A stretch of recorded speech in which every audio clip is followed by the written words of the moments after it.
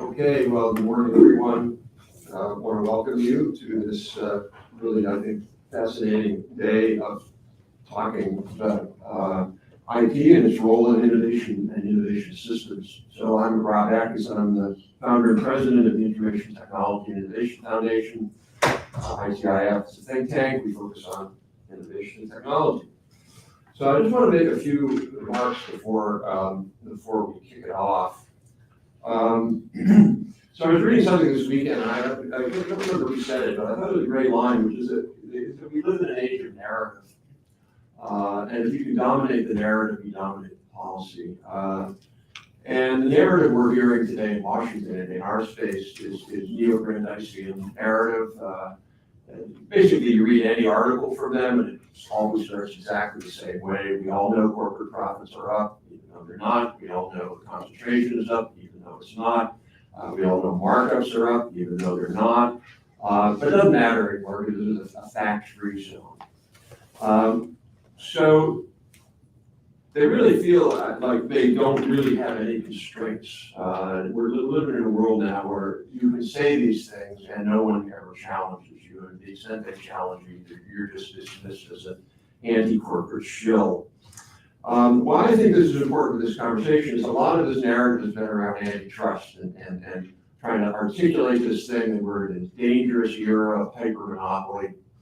But I think what we're going to see over the next couple of years, we're already seeing it now, is that IP will be brought into that by the neo-Brandeisians. Case in point, there's a new article by somebody from the Economic Liberties Project, if you know that group, in the current issue of the Journal of American Affairs. And what he says is having a robust neo-Brandeisian antitrust agenda is not enough. You have to complement that with an anti-IP agenda. And when you do that, basically all the world's problems are solved. So he makes this case, unsupported by logic or evidence, that IP is the cause of most of our economic problems, including and particularly the fact that we've lost manufacturing. So if it wasn't for IP, according to this person's logic, Apple would have all of its factories in America. If it wasn't for IP, Qualcomm would be a chip producer as opposed to a chip designer. It just goes on and on with this narrative that because companies can make money off of IP, they don't bother making money off of production. He then says that if we had a weakened IP portfolios, which he would include, by the way, forcing companies, having government force companies to divest their IP and give it away, that this would lead to a massive increase in tangible investment. So if you stop companies from making money on intangibles, they would have no alternative but to make money on tangibles. And so he endorses forced licensing of IP. And he even cites what we did in the 60s, 50s, 60s, and 70s, where the US government had a prolonged policy to force companies to give away IP. And as my colleague Mike Linden and I wrote in an MIT press book a couple years ago, Big is Beautiful, debunking the myth of small business, we looked at all of that. And basically what the result of that was a massive supercharging of the Japanese innovation ecosystem. So Sony got basically free transistor IP,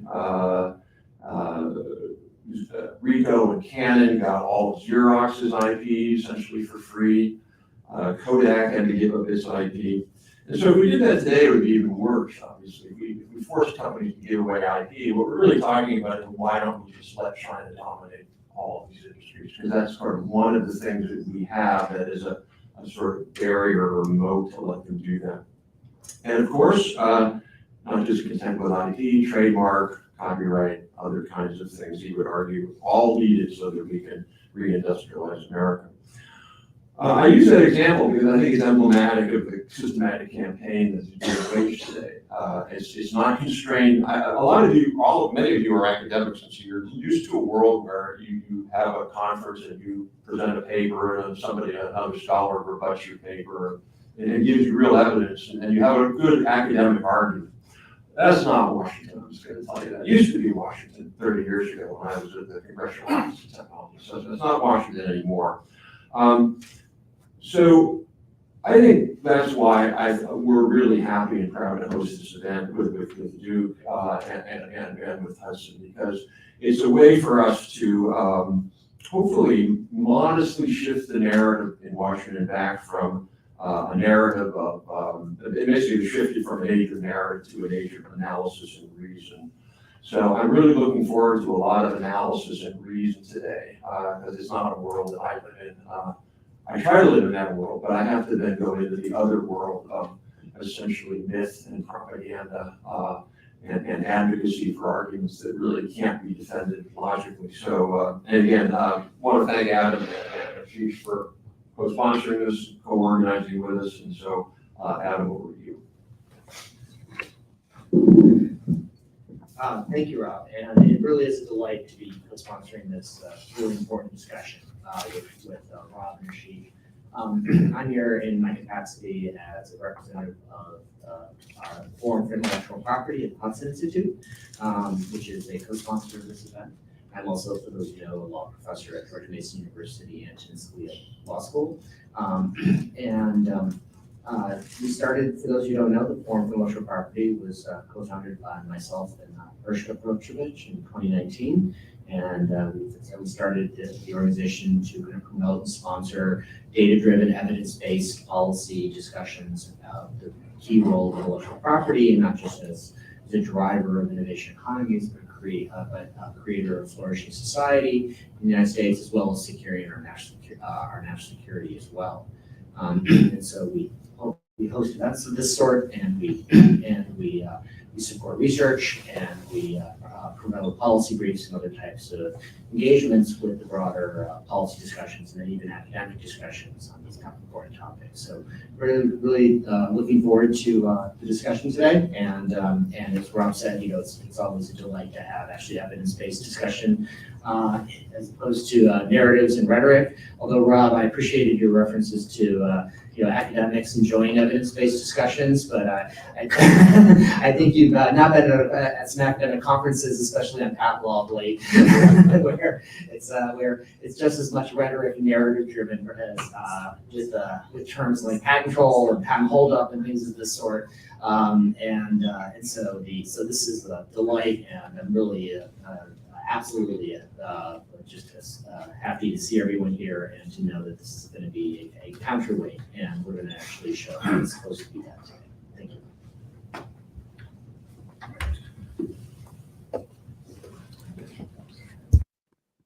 Thank you. Thanks to Rob and Adam. My name is Ashish Arora. I'm from Duke University. You'll see a lot of my colleagues here. I'd like to begin by welcoming all of you and thanking you for coming. We have a lot of really exciting young academic stars, and it's wonderful. Let me play off the way Rob started. Let me start with the example of the COVID vaccine. So that's been a shining success in some ways of the American innovation system. And if you think about it, just think about the players. We had established players like Pfizer. You had startups like Moderna, but also BioNTech, and many others who contributed pieces of it. And if you think about the role of the government, which both funded this and then also provided the advanced market commitment, in a sense, this tells you about the way the innovation system in America is organized today. And it's really interesting to think about what made that possible and the role of intellectual property.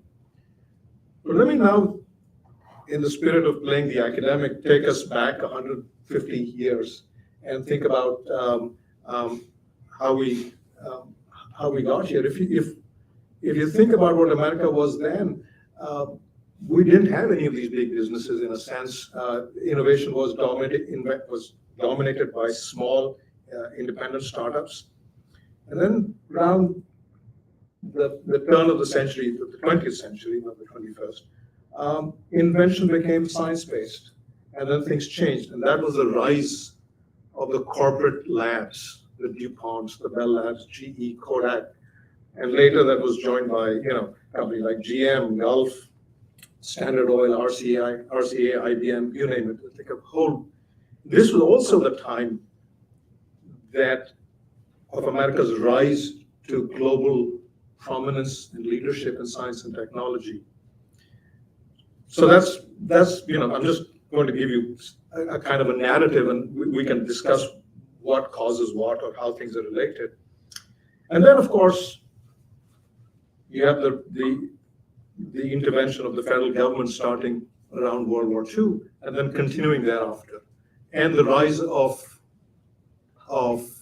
research universities.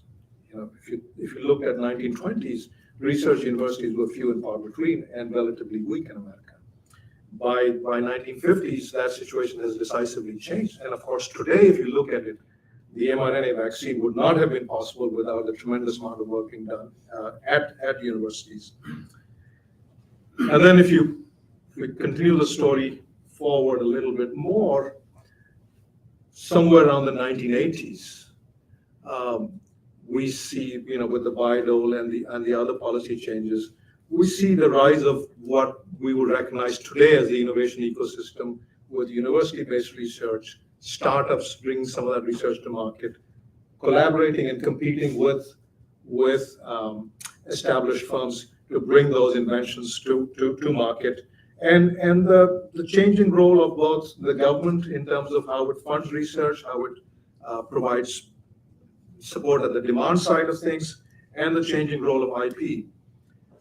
What I've done is sort of try to lay out in very broad strokes a program of research that we've been developing and trying to execute on at Duke University. And many of the people who are sort of leading the charge on specific aspects we'll hear from today. And I will just simply say that, in a sense, I think when I think of the agenda for today, I want to think about it in terms of how these things help me understand where we are and how we got here, how we got to the innovation systems that we have. What are the strengths and weaknesses of the system that we do have? Because the system currently has a number of strengths, but that should not blind us to the potential weaknesses or the blind spots that a system that we currently have could contain. So with that, let me, I guess we're running ahead of time. Julie, how do you want us to do this? I'm done with my remarks. Why don't we go around and ask? Yeah, I was just gonna say, why don't we just take a few minutes to let everybody introduce themselves so we know one another? I know many of us know each other, but not all of us. That might be useful to help facilitate discussion later. Perfect, all right.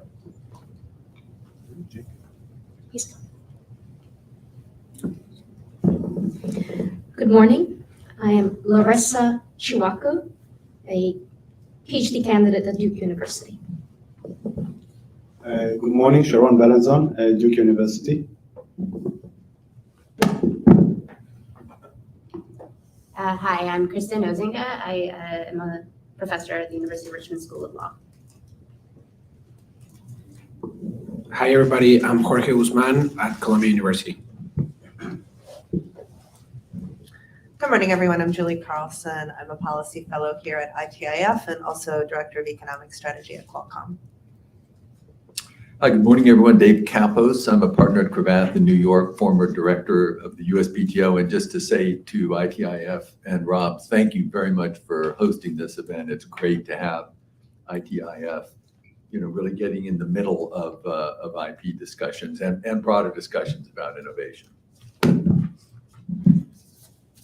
Good morning, Paul Michel, previously on the Federal Circuit Court of Appeals for 22 years. I retired in 2010 to try to help change the narrative. I'm still trying. And thank you, Paul, for doing that. My name is Mark Cohen. I'm at UC Berkeley School of Law.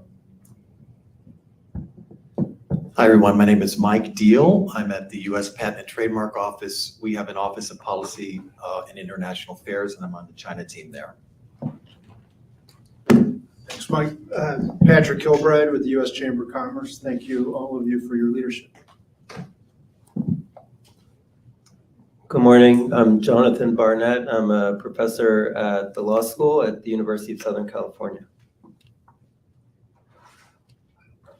I'm Alberto Galasso. I'm a professor at the Rotman School of Management of the University of Toronto. So thank you for having me. Hongi Lee at University of New Hampshire. Hi, good morning. My name is Dvorsh Dvor. I'm a PhD student at Duke University. I'm Avi Goldfarb. I'm a professor at the University of Toronto. Usually, lately, I've been talking about artificial intelligence, but today I've been asked to talk about something different, which is quantum computing. Hi, everyone. My name is Hong Law. I'm a professor at Harvard Business School. Hi, I'm Megan McGarvey. I'm in the Business School at Boston University. I'm J.K. Saw, a professor at New York University.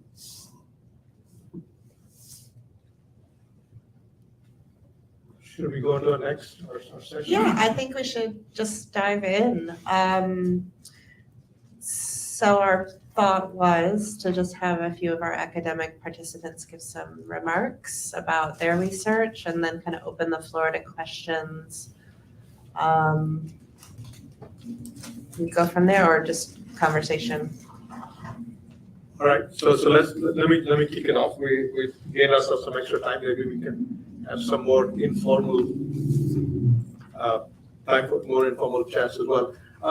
So the topic here is the role of the public and private sector in the U.S. innovation system. And I'll if you think about the COVID example again, that's a perfect way to set it up, right? The early research that was funded by the government, both in mRNA, and I remember hearing about it from folks at DARPA, and then the work that happened in the private sector, in the universities, and then in the startups and the established incumbents.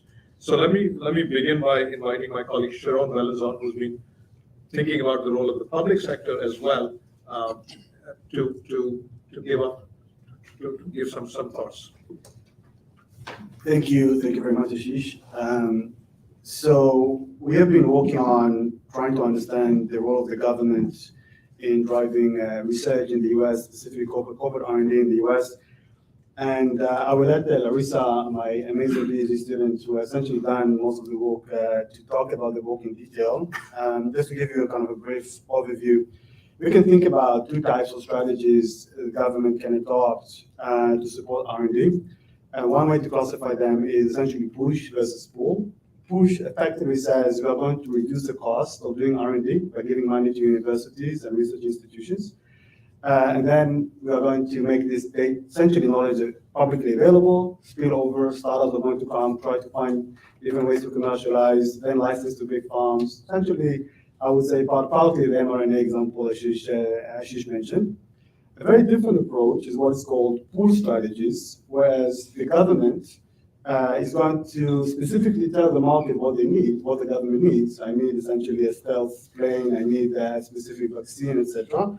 And by doing so, by defining a market need, by defining demand, potentially increasing the returns companies can capture on R&D, and hoping that companies will essentially use those returns to invest themselves, their own money in research. Without support, clearly those different strategies will lead to different implications for the kind of market structure we are going to see, small versus big, etc. firms.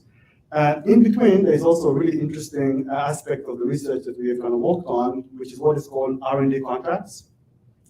Larissa is going to discuss the importance of R&D contracts, which are very different from grants, because R&D contracts are essentially a mix of pull and push strategies, whereby the government kind of gives, Larissa will give you the exact details, way more money than grants to companies in the form of contracts.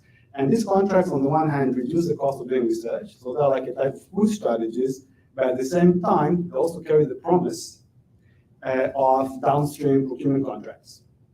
Essentially, kind of driving companies to engage in R&D competition, making the promise that those that kind of perform the best technologically will also have an advantage to get a non-competitive, downstream, lucrative manufacturing contract. This has been huge in the past, and as we show in our work, this kind of the value of the promise, or this promise, has been winding down over time for reasons that we can discuss if you wish. We focus in our research a lot on this logic of coupling or putting together manufacturing as well as R&D. in the same fund by essentially awarding companies R&D contracts together with manufacturing contracts as a way to incentivize firms to engage in research, specifically upstream R&D, basic research, which history tells us was the key driver behind some of the major innovations and successes we had in the US during the golden age of corporate R&D, which Ashish mentioned, mostly post-World War II. So with that, I'm going to let Larissa take over and give us details and clearly answer any questions. Thank you, Sean. I will talk briefly about two projects that Sharon and I have been involved in, also with a co-author from Duke University, Elia Ferracuti. And in discussing them, I'll talk about what we asked, the summary of the two studies, and why it's important that we get at those answers to those two questions. First, both projects study how government procurement affects corporate R&D. And this is an important, big, broad topic to study for a couple of reasons, including the incredibly large size of government procurement in the United States, but also its breadth, the fact that it affects almost every aspect of industrial production in the country, and the uniqueness of the characteristics of how government procurement takes place for innovative products and services through the R&D contracts that Sharon mentioned about. So first to size, and you may know some of these statistics. I have some notes so I don't get the numbers wrong, but let's take just last fiscal year, 2022. The federal government spent $694 billion with a B dollars in procuring goods and services. And in those $694 billion, $56 billion were for R&D contracts used to procure new technologies, new to the world technologies. So the remaining $638 billion were then for other services in R&D and for downstream procurement. That's the specific goods that result from innovation, as well as non-innovative goods as well. Now, to put that in perspective, that same year, the government awarded only $11 billion in grants to businesses, any kind of grant. So $56 billion in R&D contracting and $11 billion in grants. That's a 5x difference in size and scope of procurement for innovation alone. And the recipient firms are not consolidated or aggregated in military contractors. I used to work for Lockheed Martin. I'm familiar with military contractors, but they're not the only recipients of government procurement. In fact, recipients of government procurement these days span all industries. In the share itself of military procurement, so not DoD procures military and non-military goods. I mean, think of the armed forces. They all require shoes and clothing and potatoes to eat as well. So putting those aside, the military procurement portion of the federal U.S. procurement spend has dropped as a share of total government procurement spend from approximately 49% in 1982 to 72% in 2015. Let's flip that number. The other part is, so military procurement, is 38% and non-military is 72%. I think I bungled those statistics, but the vast majority, more than 2/3 of procurement today is for non-military needs. And then on the third piece that Sharon touched about, the difference between grants and R&D contracts. If you think of what grants are in this pull mechanism by which the government induces innovation, they are free money. They're financial resources that lower the cost of producing R&D in the most simplest of ways. R&D contracts, on the other hand, have specific deliverables and milestones. Yes, those may be rather generic if this may front higher in R&D. Like regulation only when the government seeks to procure result after service. So while grants can induce R&D activity in areas that benefit sort of the public good, procurement contracts in the form of R&D contracts are to be used when the federal agencies actually wish to acquire the resulting product and service. And so due to this unique characteristic, R&D contracts must be designed in such a way that the government considers future implementation. It's not research for the sake of research, it's research for the sake of producing a good or a product that the government will buy later.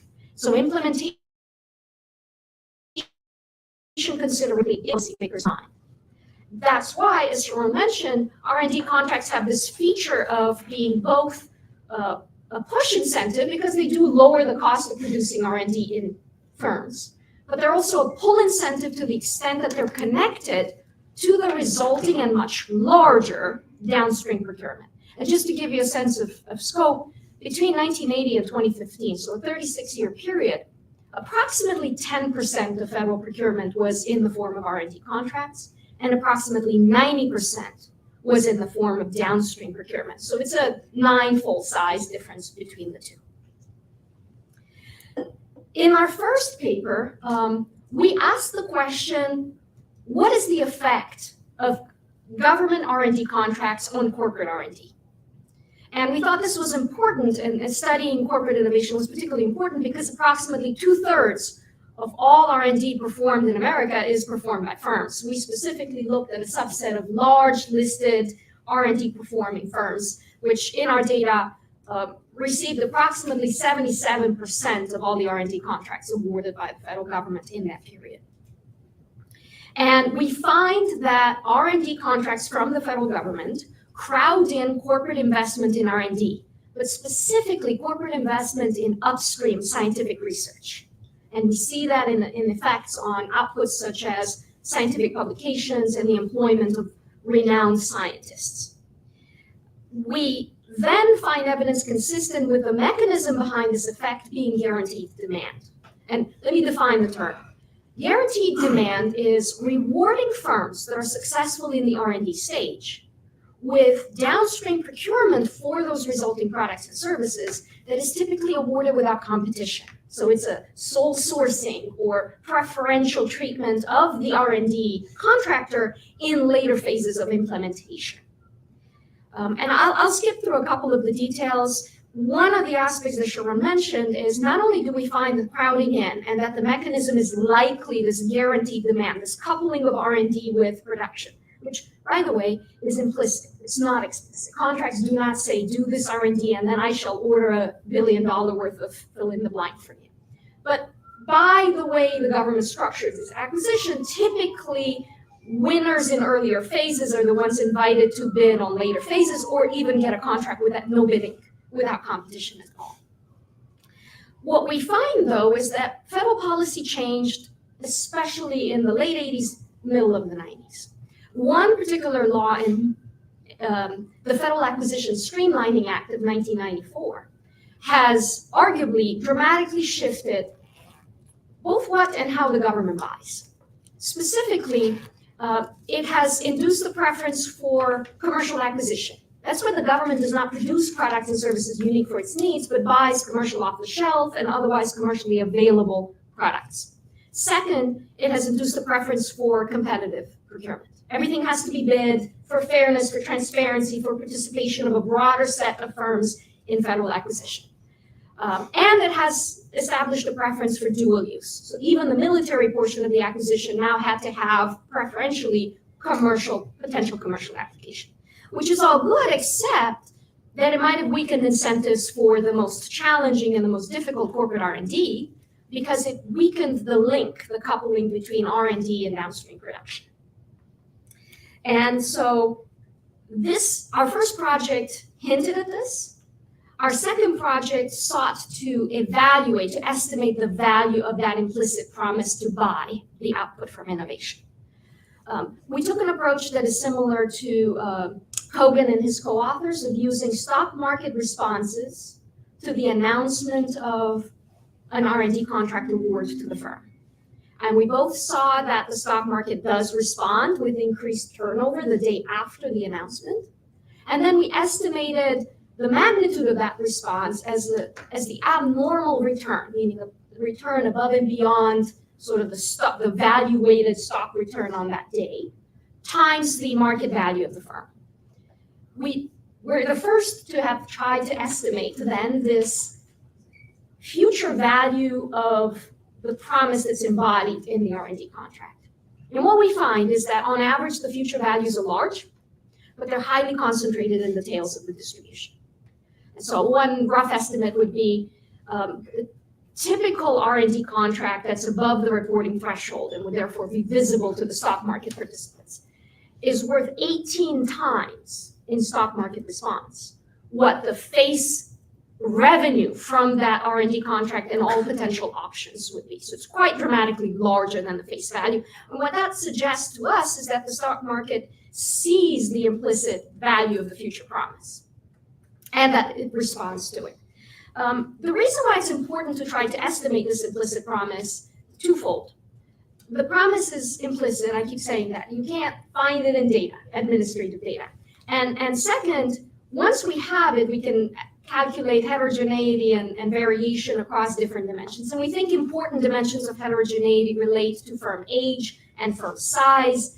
If you think of bundling R&D with production, larger firms, incumbent firms with deep production capability should be preferred or have a better chance of implementing those projects later compared to new and small firms. And we indeed find that the estimated economic value of R&D contracts is positively related to firm size. It is also positively related to the future value of downstream procurement for the focal firm, especially that portion of downstream procurement which is awarded without competition, the no-bid contracting.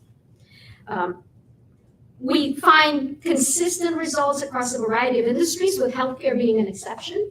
And we also find consistent results in this direction across funding agencies or awarding agencies, with an exception of health and human services. So there's something about, we need to unpack that further, but there's something about healthcare and health and human services where the market response is not consistent with the value representing future cash flows from downstream procurement. And so why should we care? And I don't have all the answers to that question, that's a deep one, but first, we should care because to the extent that government has changed what and how it buys, it has implications on corporate incentives to invest in R&D, especially the upstream, more basic end of the research spectrum. And it has implications for how firms respond to the policy incentives that are put out there, whether small, new firms or large incumbent firms sort of benefit. And understanding this heterogeneity, we think is very important for studying the US innovation ecosystem. So I invite conversation and thank you for your attention. Thank you.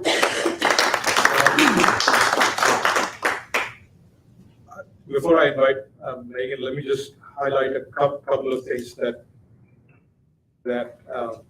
Larissa pointed out. One thing that at least I did not realize is how profoundly changes in government procurement policy may have shaped the innovation system in America. And to put words in Larissa's mouth, there is a suggestion that the system that we have with startups playing a much more important role may at least in part be due to how the government buys, what it buys and how it buys. So that's one. Missing it, and there are two questions that I'll just put on the table for people to sort of think about. One is, what's the role of intellectual property and other types of government policies, antitrust, in all of this? And second, what are the implications for American leadership in science and technology? And as we think about the world we're heading into, where it's a much more contentious international scene, are these the right set of policies for preserving and reinforcing American leadership? Just very briefly, just to kind of reemphasize one thing which Larissa mentioned, this idea of coupling of manufacturing and R&D is really important. And one element to think about is, are we coupling the contracts? In other words, are we awarding the manufacturing contracts and the R&D contracts with the same firm, which is one thing, or are we coupling the activities themselves? In other words, are we essentially taking manufacturing and putting it in the same firm that does R&D? And to some extent, the answer to this question depends on the strength of IP. And what we see in the data is a lot of subcontracting. And the extent to which subcontracting is a way to essentially allow small firms to participate in this ecosystem is something we are investigating next, and this is going to be the research on market paper, just so you know. Thank you very much. Thanks. Megan? Oh, sorry, was that? I was just saying also down there. Oh, okay, sorry, I can't see that. Please go ahead. Oh, hi. So, You'll have to. it's red, green means go. So I guess a couple of things. One is, in terms of using stock market responses as a metric, what do you do to sort of handle the standard right away? Maybe is a weird spike and you wait too long and the signal's hard to detect. So one is, just how do you approach that? Two is, in terms of the IP linkage, I mean, it's a little messy, but different kinds of innovation tend to weight differentially different kinds of IP, right? Our patents, do we care about patents? And so do any of those cuts matter here? And then I'm sorry, I haven't seen the paper, but I heard the phrase consistently correlated with.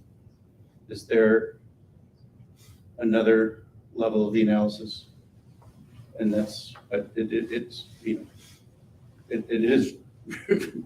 important. It seems an important line of inquiry to me. If you want to respond. Just a brief, thank you very much for the questions. On the stock market signal, we observe when the stock market changes its trading volumes relative to periods outside of a 9-day window around announcement. We control for other market moving significant announcements from key developments data from S&P. And we observe that there is an initial increase in trading activity that reverts to the mean quite quickly. So we only use those days when the increased trading activities occur to estimate the abnormal portion of the return.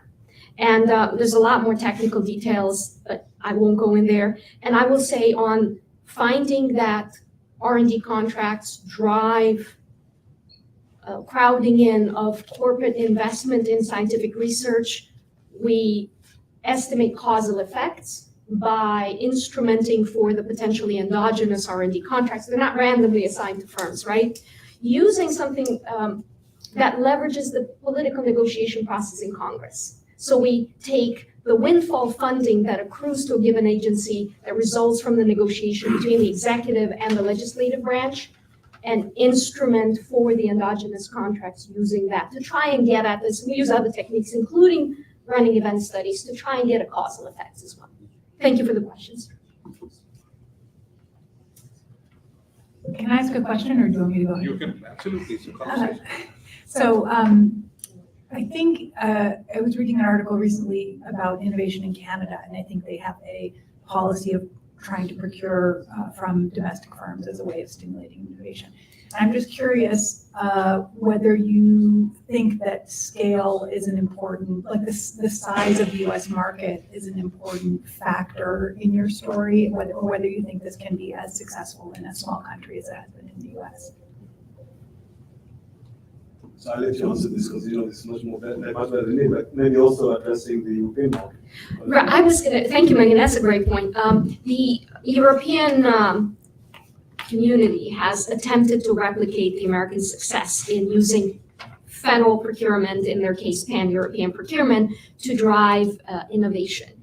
And they have found that despite a perhaps not as large, but similarly sizable scope of their procurement in the European Union, the structuring of their procurement has not led to similar outcomes in driving innovation in the European. So Canada I'm not as familiar with. I think Avi and others can probably speak to those specifics better. But there's at least one counterpoint that suggests it's not just scope, that it is driven by structural elements of incentives, of sequential procurement, of making commitments that are repeated. And just one example comes to mind. The largest federal investment in a procurement program to date has been the F-35 Joint Strike Fighter, which, believe it or not, the R&D for it began in 1978. And the first airplanes were fielded in initial operating capability back in 2015.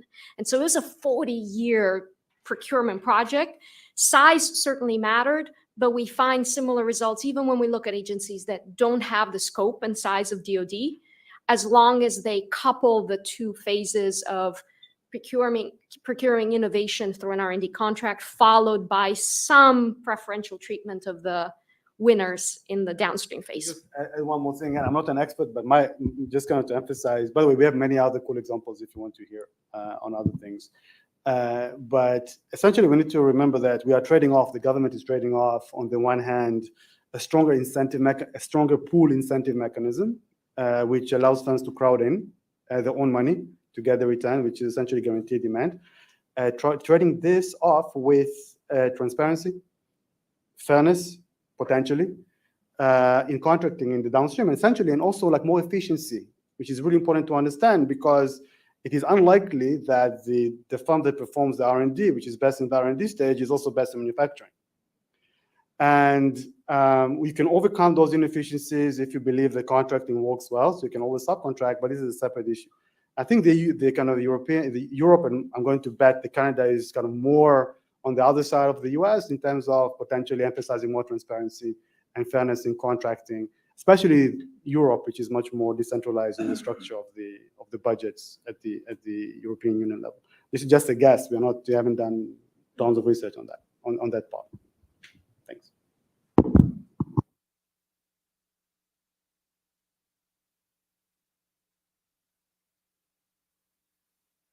When you looked at these R&D contracts and the like, how is it determined, or was it determined, that innovation was national in origin? That is, is the government procuring domestically innovated R&D? And if it is, does this invite distortions in the intellectual property system? So you would have more patents perhaps being filed in the US to demonstrate it's more US in origin, or other factors. Because we've seen, particularly in China, where having government procurement as a vehicle to drive innovation results in massive distortions when you have that much money at stake. So you want to demonstrate that it's locally innovated, which typically means filing junk patents in China. In the US, it might be manifested otherwise.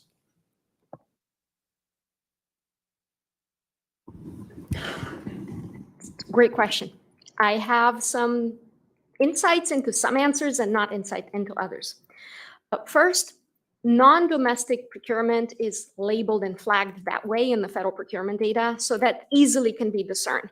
Second, there's a localization strategy of the largest of the contractors, where they will have facilities in every single US state, because recall, budgets are decided in congressional districts. In terms of distortions of the IP system, there's an interesting data point.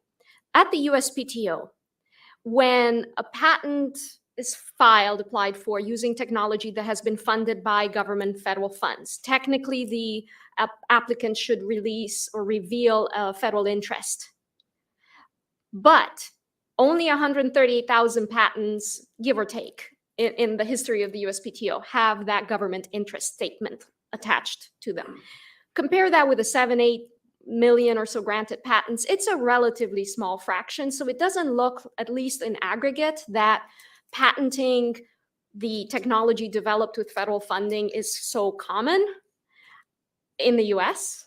So perhaps this is a setting that sounds a little bit different from China, where the federal contractors, the bidding firms, will localize in the US and use that as part of their application package, where the labor force will be located and where jobs will be created is certainly a feature.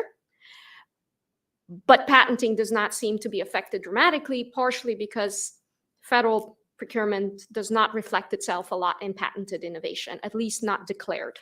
And there's also obviously the dark budgets, the side that cannot be patented for, so the technology should not be revealed.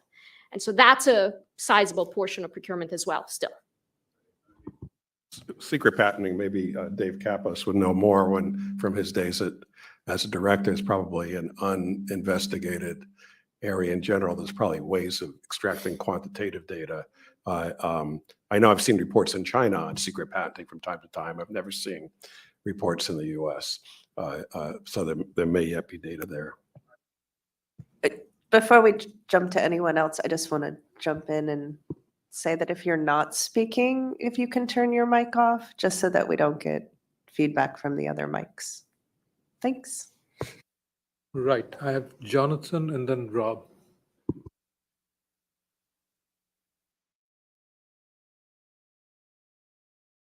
Recently on the European whining about the IRA Act, and our government federal procurement is 11 times more international than the Europeans. So we actually do procure. I was in Australia, we buy from, so relative to Europe, a lot more of our procurement is international, and certainly probably way, way more than China. I also wonder, with reference to your point, what the standard is for something being national in origin at the outset. It's a nice way of creating a detour so you don't have to look at it further on. But if innovation is, I mean, it's very hard to qualify what is domestic innovation. Even looking at where you first file patents, that could be driven by factors other than where the invention is created. So it's a very tough issue. Sure. Okay. Maybe I can ask, so if you don't mind, why do you find this kind of question important to investigate? Like the kind of how it... Because it's a commonly used distortionary mechanism to favor domestic innovation and also to create junk, at least the China experience. And it was a hot bilateral issue between the US and China. So I guess 10 or 15 years ago when we were trying to get China to join the government procurement agreement. So there is this international context, and frankly, I'm not a GPA expert, maybe Mike Deal or others are, no. But you know, how the GPA functions in terms of innovation and services could be quite different than products. And historically, US trade negotiation has been extremely weak on licensing and very, a little stronger on services, but we rarely include licensing as a service. In fact, our data is pathetic. So it seems to me like it's a vehicle to favor domestic companies, easily abused. It creates trade distortions. It creates IP distortions. And maybe it hasn't done that in the US so much, and that's also something worth knowing. Yeah, thank you for your presentation. I enjoyed hearing about the findings. I'd like to ask you more of a big picture question to ask for your thoughts on the implications of your evidence for the longer running policy debate over using public procurement versus private investment to support innovation. And I'll start by saying that I think it is widely recognized that the chief justification, and it's applicable in certain sectors, I think is also widely recognized, is that private capital is too impatient for basic research, and the positive externalities and the spillovers to competitors are too great to make that a rational business investment. Although I think there can be exceptions for companies with extremely large market shares. So my big picture question is, to what extent does the evidence shed light on, you've talked about the successes of the public procurement system, but I think as Mark Cohen's question started to suggest, there's also widely recognized imperfections relative to using private investment capital. You lose the price signaling mechanism. You induce rent seeking. You tend to favor larger firms that have better rent seeking capacities. And you generally are going to inevitably encounter some level of misallocation of resources that you would not encounter in a market environment where you are punished for doing so. If we look at US economic history and we go back about a century, we see different mixes of public and private investment in innovation, which reflect different views about the optimal mix of using these two different tools. The heavy investment of the government in innovation in the US ecosystem is relatively new and actually only dates, as I'm sure you're aware, from the early 1950s. by the 1970s, US government funded R&D accounted for about 3/4. But the 1970s is viewed as an innovation malaise. While it's true that we can call, to a certain extent, the post-war decades a golden age of innovation, it also had imperfections. There were innovations developed at entities like Bell Labs that sat on the shelf, and when Bell Labs was broken up, and government-funded R&D falls from about 3/4 to 1/4 of US innovation ecosystem, we see a flowering of the deployment of that technology in the market. So we can see different ecosystems, different mixes of public and private investment, and they have, there's trade-offs, inevitable trade-offs involved. To what extent does your evidence shed any light on that debate? Thank you. Look, this is excellent, and thank you. You just summarized like what I've been working on for the past 20 years and what I hope to work on for the next 40, you know? So clearly we believe that governments, so look, I don't even know how to start answering your question, like, because she's kind of going to, we think we're getting short in time. But I guess, first of all, I would say we believe that governments should intervene when there are market failures. There is no point, and we don't believe that government should replace markets unless there are good reasons to do so. And clearly, economists have thought about different reasons for why markets may fail in supporting the optimal level of innovation.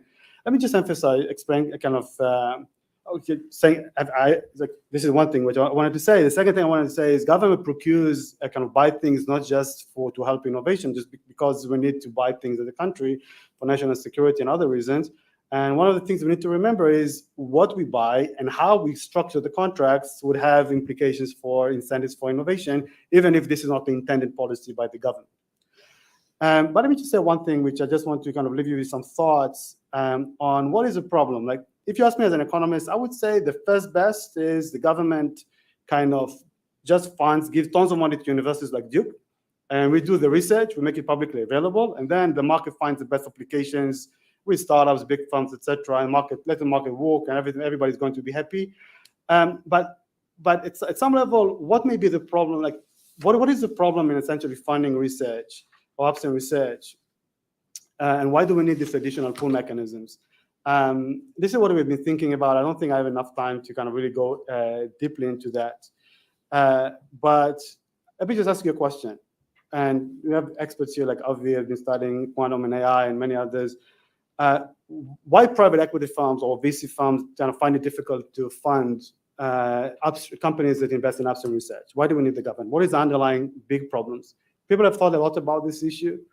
We have some really deep ideas, and hopefully today we can kind of uncover the reasons for those market failures. But let me just go back to what I said at the beginning. We believe that any government innovation policy should step in when markets fail, but not when market work. I think it's obvious to say that, but I just wanted to emphasize it again.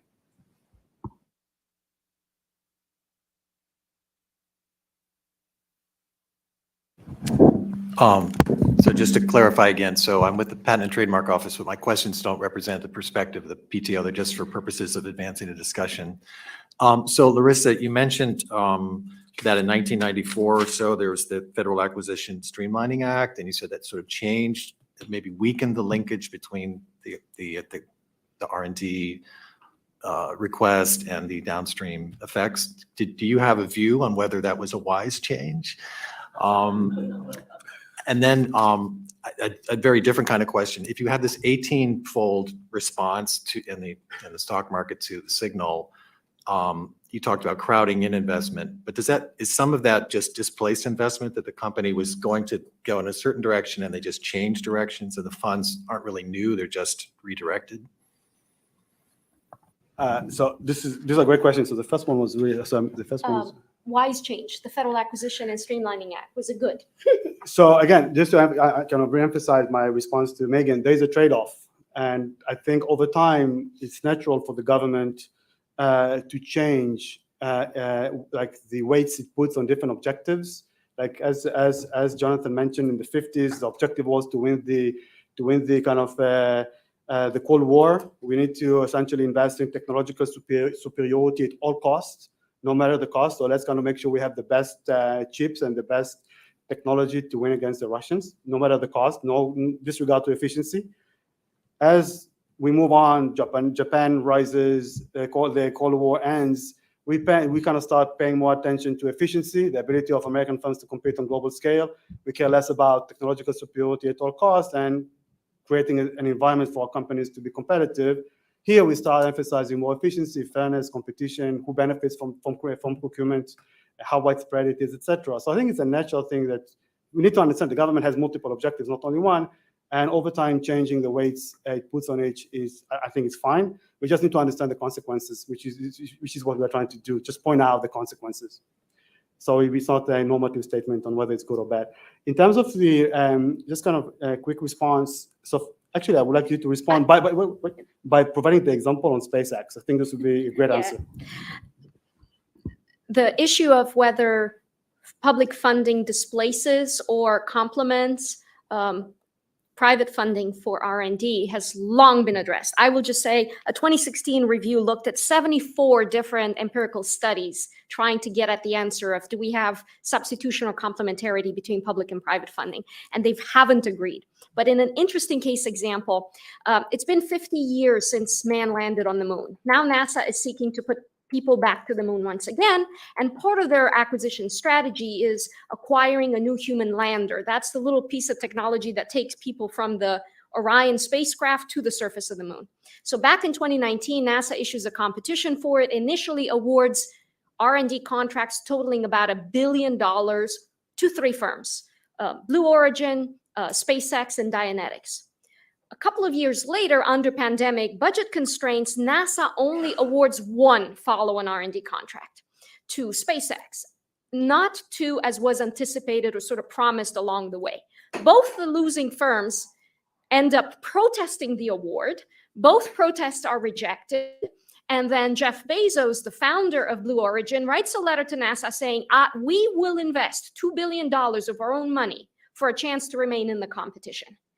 And there's no uncertainty that those were not divested funds. Those were additional funds that Blue Origin was willing to put out of their own pocket for the chance to have the downstream transportation services procurement that would come once they're qualified, once the service actually works.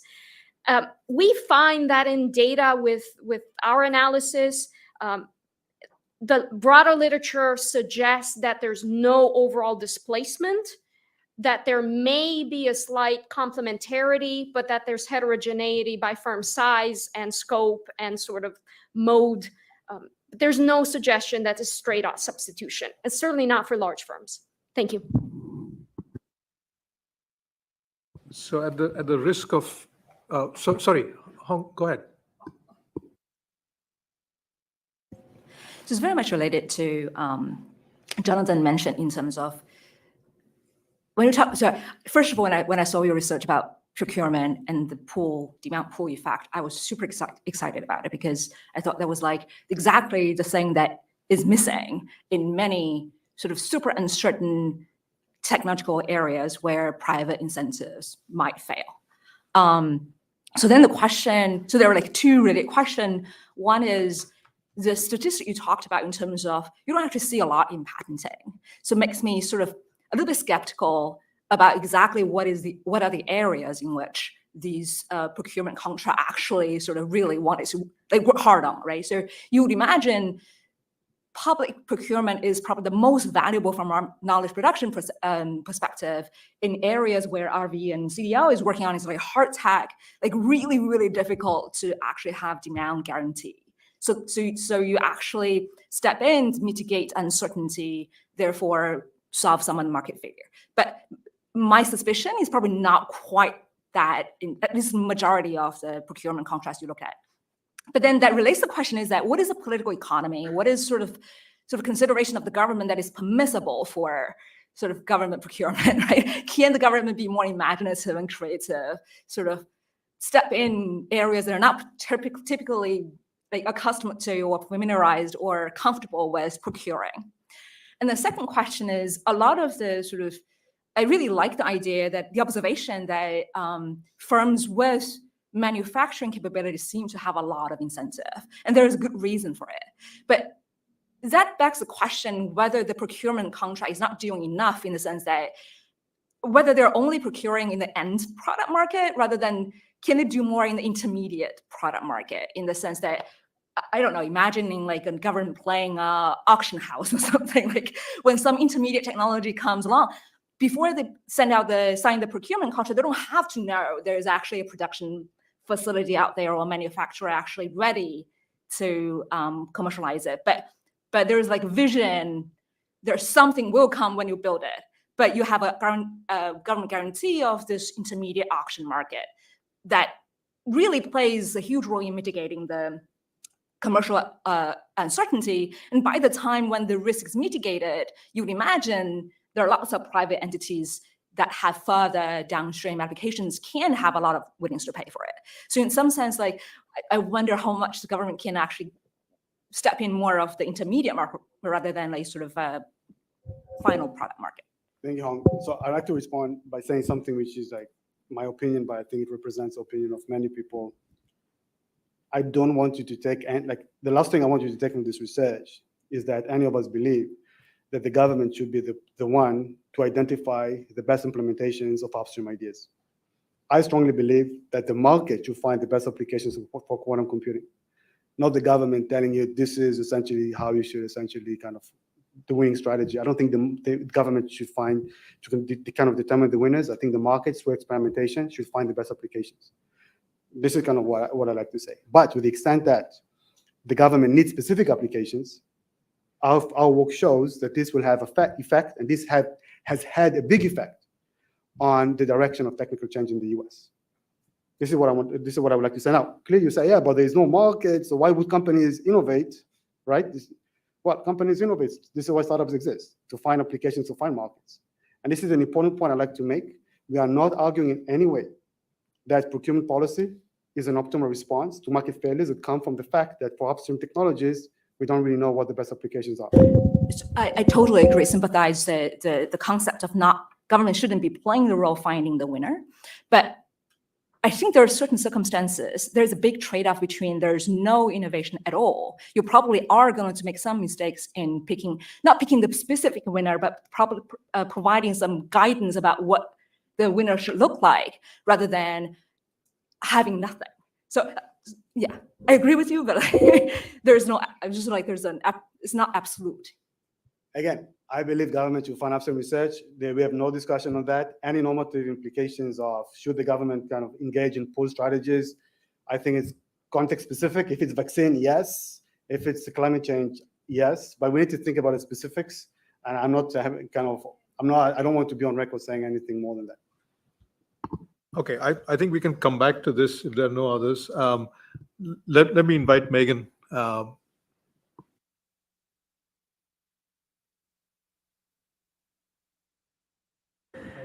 Hi, thank you so much for inviting me to be part of this really fascinating conversation.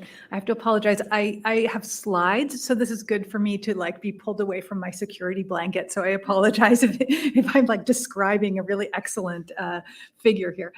So I'm going to talk about immigration policy, innovation, and international students in STEM.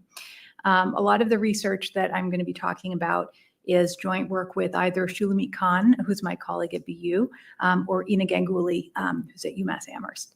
And I'm going to be talking about research based on data collected by the National Science Foundation Center for Science and Engineering Statistics in a lot of cases, and any opinions, findings, conclusions, and so on are mine and not those of the NSF, obviously. So as I'm sure you're all aware, the CHIPS and Science Act recently has spurred $140 billion in private semiconductor R&D investments. And one question that you might ask is, who is going to fill those R&D jobs? And if you look at data on STEM workers in the United States, a very large percentage are temporary residents who were either born outside who are born outside the United States. Especially as you go up in the sort of skill distribution, master's degrees and then especially doctoral degrees are very highly likely to be international, and many of them got their PhDs in the United States. So in computer science and math, for example, 60% of workers with doctoral degrees in the United States come from outside the United States, and engineering is almost 60%. If you look at the countries of origin of these PhD scientists, more than half of computer science, more than half of foreign-born computer science PhDs come from either China or India. And they typically have quite high stay rates. Those who got their PhDs in the United States tend to remain. If those from China and India have 80 to 90% stay rate historically. Iran is over 90%. Those from Turkey have a 60% rate of remaining in the United States, and so on. So large percentage of PhD graduates coming from outside the US, and majority of them remaining after they obtain their PhDs. So some of the questions that I'm interested in are how US immigration policy affects enrollments and stay rates of international students in STEM. As salaries and scientific infrastructure improve in home countries, can we expect to see fewer foreign-born graduates in the US? And what are the implications of that? Are we starting to see diversion of students away from the US and towards countries that have an easier path to permanent residency? And what are the implications for innovation of all these questions? So you may have seen the news recently in which it was reported that among the applications for H-1B visas filed in the most recent round of the H-1B lottery, there were nearly 800,000 applications filed for the 85,000 slots available. And that's the H-1B issue. There's another issue with regard to obtaining permanent residency. So for the last 18 years, the US immigration policy has had specific limitations to graduate, or not just graduates, but anyone applying for permanent residency from China and India. And the reason for this is that employment-based permanent residency visas are limited on a per country basis. So each country gets the same allotment of permanent residency visas, despite, Finland gets the same number of visas as India. And this has led to very long delays in processing of applications, a long backlog of applications. And so I think the most recent round of green cards that have been issued to Indian applicants specifically had a filing date of 2011 or 2012. So people are waiting more than a decade for permanent residency. And if you look at projections out into the future, unless the policy changes, I've seen some projections that say people will never get their green cards granted if they applied today. While you're waiting for your green card to be processed, there may be less job mobility if you don't want to leave the employer who's sponsoring your application. There may be impacts on family income through your spouse's ability to work, and so on. And so we ask in research with Shulamit Khan, has this particular immigration policy that specifically affects China and India affected the stay rates of STEM PhDs from those countries? And we exploit the fact that for kind of arcane policy reasons, the expected waiting period for applicants for green cards changes over time. Like I think a lot of people spend a lot of time checking the USCIS website to find out what's the current priority date for applications, when can I expect my application to be processed? This goes up and down over time, and it's different for China and India. So we exploit that kind of variation over time and across countries in how long people can expect to wait for their permanent residency visa to be approved, to identify the effect of those waiting periods on the probability of leaving the United States. What we find is that, so we look at survey data that tracks STEM PhDs who graduate from US programs, and we can follow them both in the United States and outside of the United States. So we can see where not just much of the data is based on, much of the analysis of questions like this is based on what people say they intend to do, but we're able to see what they actually do in terms of their location. What we find is that each additional year of visa delay is associated with an additional 1.7 percentage points reduction in the stay rate of Chinese and Indian STEM PhDs relative to STEM PhDs from other countries that don't face these barriers to permanent residency.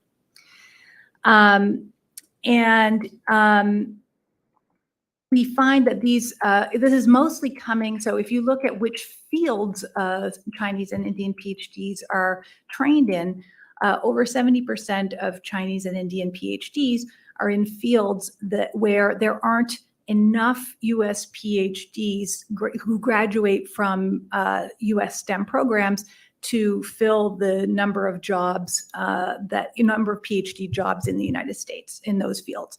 And in those fields, salaries are 28% higher than other fields in which there are more US native PhDs.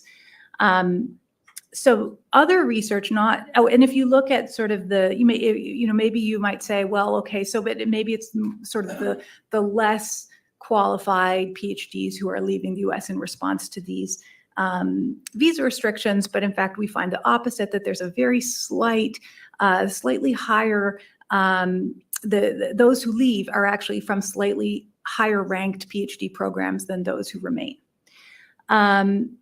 And other research not done by us, but relevant to this question, has found that ones by Holden Dethorn, a recent job market student, who found that STEM doctorates who face these green card delays are 42% less likely to work for a startup in the US relative to an established firm in the first decade of their careers. And there's speculation that this is because startups are less willing to sponsor people for green cards. So not only is it affecting the location of where people work, but it's kind of distorting which types of companies they may be able to go to work for. We have some other research that looks at postdocs in the United States. This is more recent research. And we find that 36% of postdocs in the United States so most postdocs are people of foreign origin. 36% of postdocs actually got their PhDs outside of the United States. And we find that they have higher productivity than native US PhDs in terms of publications, articles submitted, proceedings published, and so on and so forth. Yet 43% of these students have visas that have return requirements. So if you're familiar with the J1 visa, they have these visas that require them to return to their home countries. So the people who are more productive are being required to leave. And we have also looked at what people do when they go back to their home countries. And we find, if you look at Chinese STEM PhDs from the US who go back to China, they are much more likely to be involved in basic or applied research than if they remained in the United States, where they're more likely to be involved in more technical roles. And then one other piece of evidence that we have, where we looked at a recent survey of early career doctorates. So these are people who received their doctorates within the last decade or so. We find that 40 to 50% of early career doctorates who plan to leave the United States say that they plan to leave for issues related to residence permits or visa issues. And another interesting change between 2015 and 2017 is that political reasons was rarely cited as a reason for leaving the United States, but that has become almost as common as residence permit or visa issues as a reason for leaving the United States.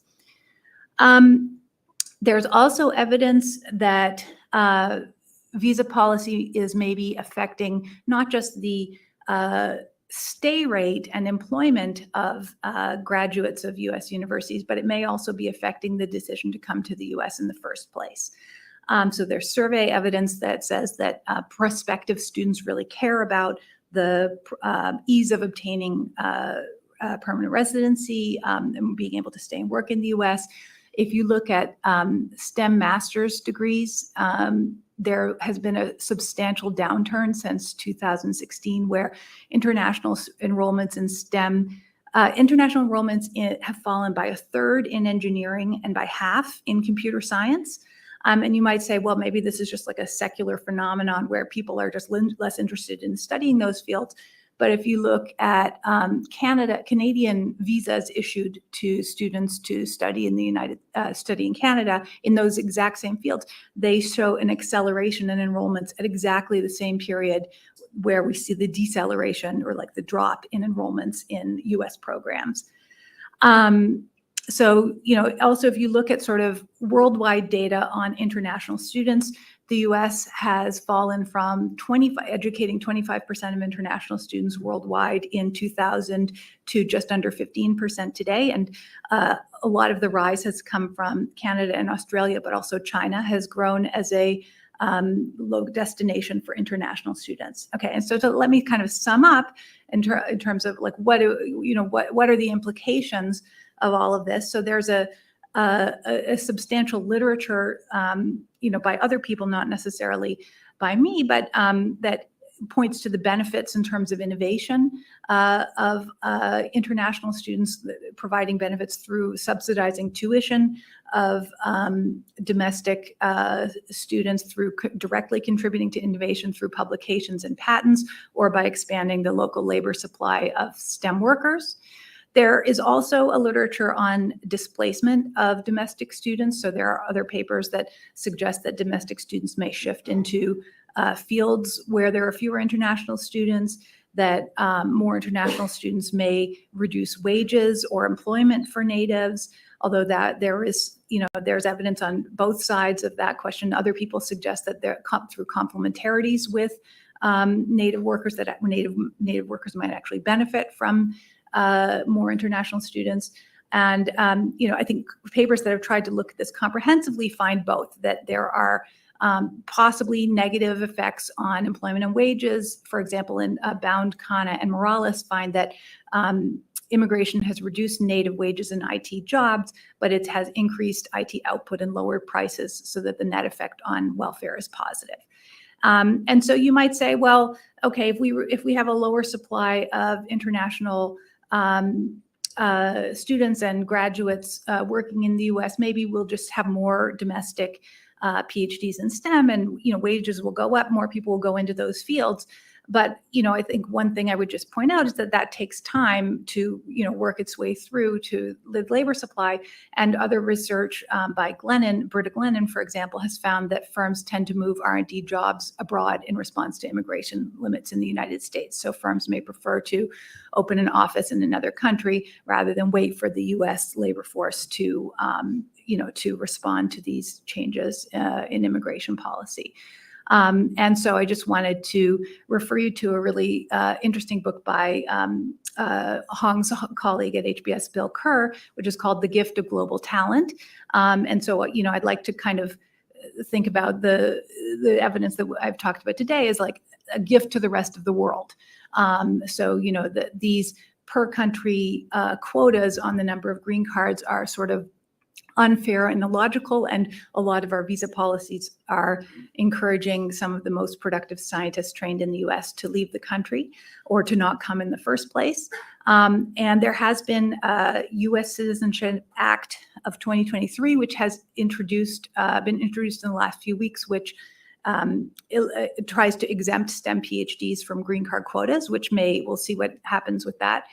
I think we should be thinking about questions of, what are some ways immigration policy can be changed, or can we find ways to attract more domestic students to STEM PhD programs? So that's it. Thanks.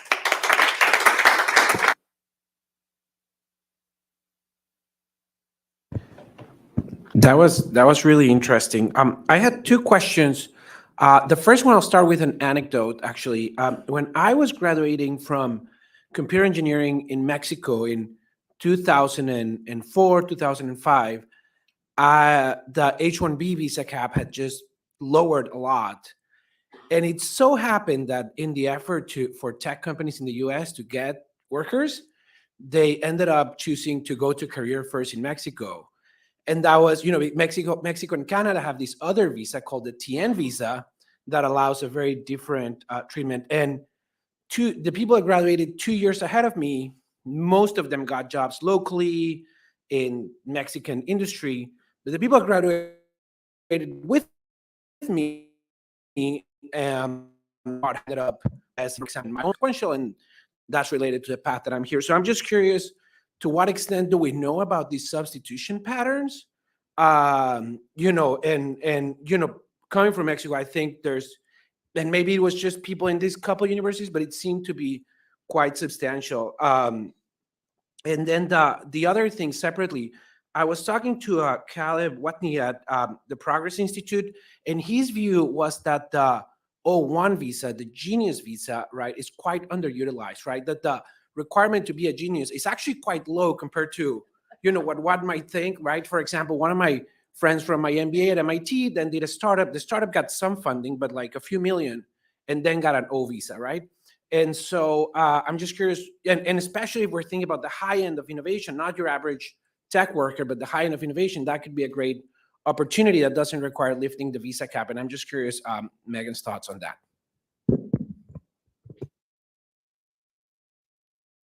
Yeah, no, I think those are two really excellent points. I know Jennifer Hunt, who's an expert on immigration, is really a big proponent of the O visa. And I think there is, maybe some movement on, maybe lowering the bar for being a genius.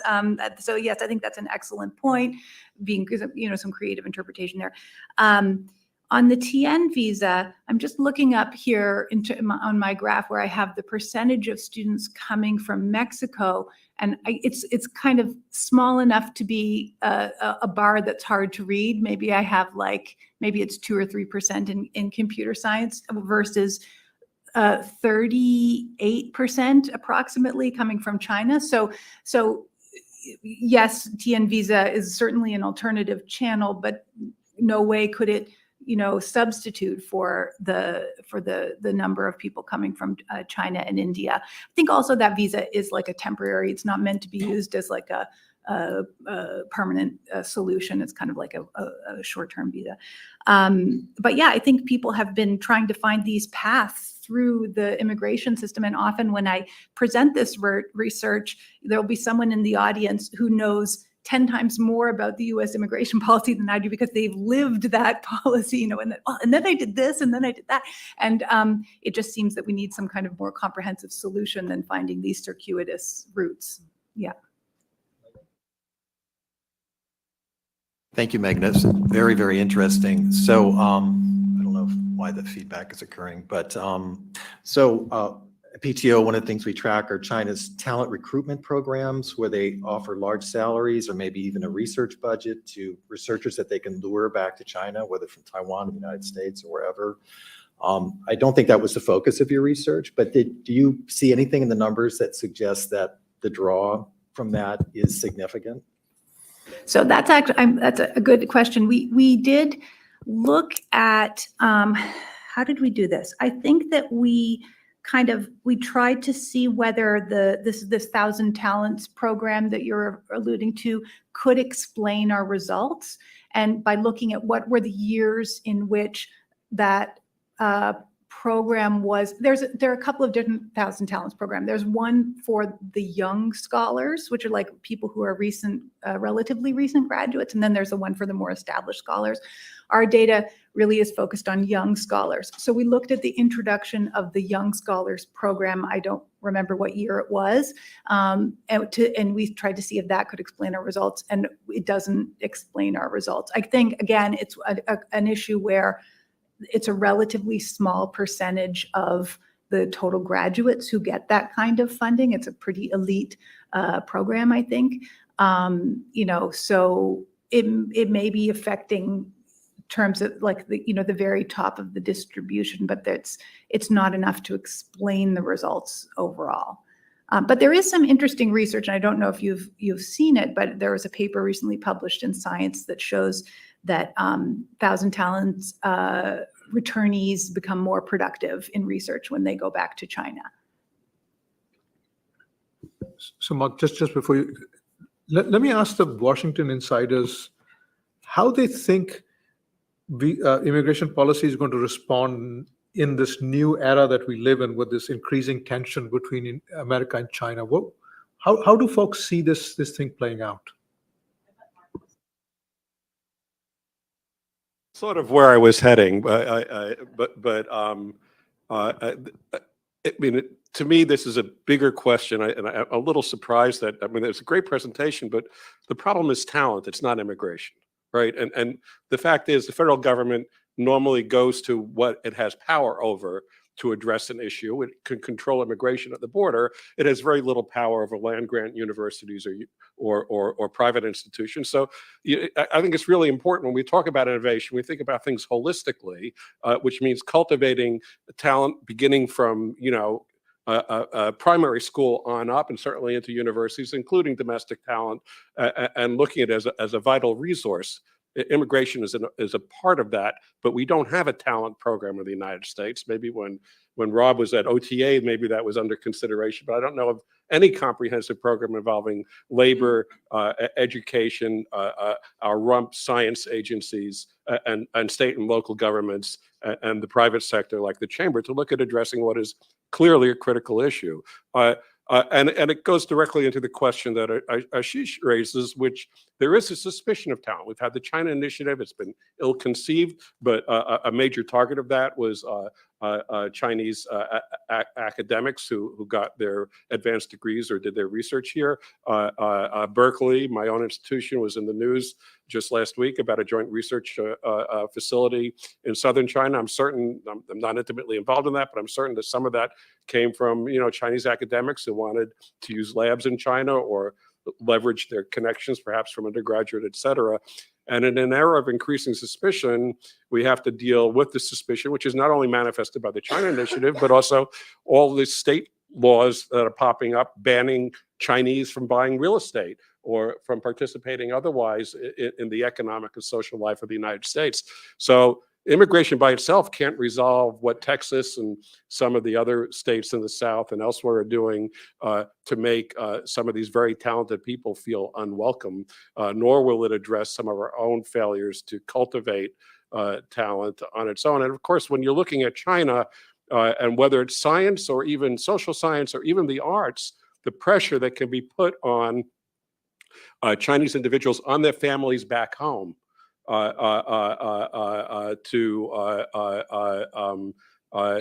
not fully participate or to repatriate is enormous. And you can see why something like the China initiative, however ill-conceived it is, was born out of that sense. I mean, if you're born in China, you can't get security clearance to work in the U.S. Embassy in China for that particular reason, because China leverages pressure on families. So this is a complex issue, and you're absolutely right for raising the question. I think in an era of heightened suspicion, where does this go? Unfortunately, a lot of the heightened suspicion is ill-founded, but nonetheless, it exists.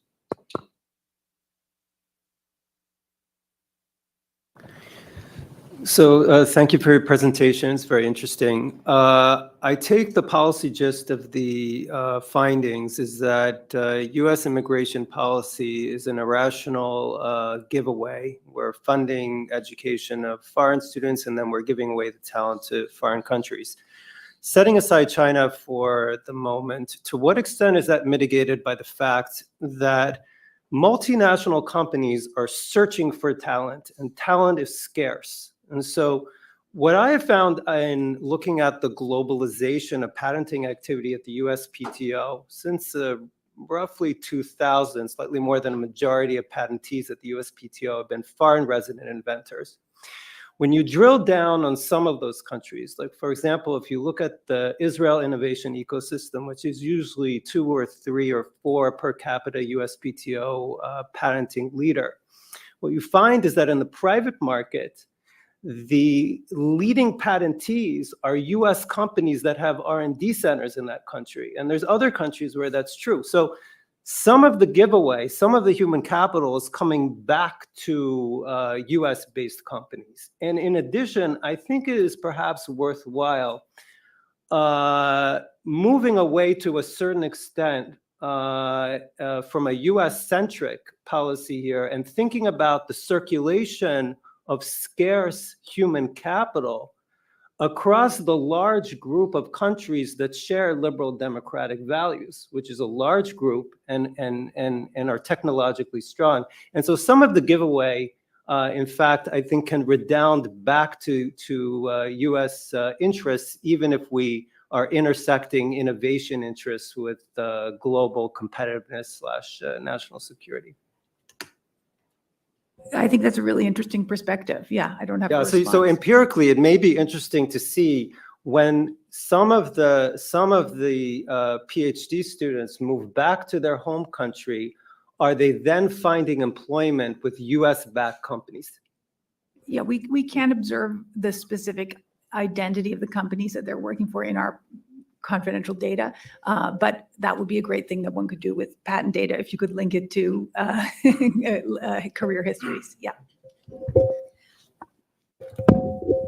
So I may speak with a lot of personal relevance here, but it seems to be some kind of there are 2 potential narratives in the sense that one is let's be really harsh on let's be more skeptical about Chinese immigrants here and make it harder for them to stay. But we can actually make some lemonade out of the situation and see what can we salvage from the R&D talents from other countries.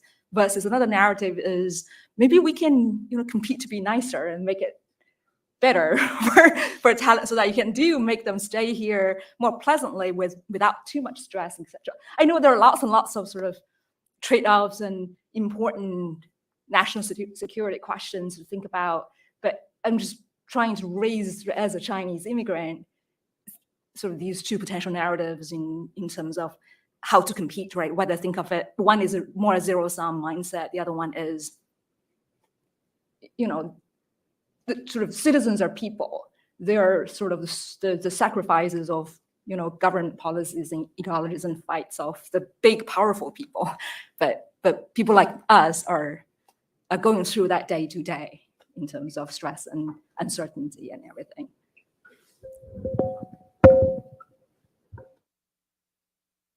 So Megan, how far back does your data go? Do your data go? I think that the international SDR, I'm sorry, it's been a few years since we wrote this paper, but I think the data on foreign location starts in 2000, I think. I'm sorry, I have to remind myself. Yeah. The reason I ask is prompted by what Jonathan said, and maybe a little bit what Hong said. You could take the view that we're sort of entering a period of time where we're going to go back. The great big globalization experiment has sort of run its course, and we're now going to reverse, and things are going to become more national, more sort of inward-looking. And I'm trying to think about what that means for different types of the policies we're talking about, certainly immigration, but also, Mark mentioned the idea of procurement. And I don't have views on it. This is just more of a forward-looking exercise of what do we think is going to happen, not necessarily what we would like to see happen, but what we think is going to happen to policy, and therefore what it would mean for some of the things that, in the rate and direction of innovation, for example.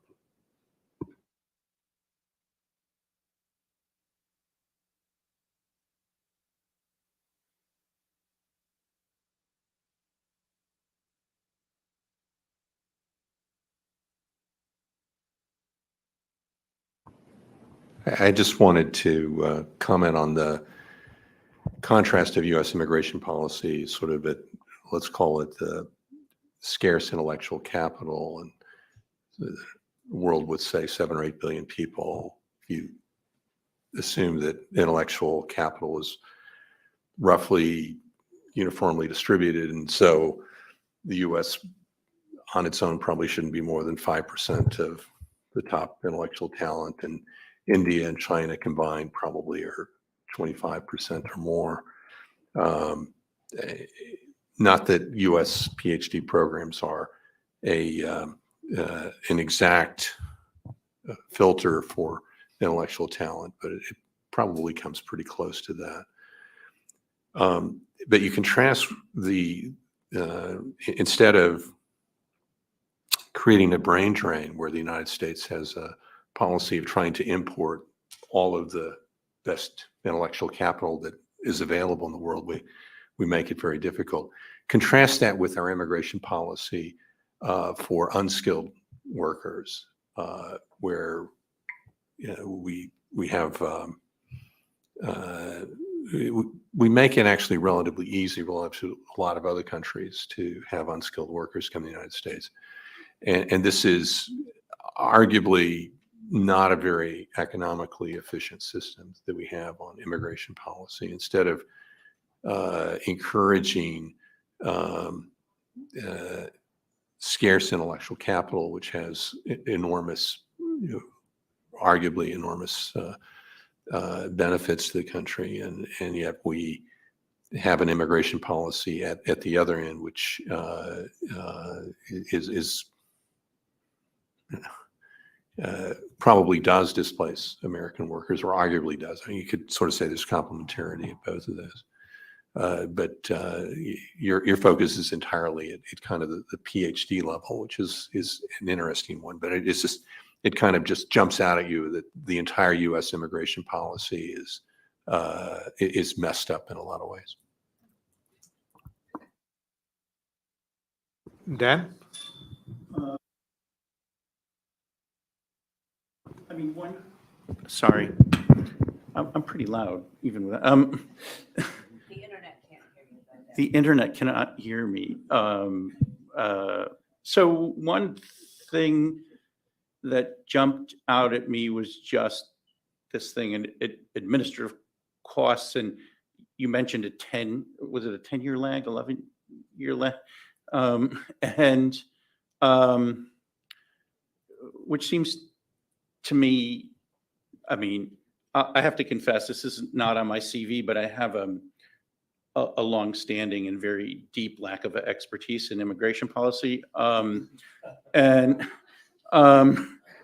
So I'm going to guess this isn't like 11 years of due diligence, but the machine goes real slow. And so, well, if I'm just wrong about that, tell me, but It's more about there's a certain number of visas that are available each year. And so you just get added to the pile, and it takes a long time to work your way, Right. work your way through the pile. So that's a cost, right? To sticking it out. And so then in terms of the compared to what question, I'm guessing that at least with most countries, China industry and India, they're relatively low administrative costs are going home.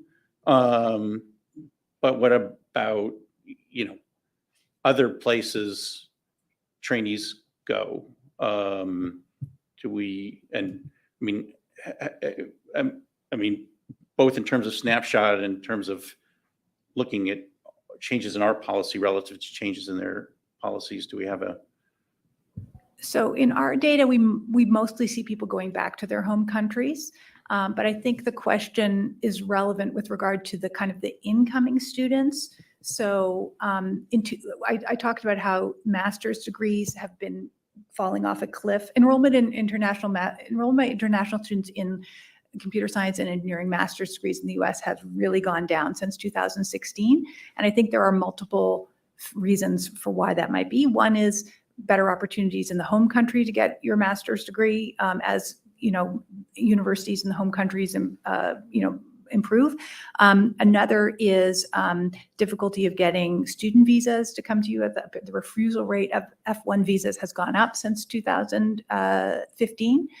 Another factor is potentially, and this hasn't been borne out by research, but it's something that I'm working on, whether the travel ban, the Muslim ban, which was imposed in 2017, had spillover effects, not just on the countries that were affected, but other countries as well. And then a final factor is other countries' policies. So in 2016, the Canadian immigration system changed. It's a points-based system, and they increased the number of points that they allow for graduates of Canadian universities. So if you, I don't know if I said this in my presentation, but if you study for 2 years in Canada and then get 1 year of work experience, you're eligible to apply for permanent residency, which has a 6-month waiting period. So contrast that with a 10-year or maybe 100-year waiting period, if the things don't change in the future in the United States. So, some people are potentially being, diverted to, and also Australia has a similar points-based system, which allows more points for graduates of Australian universities. So did that answer your question?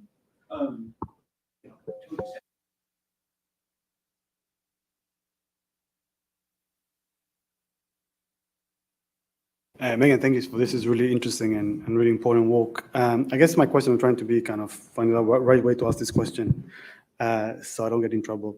So I'm a migrant clearly, and every day every week I ask myself why I'm not in Israel, given the innovation ecosystem we have there. And apparently the answer is honestly the institutions that we have in this country that don't exist in other places. So it's fine to kind of look at, I think it's really important to look at the kind of institutional costs for migration, which is $65,000 cap. Is it a high or a low number? But actually it really depends on how many people actually want to come here. And there are reasons why people want to come here. And one of the things we can control easily is a 65 cap, but we can also control the institutions and the environment. And you can make the 65,000 like much. You can increase it a lot in real terms if you make it less attractive for immigrants to come to this country. Then we will not have this problem. So I think maybe kind of thinking also on the demand side, why people want to come and what are the benefits, kind of the matching benefits that we have here. So typically when you think about migration and easy consequential, I think about Einstein and Oppenheimer, what would have happened if they stayed in Germany would have been kind of many things kind of clearly. So what are the synergies, the institutional synergies that make it so attractive for people to kind of want to make this amazingly tough decision to leave their home country, their friends, their families, and be here with Ashish and not, And I think, and it's important, and I haven't seen a lot of work kind of trying to look into that, the complementarities with other things which are happening in this amazing place, honestly.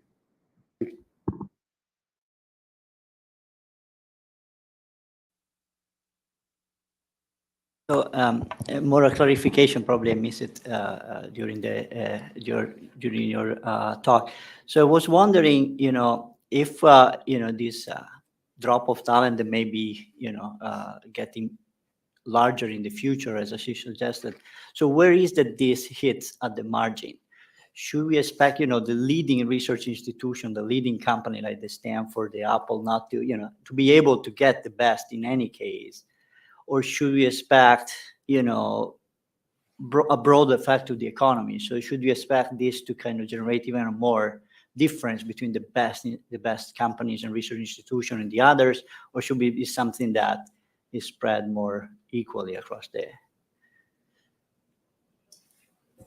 Yeah, so it's a really good question. And like I said, we don't have the identity of the employer in our data, unfortunately. So again, maybe patent data would be a good place to look for that. We don't see, it doesn't seem to be the case that, it's not the case that the people from the lowest ranked PhD programs are more likely to leave. It's actually slightly more likely to come from the higher ranked PhD programs, although I'm not sure it's significant. Academic institutions are exempt from the quotas. So, we don't find evidence of this, but it stands to reason that you may be channeling some people into academia who would otherwise have gone to work for companies. But I don't think, I think, maybe this relates to Hong's point about, making it attractive for people to stay despite these very long waiting periods. Maybe there are some companies that have better human resources policies that find ways to kind of substitute or, to like counteract some of these issues. I don't know. That would be an interesting question, but yeah.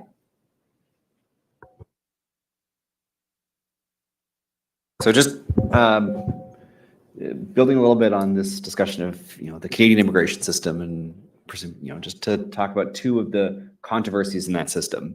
So the first one relates to what Sharon was saying, which is the pull aspect of it. So there's one controversy is that people come, they get their permanent residency in Canada, not to stay in Canada, but as a place to stay while they're waiting to get approval for the US. And so there are all these offices in Vancouver of tech companies that are able to bring people into Vancouver, and they stay there until they come to the US. So that's a first order controversy of how do we think about the demand side. And then on Alberto's comment on how to think about at which margin is it happening, there's a second controversy that there is arisen a whole bunch of schools, and you may or may not agree that they are schools.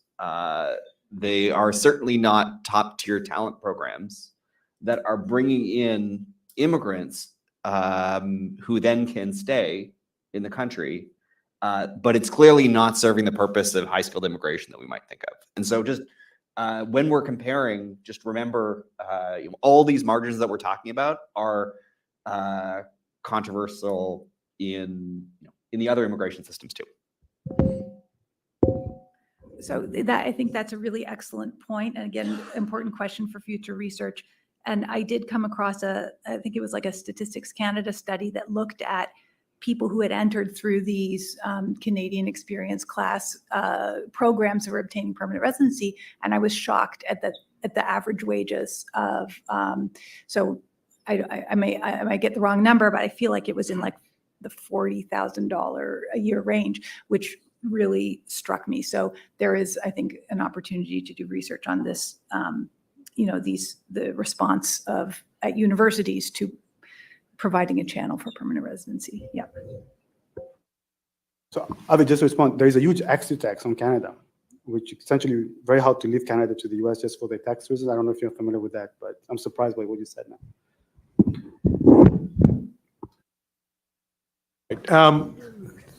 Let me move to Mark. Mark, you ready with your remarks? Sorry? What's that? Are you ready to? Oh, you want me to go? Yes, please.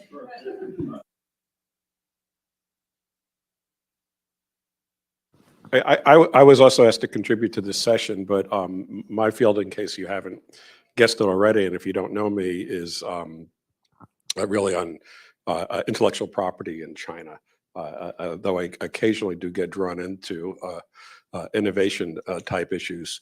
Since the theme here is on state involvement versus the private role, I thought I would begin a little bit kind of reflecting on where Rob introduced us about these contrasting narratives, particularly as they apply to China and how they've played out in kind of minimizing the role of the private sector in China and what it means, particularly for small enterprises. We hear repeated, I think ad nauseum, but in any event with very little factual support, this narrative about China causing IP theft from the US of $600 billion per year. It's been playing out ever since the US Commission to Stop IP Theft came up with that number that was concocted at the beginning and hasn't really been addressed since. And we also have seen in the US a very rapidly shifting narrative, which to me seems schizophrenic, but maybe that's because I focused on this so long, where if you had a discussion even perhaps 6 or 7 years ago about whether China will innovate, the response will probably be that a communist country can't innovate.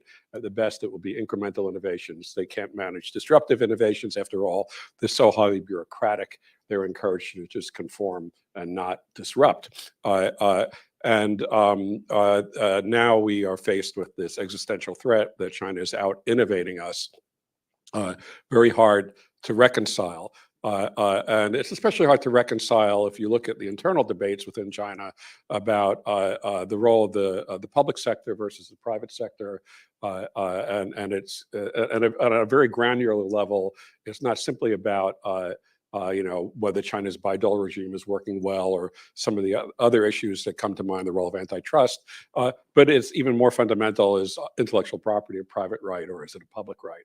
And to a large extent, that's largely unsettled in China. And if you looked at indicia of what constitutes a private right or a public right, such as the role of public remedies, so whether it's criminal enforcement or administrative enforcement, you'll see, or the role of other interventions like state subsidies and plans for intellectual property or plans for innovation, you could easily skew towards that China has a very public rights oriented approach to intellectual property.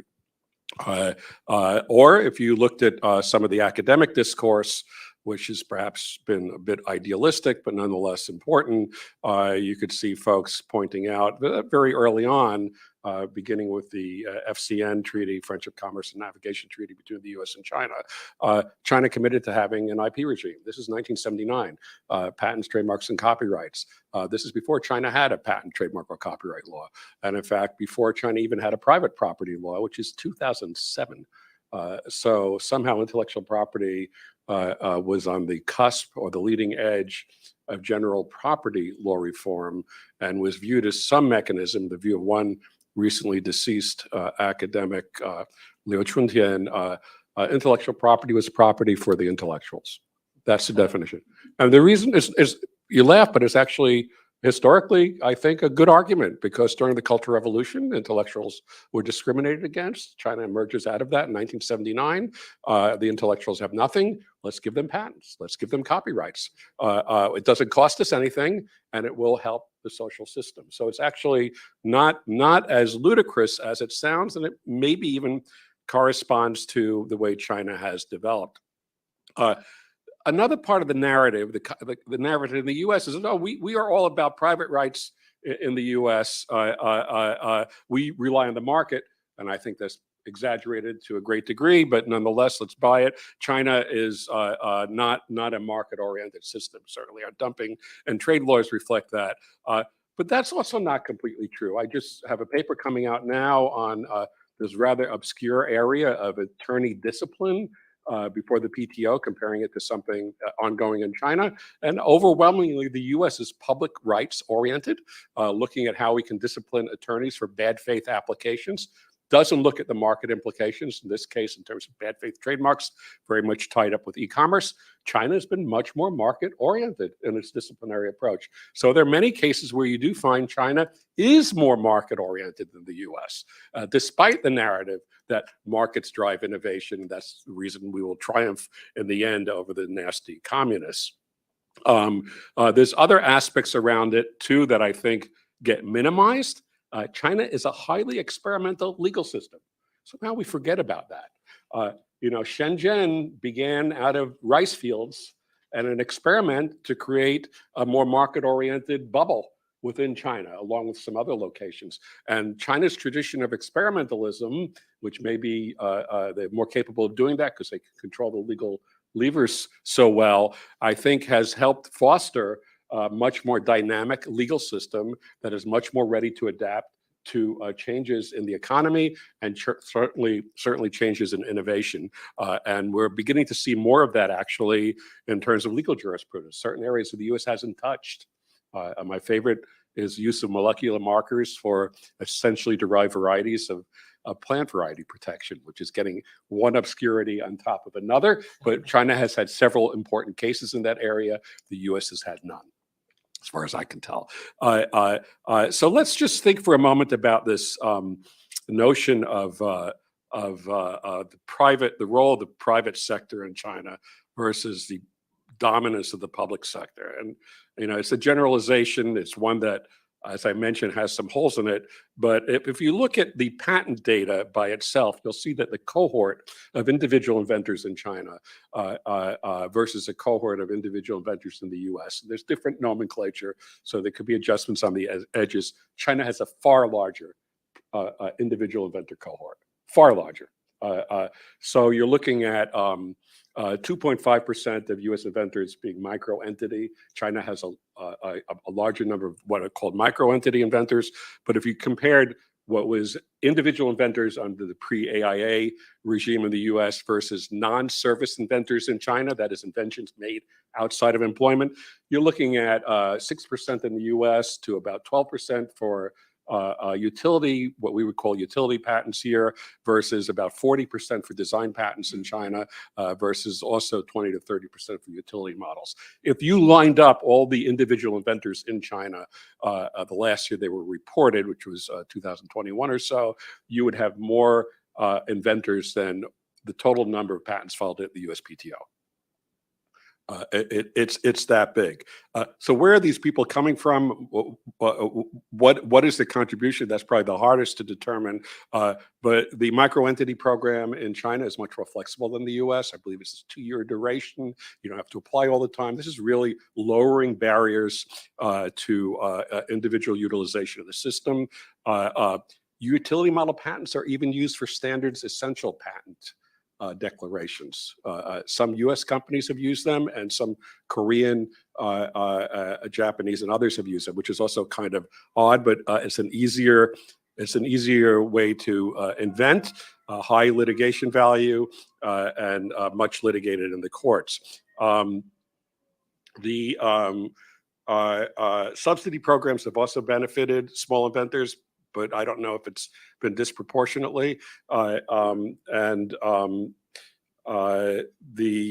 you have, if you lined up the role of US small inventors in China, you'd even have a smaller cohort than we have domestically. And the numbers are so small that they're practically rounding errors. We do not encourage really, or we have been ineffective at encouraging our small companies to participate in the Chinese market. And some would say, and I'm not going to disagree with them necessarily, that that's because the Chinese system is so unbalanced and difficult to navigate for small inventors. But China has also had a tradition, perhaps tied up with its socialist origins, of mass innovation. This was a big effort around 2015, and the State Council and the party have said that China needs to strengthen the protection of IP for entrepreneurship and provide more rapid IP rights protection and assistance, and shorten the period of examination and the like. And by the way, they're talking about shortening a period that is already orders of magnitude shorter than the US. So if you're talking about barriers to entry for companies of all types, but particularly capital short small enterprises, you're looking at first instance litigation at 6 months in China, second instance appeals 3 months. In a US court, they haven't even initiated discovery, and you've already gotten your appeal over with. This is really short, but that is not even the shortest mechanism for IP litigation in China. The shortest goes to this quasi-public mechanism of administrative enforcement, where the infringer is fined, and you're typically done with those cases in 3 to 4 months, including complicated pharmaceutical patents, like in China's newly launched patent linkage system. So this is really very contrary to the notion it's the Huawei's and ZTEs of the world that dominate the Chinese landscape, not only in terms of utilization of the system, but also in terms of the policies that are available.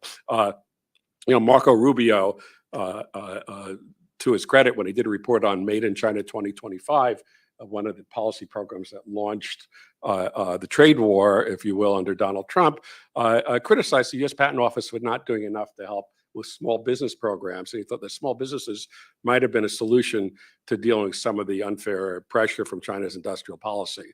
Industrial policies themselves, whether they target, they probably target more of the big enterprises, but another major factor in China's innovation ecosystem, unlike the US, I kind of alluded to this when we were talking about immigration policy, is that in China's non-federal system, you replicated and experimental programs that go down to the local level. So you have a much higher degree of integration between national policies and local policies that I think also, in many cases, benefit small businesses, but also in many cases create significant distortions through subsidies and the like. I don't know if there are any clear, policy suggestions I have, other than saying I think that, the U.S. can and should do a lot more to assist small businesses, both dealing with the competitive pressure, but also perhaps accessing some of these mechanisms in China, because I think that they are equally available. And the other point is, of course, that this is not a qualitative thing, but China does have this focus, which we ignore, and I can't say whether it's at our own peril or not. It's a way of at least engaging society in the intellectual property system. At a minimum, we could say there's that outcome, that if you start encouraging individuals to file, if you start saying we'd like to see X number of patents per 10,000 people or Y number of trademarks per 10,000 companies, which are the metrics they freely use, then it's a way of engaging the system. It also creates a disparity in rights protection, because you can quantify patents and trademarks, even copyright registrations. You can't do it for trade secrets. So if you go to a local government and say, well, gee, how many trade secrets are you protecting in your community? Their jaw always drops. They say, well, gee, how many should we have? So it does create a disbalance when you have this active intervention. And as with any system that's going to be geared towards metrics, you're going to have a focus on quantity over quality, which China is trying to correct. And this is where we have to stay tuned, because whether qualitative focus really does create the kind of existential threat that people have been talking about for several years is something that remains to be seen.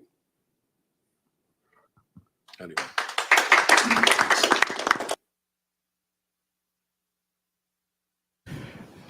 Thank you. So I have a quick question. Why should we care about institutions in a country with such a concentrated political system? Political system, political power. Why should I care about the rules of the law, like the kind of the rules of the game, if they can be changed without, like, every day? You mentioned that the legal system is experimentational. I say it's unpredictable, changes all the time based on what the specific government wants in a given point in time. Why should I care about it? Why should I pay attention to the laws? I would, for the sake of at least debate, and I half believe it, I would argue that actually China shows an admirable approach to experimentation, that they have that capability because they have such a system of rule by laws instead of rule of law, that they've taken some of the things that the US has abandoned and picked them up, like in terms of patent eligibility issues, where the US has gotten weaker on software patents and genomics, et cetera. And even in areas where there's very little political pressure, like plant varieties, that's the reason I like to bring it up, they've really done a lot in terms of technical exploration. And the other thing is, if you have a country that's run by scientists and engineers, and the Politburo, the recently restructured one, is even more dominated by scientists and engineers, they're going to be naturally geared towards that. So as an incubator for experimentation in intellectual property and innovation, we were just talking about government procurement. They've been doing that for at least 15 years, and observable, I think, even on a local level earlier. There's a lot to offer. The second point, though, about rule of law is really where you have to do a deep pause. And there's internal debate about this, at least among the Chinese law community, which is the other part of my divided personality, intellectual property in the Chinese law community. But the debate is whether China has a dualistic legal system, where you have basically 90%, maybe 95%, a few years ago I might have said even 98% of the cases, fairly adjudicated by experts. It's the 2%, 5%, or 10% that we don't know about that tends to discriminated against foreigners or those challenging core technological goals. But for most of the IP system, the roughly 500,000 IP cases that are litigated each year in the courts, the other 300,000 or 400,000, they're probably in the administrative system, probably runs pretty well. So just to follow up, I know that just a quick follow up. So in Israel now, they're trying to make political reforms that will give much more power to the government and their rights on the street. And one of the arguments is there will be no investment, no innovation, everything is going to collapse. Learning from the Chinese experiment, is it a good conclusion or reasonable conclusion? Is that political concentration is not as big of a deal as people may think, when you think about the stability of institutions and their ability to incentivize innovation? Yeah, so I would argue whether China is politically concentrated in innovation. You have 31 provinces and municipalities that have done a huge amount of experimentation. Yeah, they loosely follow national goals, but some of the greatest mischief and accomplishments have happened on a local level. But so I don't think that the perception of political concentration itself is a problem with innovation. It really depends on how it gets imitated and the allowances for failure and experimentation. And I think China's done fairly well on that.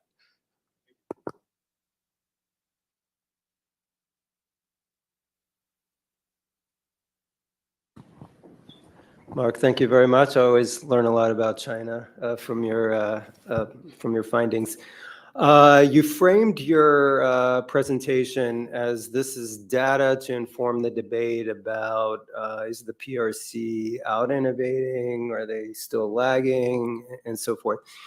So I wanted to focus on the patenting data that you were giving us, and you gave us a lot there, and I couldn't follow everything, but I wanted to throw out some data that I think you threw out, and I'm also familiar with. So as a matter of innovation policy, we only care about patents to the extent that they are a somewhat reliable proxy for innovation, right? And for that reason, as you correctly mentioned, what we do in innovation policy in the scholarly community, unfortunately the press does not do this, is that we don't only look at patent counts. We always adjust those for quality, and there's different metrics. But as the USPTO study showed, and there's other academic studies that all show this consistently, the PRC is almost unique in studies of patenting as countries move up the development ladder. So what you typically find is that patent count increases, patent quality is typically at the beginning not so good, and then it usually matches or exceeds the international norm. For example, Korea, Taiwan, this is the pattern that they followed. The PRC is an outlier. It has a massive increase in quantity, unprecedented, but on the quality indicators, continues to lag. It lags in international patenting. The vast majority of PRC patents are not patented elsewhere. A uniquely large percentage, as I think you mentioned, are the utility model patents, which cannot be equated to invention patents. They don't have examination, correct me if I'm wrong, they have a shorter duration period. So what can we really learn about the performance of the PRC innovation ecosystem based on the patenting data, given these somewhat unique differences compared to pretty much every other leading tech ecosystem in the world? Great question. It could be the topic of a day-long conference. Let me just say that there are various very quick metrics for judging quality in China, and they're rarely used. One of them you just mentioned, overall GDP growth versus patenting. It's not the only one. I remember back when I started the PTO, which is I think before Mike Deal joined the PTO, I just looked at fields of use and China's trade with the US. So Chinese applications in the US, did they correspond at all to the kinds of products that China was exporting? And I saw a very big discrepancy. And that discrepancy was largely attributable at that time to a very pronounced element of academic institutions patenting. So they were just going out there to prove they had an invention, and it didn't necessarily tie in to any kind of commercial activity. University patents are generally of lower quality in China, and they're acknowledged as such, unlike the US. And that's because the reason you get a patent is to get a dissertation or tenure to support either one of them. So they really have, and if you're a really capable professor with a great invention, you're going to license that or invent it in some captive company that you hold outside of the university, and that's where you exploit the invention. So a lot of things we might associate with quality are not there. The other one that I wrote a paper on some years ago, if the patent is filed towards the end of the year, it's generally of lower quality. There'll be more of them, but it's lower quality because that's going to be more sensitive to subsidies and the like. So, what do we learn from all this is that we have to be very skeptical of big numbers. I don't think utility models should be dismissed, by the way. It's another, we have to be really careful about generalizations. Generally, utility models present an early onset value proposition. That is that the grant will be quicker, and if you have a high commercial demand for the product that the invention reads on, then it's likely to be higher value and they're going to have higher forward citations, not lower, which is where the bulk of them rest. So we also have to be really careful about generalizations in that regard. I also struggle with this notion. I know PTO, put it out there, and others, that China doesn't file that much overseas. We should be looking at triadic patents or IP5 minus China, whatever patents. The domestic patenting regime is highly distorted because of subsidies and the like that may not apply or apply with as much force overseas. On the other hand, China is a singularly domestically focused IP regime. So the fact that you have so many patents filed domestically and so few overseas, well, frankly, it's not that different from the amount of licensing activity or litigation activity or other indications that it's primarily inwardly focused. It's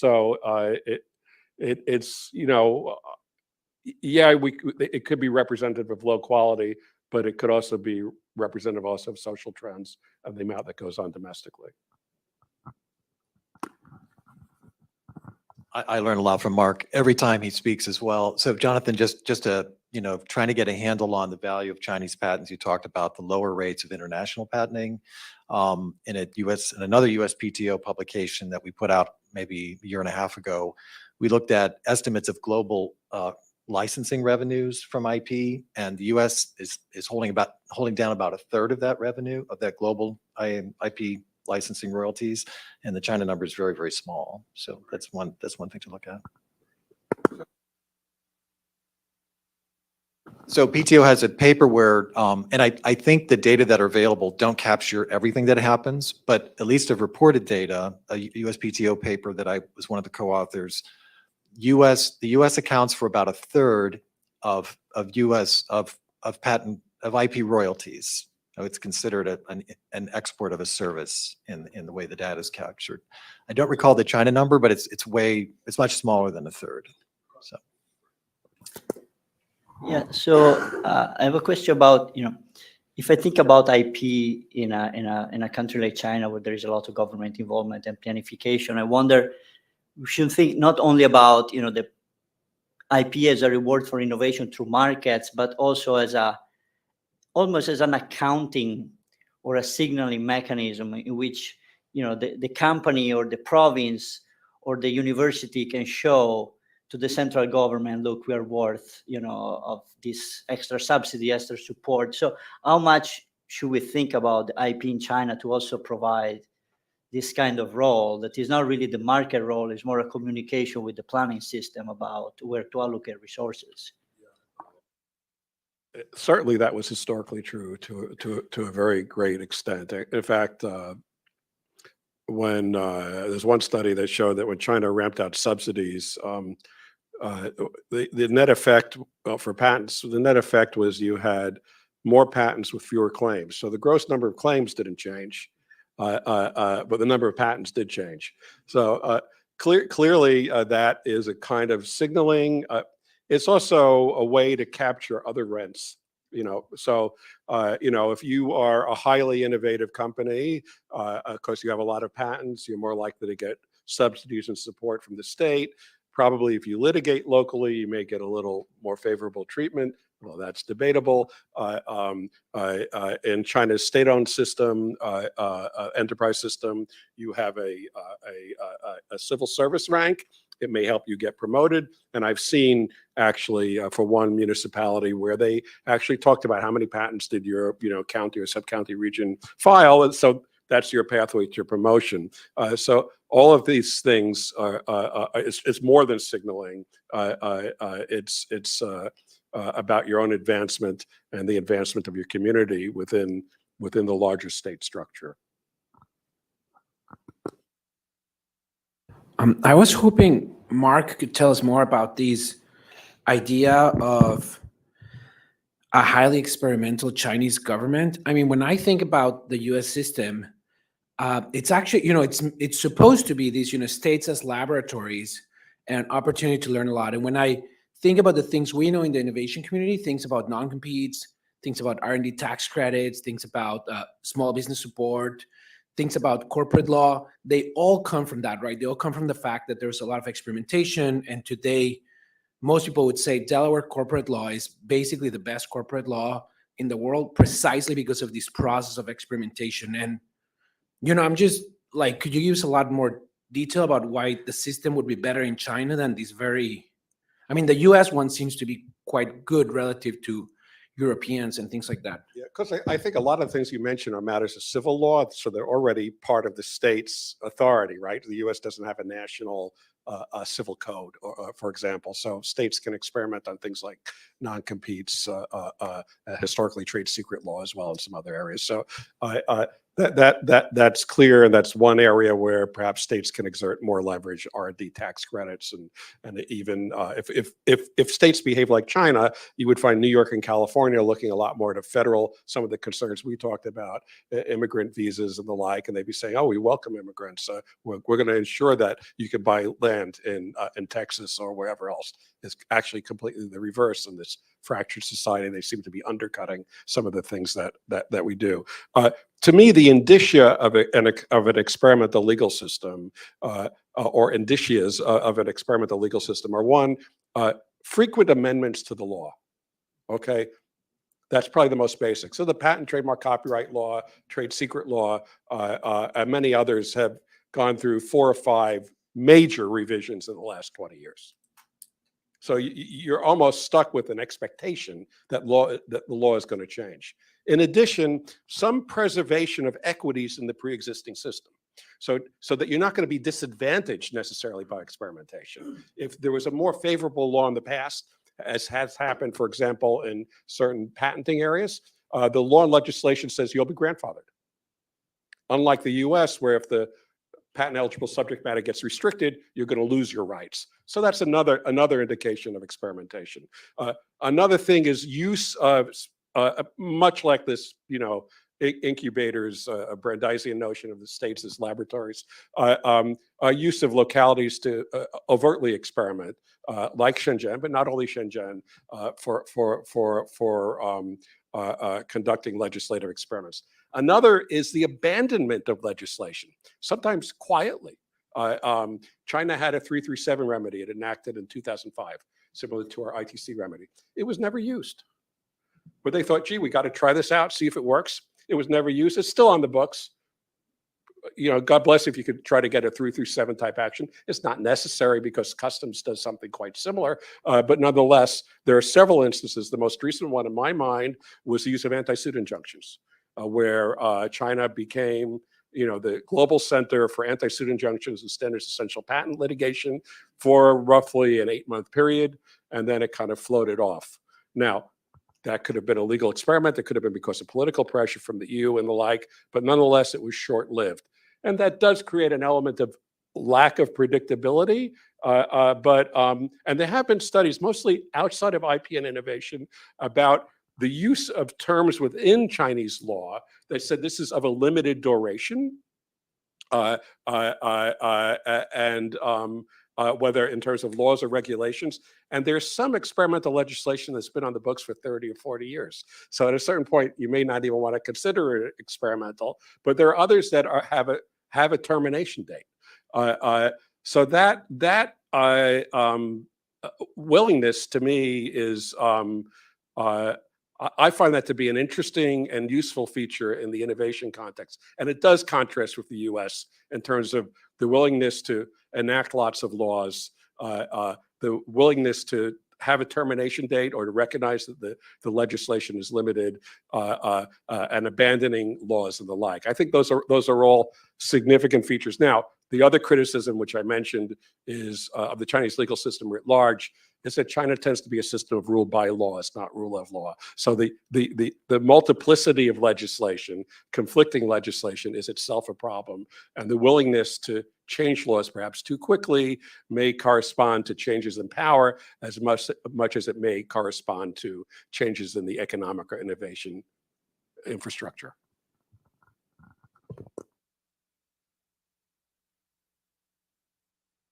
I have two questions, and I want to get your thoughts about, like, based on your more recent experience and observations. So one is related to what Sharon first asked, like the idea of sort of the Chinese government can be quite good in experimenting, especially on higher level law and policy.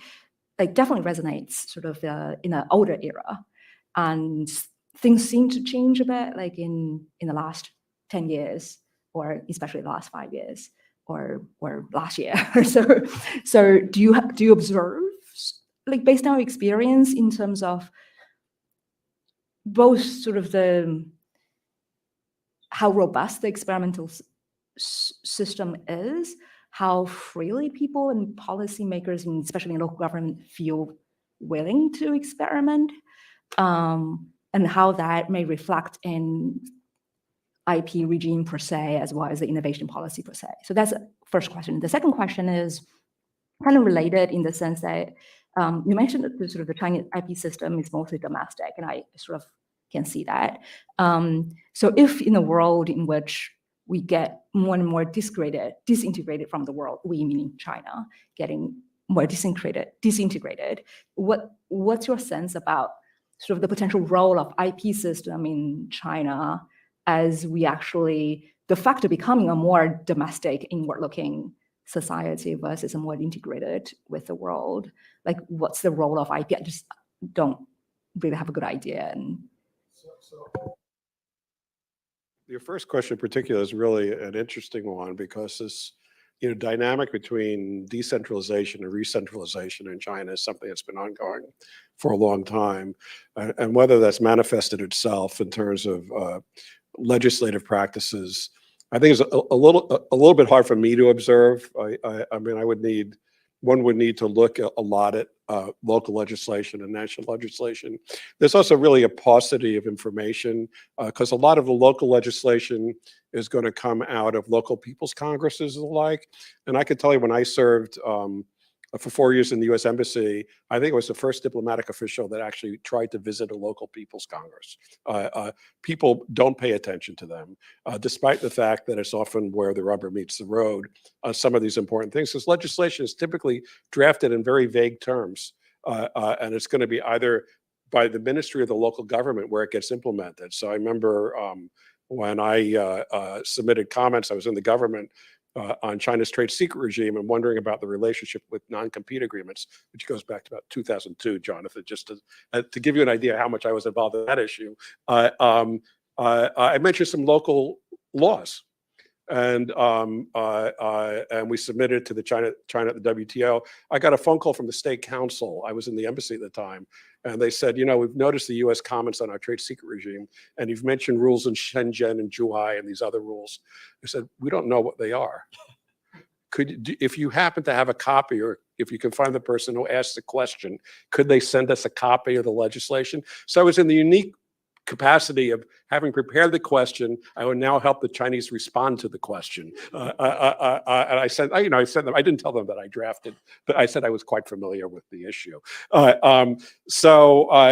It's very hard, because it's not even monitored that well at a national level, at least when it comes down to these kind of local laboratory issues. China still has amended its legislation quite frequently, sometimes response to political pressure, like from the US, sometimes I think out of its own needs for experimentation. I think we see this a bit more acutely at a national level in terms of patent examination guidelines, where whether it's in evolving technologies or recognizing that the economy has changed, design patent protection for graphical user interfaces, patent protection for software, as the economy has grown and there has been this ability to jump into the middle to help incubate that. We've seen that. We also see that in copyright and the WIPO internet treaties. Chinese courts and administrative agencies legislated, if you will, on the copyright-related, the internet-related copyright rights in advance of China's WTO accession.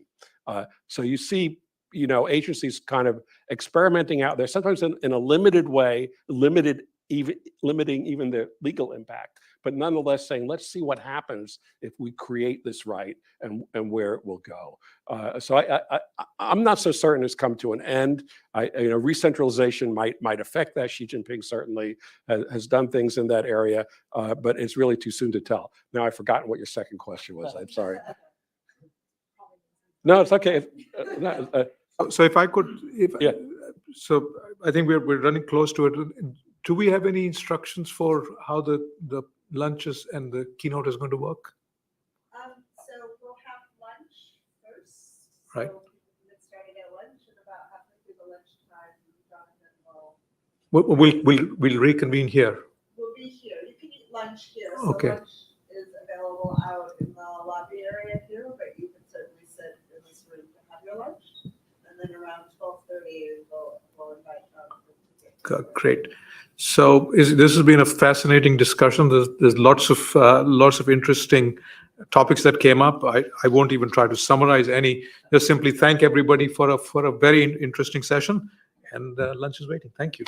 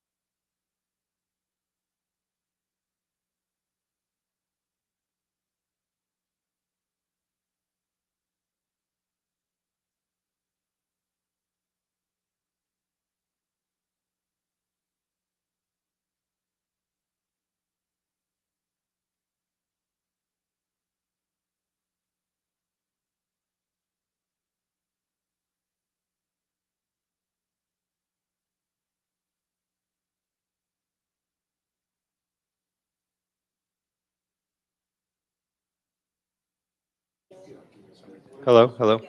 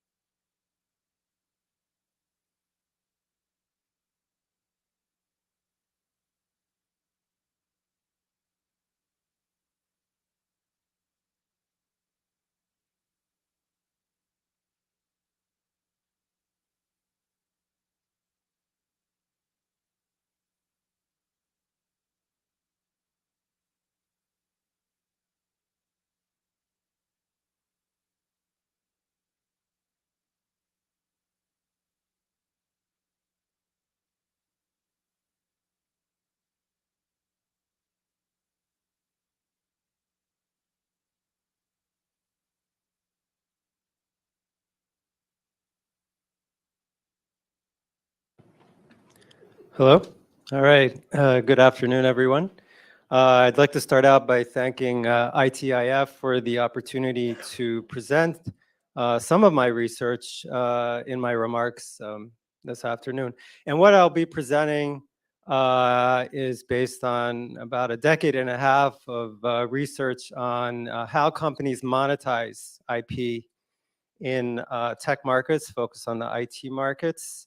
A book I published about 3 years ago called Innovators, Firms, and Markets, and a book that should be coming out in about a year called The Big Steal, which I'm trying to sell the movie rights to. What I'm going to try to do today in my allotted half hour, is I'm going to make the case for what I'll call an unconventional view of intellectual property rights. And to try and make this case, I'm going to proceed as follows. First, of course, I'm going to tell you what I think the conventional view of IP rights is. Then I'm going to tell you in theory with some selected examples why I think it's incomplete and why it's incomplete in a way that matters both for innovation and competition policy. Then I'm going to look at an extended sequence of events in US tech and IP policy history to show you the consequences of taking an incomplete view of IP rights. And in the time remaining, I'll talk about some current policies, but we'll see if I get there. All right. So what's the conventional view? Well, the conventional view will be very familiar to you. It tells us that the reason that we need IP rights is to solve the free rider problem.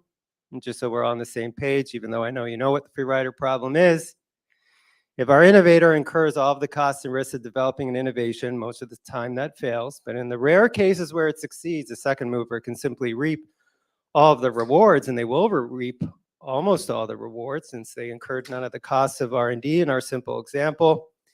No one by anticipation will innovate or invest in innovators, and therefore we require some form of legal exclusivity.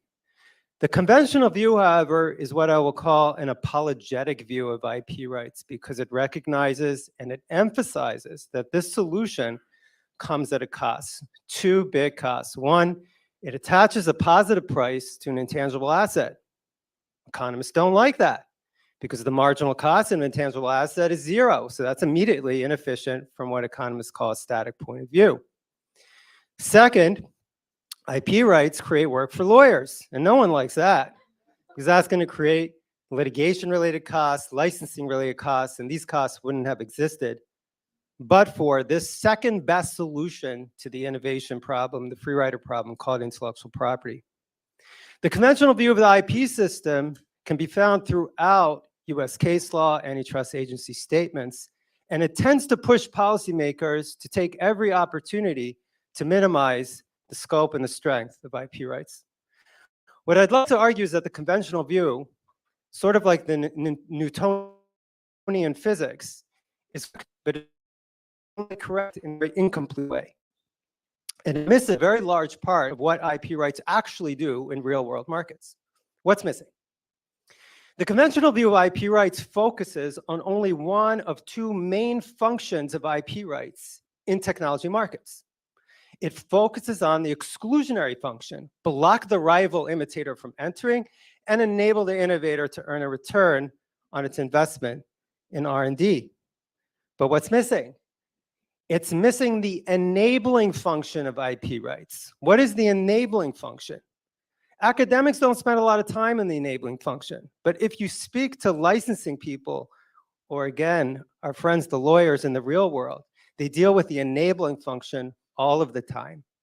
The enabling function is what facilitates transactions that bring together the innovator who has a great idea, but is not quite sure or lacks the resources or lacks the expertise to embed that in a product or service that real people can actually use. And a whole host of entities who have non-innovation inputs that are necessary in order to translate innovation into an actual technology that consumers can use in their everyday lives. Why are IP rights important in mediating transactions between the innovator and the VC firm, supplying the input of financial capital, between the innovator and a large pharma firm, supplying the input of production and distribution expertise? The answer lies in a very famous and very well-known paper by Kenneth Arrow, published way back when, in 1962. Kenneth Arrow is credited with a concept known as the information paradox. Information paradox relies on a very simple thought exercise. Let's go back to our hero, the innovator. Innovator has very valuable technology, has no idea how to vertically integrate forward into the market to execute the rest of the commercialization process, or lacks the resources to do so, and seeks to sell the innovation to the highest bidder. Any prospective bidder demands that the innovator disclose each and every detail of the technology, which is entirely reasonable, because we need to understand the value of the technology in order to price it out, in order to negotiate the terms of the transaction, whether it's a sale, whether it's going to be a license, a partnership, joint venture, and so forth. But as you've probably anticipated by now, or you're familiar with the paradox, the moment the innovator reveals all that technology to the prospective bidder or business partner, the price that they are willing to pay for that technology, we'll assume our bidder is technically sophisticated and financially well-resourced, is exactly zero. And now we come back to the same problem. By anticipation, the innovator will not innovate, and no one will invest in the innovator. Our innovation ecosystem will fall. Intellectual property rights mitigate the information paradox by enabling the innovator to take the invention and put that inside what I call a property envelope. It's in a secure property envelope, in a reliably enforceable property rights system. All the details can be revealed, and we can make transactions in IP markets, but we can do far more than that, because by enabling the transaction between the innovator and the VC firm, or the innovator and the pharma firm, we don't just enable that transaction, we enable entire markets to form in that transaction. This concept is not widely addressed, at least in legal academic literature, which is surprising because in tangible goods markets, markets in land and other physical goods, it's virtually unquestioned that we require a secure property rights system as a predicate condition for markets to form, not just in buy-sale transactions, but in financing transactions and in derivative transactions that are built on all of those property interests. It's also widely recognized that all of this is a good thing. Why? Because it uses the pricing mechanism to allocate resources to their most efficient use. This has been well known since Adam Smith, at least in physical goods markets, and it should apply with appropriate adjustment in intangible goods markets. There's a very interesting implication as a policy matter that can be derived once we understand that intellectual property rights not only play an exclusionary function in pushing rivals out of the market, but an enabling function by facilitating transactions that would not otherwise be economically rational. They are enabling innovations to be commercialized as fast as technology will allow. The implication arises in connection with the standard dichotomy that is drawn between the objective of innovation policy on the one hand and competition policy on the other. These two bodies of law, or these two bodies of public policy, are typically thought to be in tension for the reason that on the one hand, innovation policy views IP rights as a necessary mechanism in order to align economic rationality of the innovator with producing intangible goods. And on the other hand, competition policy, which of course views a state-issued monopoly entitlement as impeding competition. But if we view intellectual property rights not only as an exclusionary device, but also, if not primarily, as an enabling device, this tension, this dichotomy disappears in a wide range of circumstances, not all, but in an important range of economic circumstances.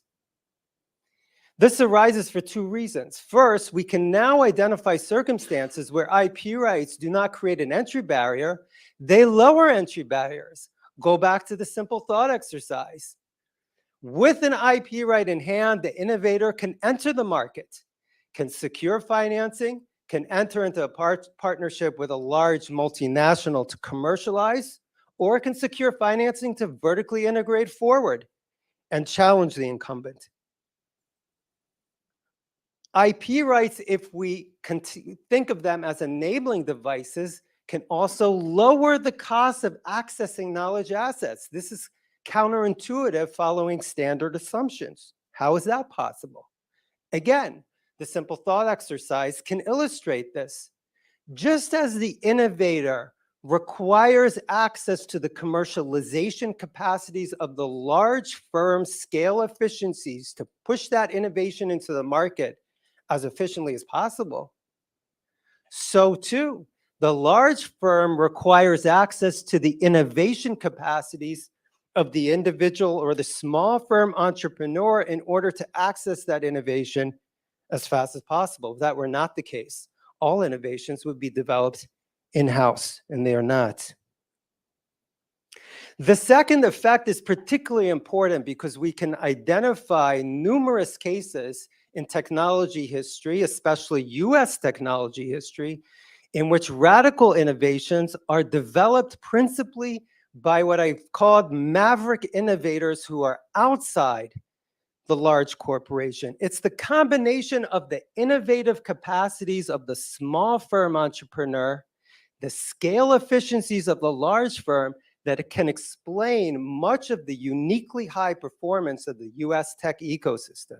And in many, not all, in many markets, this requires intellectual property rights to work. That's the theory part. I'd now like to persuade you, since you should still continue to be highly skeptical of everything that I've said, that this in fact can explain real world innovation markets, or the behavior or the responses of real world innovation markets to changes in public policy, in particular changes to IP protection. So let's look at an imperfect policy experiment. In the social sciences, every policy experiment is imperfect because we cannot perfectly replicate the world all over again.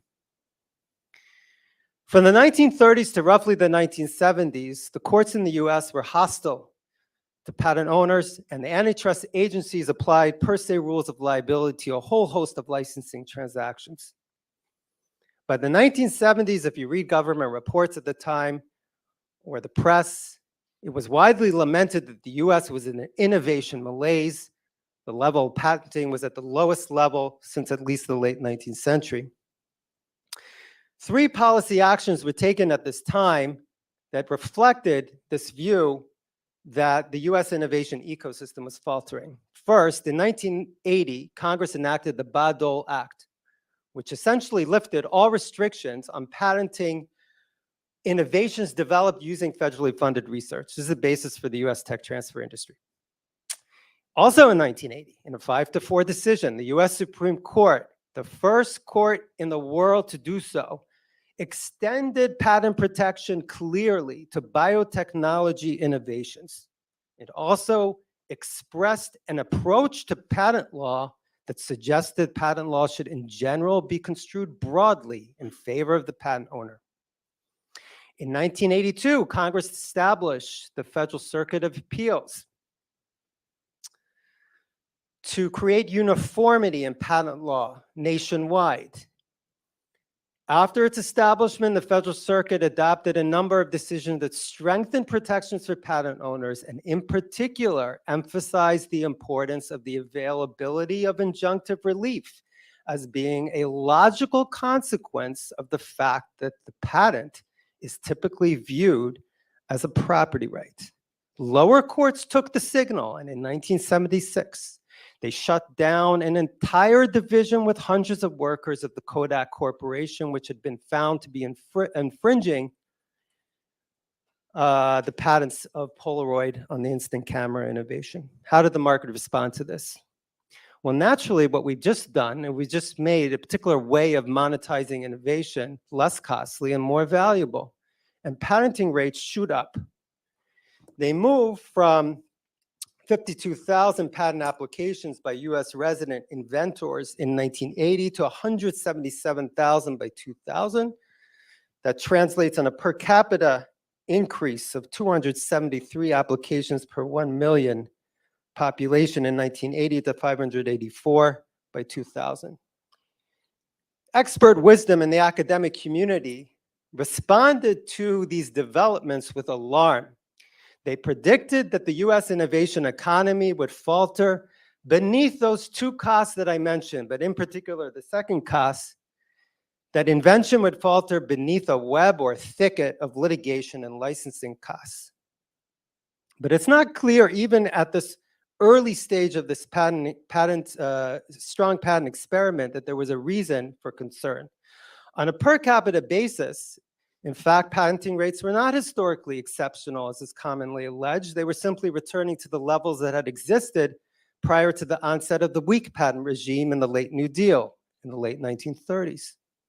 National R&D intensity modestly increases at this time, and private money substitutes for the withdrawal of public money, which in general we might favor, since it's allocating resources based on price signals rather than government signals.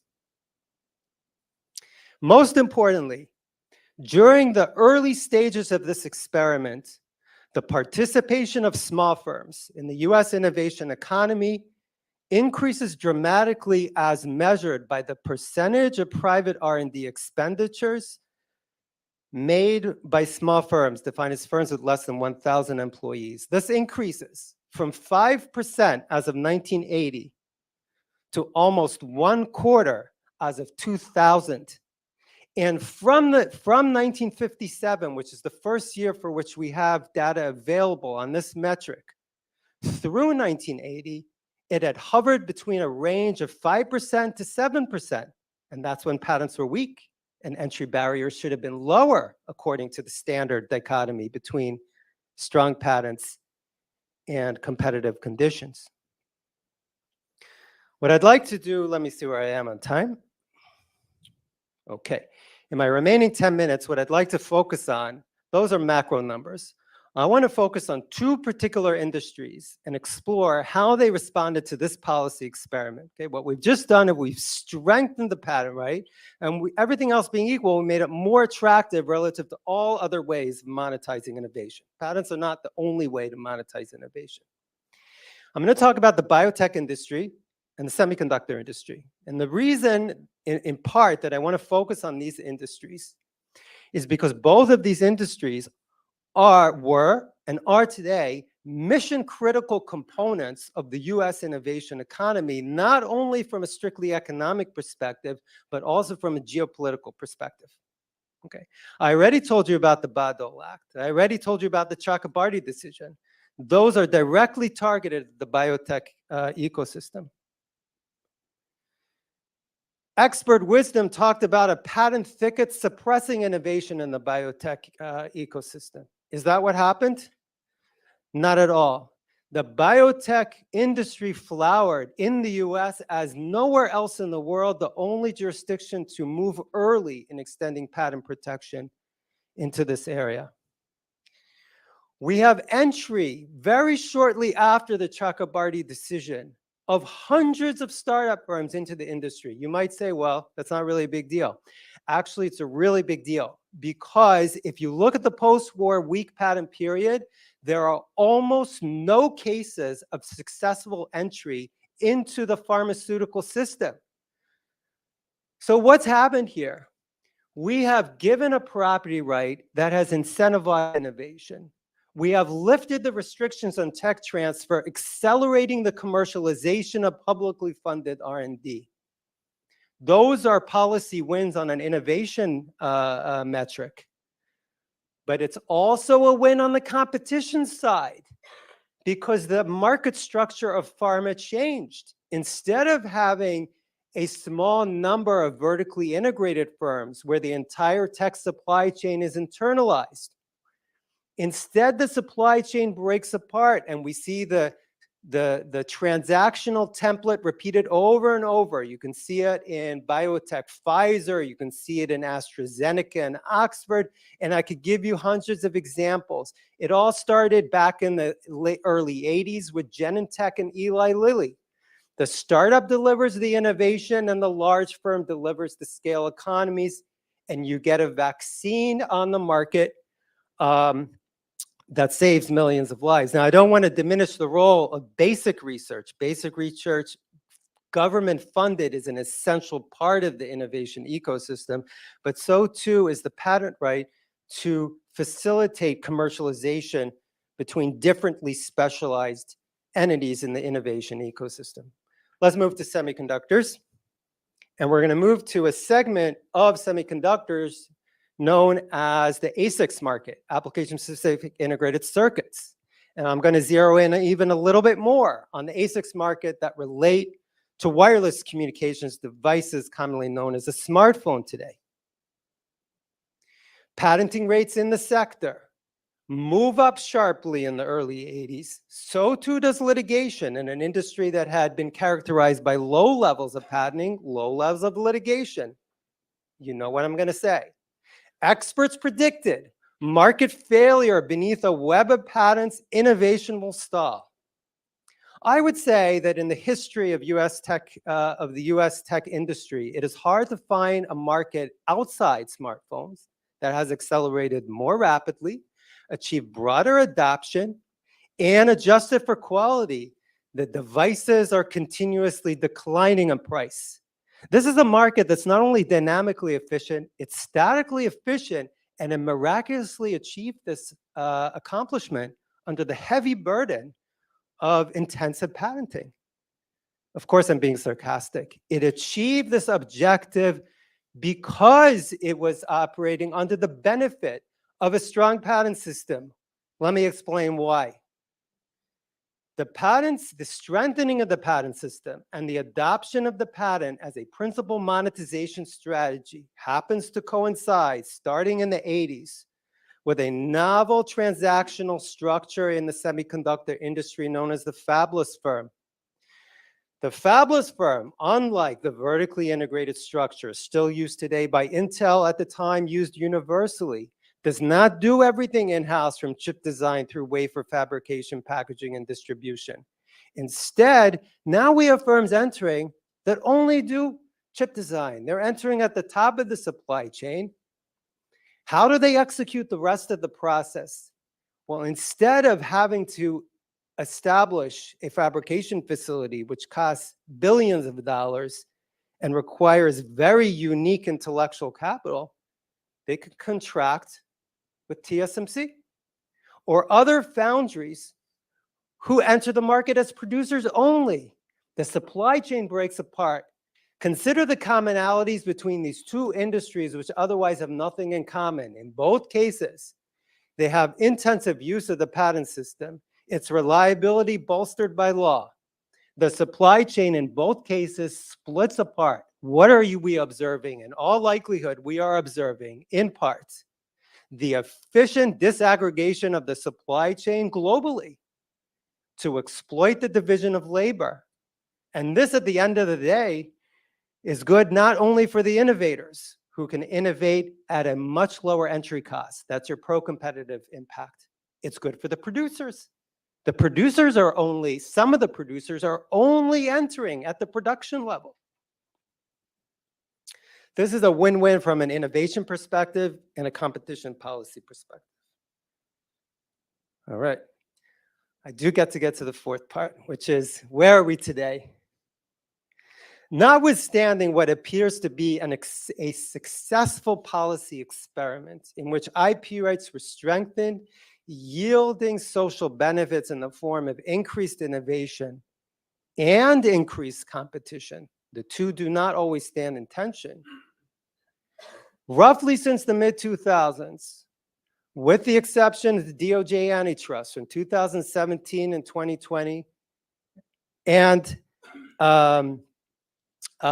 certain periods at the USPTO, virtually all federal branches of government have adopted the view that the sky is constantly about to fall on the US innovation ecosystem due to an overextended and overly enforced patent system, starting with the eBay decision in 2006, which has made the US an outlier among developed countries in restraining the availability of injunctive relief to increasingly large portions of the US tech industry, in particular the IT industry. Antitrust policies, again, with the exception of 2017 to 2020, to restrain the licensing and enforcement of patents in the wireless communications industry, and culminating with a departure from decades-long policies at USTR of endorsing the IP waiver relating to the COVID-19 vaccine and ongoing efforts to expand and extend it. The policy pendulum in US tech policy history is swinging back to a weak patent period. If we can benefit from the study of economic history, this does not seem to be a wise choice.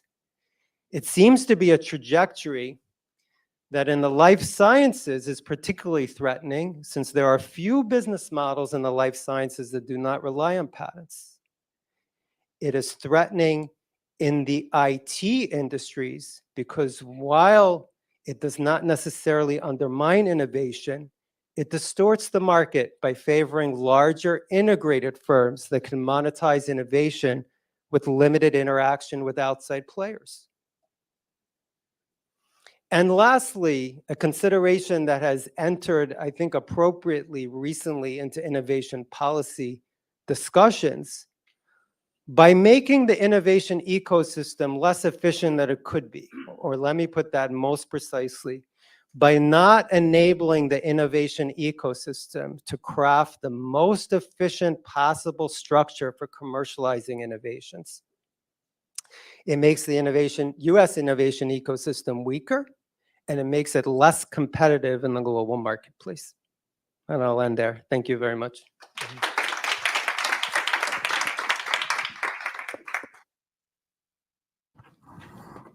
Jonathan, you want to take a couple questions? We have a few minutes. Be happy to. Hey, Jonathan. So I like the discussion, and you have no trouble convincing me that the transactional part is important. You know, when I think about translating a policy in it, you know, especially with the app of your example, sort of biotech. Yes. Where I mean, I have some familiarity with drugs and biologics development, and so I mean, one thing that's hard for me is, you know, whether it's a push me, pull you, or we're trying to incent 9 different things at the same time. If you asked me to like write out an optimization function underlying the Hatch-Waxman amendments, the Food, Drug, and Cosmetic Act, I have no idea what it would look like. And the other thing is, I'm just wondering about events. So, right, so for small molecule products, we had Hatch-Waxman, which wants to confer extra IP protection, but also wants to have countervailing incentives for people to challenge patents and for generic entries. You know, push me is a little bit of this, a little bit of that, and you know, they worked out some deal in the sausage factory. And then we didn't get anything for biosimilars legislation until 2010. So I'm sort of wondering if, you know, the biosimilars isn't an exact parallel for large molecule products to Hatch-Waxman for small molecule products, but I'm wondering about the operation of these two events for sort of teasing out the difference it made, right? It's one, you implemented these complex incentives Yeah. just for pharmaceutical drugs at one point and let biologics sort of trundle along under the old regime, and then you loosened it up a little bit in 2010 with another event. Yeah, sure. I don't have magic answers for, operationalizing, these insights, right now in particular innovation sectors. Obviously what Hatch Waxman was doing, which I think is widely admired, is adjusting the duration to reflect the time lost in the regulatory process, and then cutting back on that responsive to access concerns through the encouragement of generics. And I should say generally, I don't mean to imply that under what I'm calling this unconventional or this more contextualized view of IP rights, that we should not pay any attention to the access costs that I do acknowledge are inherent to an IP right, and therefore we do want to continue to use this balancing concept that you see running throughout US IP law. My main point is that by only focusing on the exclusionary function, not appreciating this enabling function, we have unjustifiably been spending perhaps too much time looking at the costs and not enough time looking at the gains. Thank you. Yes. So the basic premise of your talk, first of all, thank you, really, really exciting stuff. Thank you very much for just trying to be brief. So the key premise of the motivation that you kind of pointed out, including the kind of Arrow 62 paper, is that when I want to engage in a licensing transaction with you, I need to understand what you're going to do, and therefore we have this kind of disclosure problem.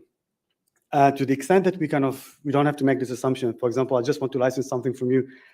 Do we have any evidence of why contracts cannot just be maybe a different substitute or maybe a more efficient substitute than patent rights? In other words, I don't need to know. There are the mechanisms that can help me understand whether what you do, whether what you have is good or not. Write a contract.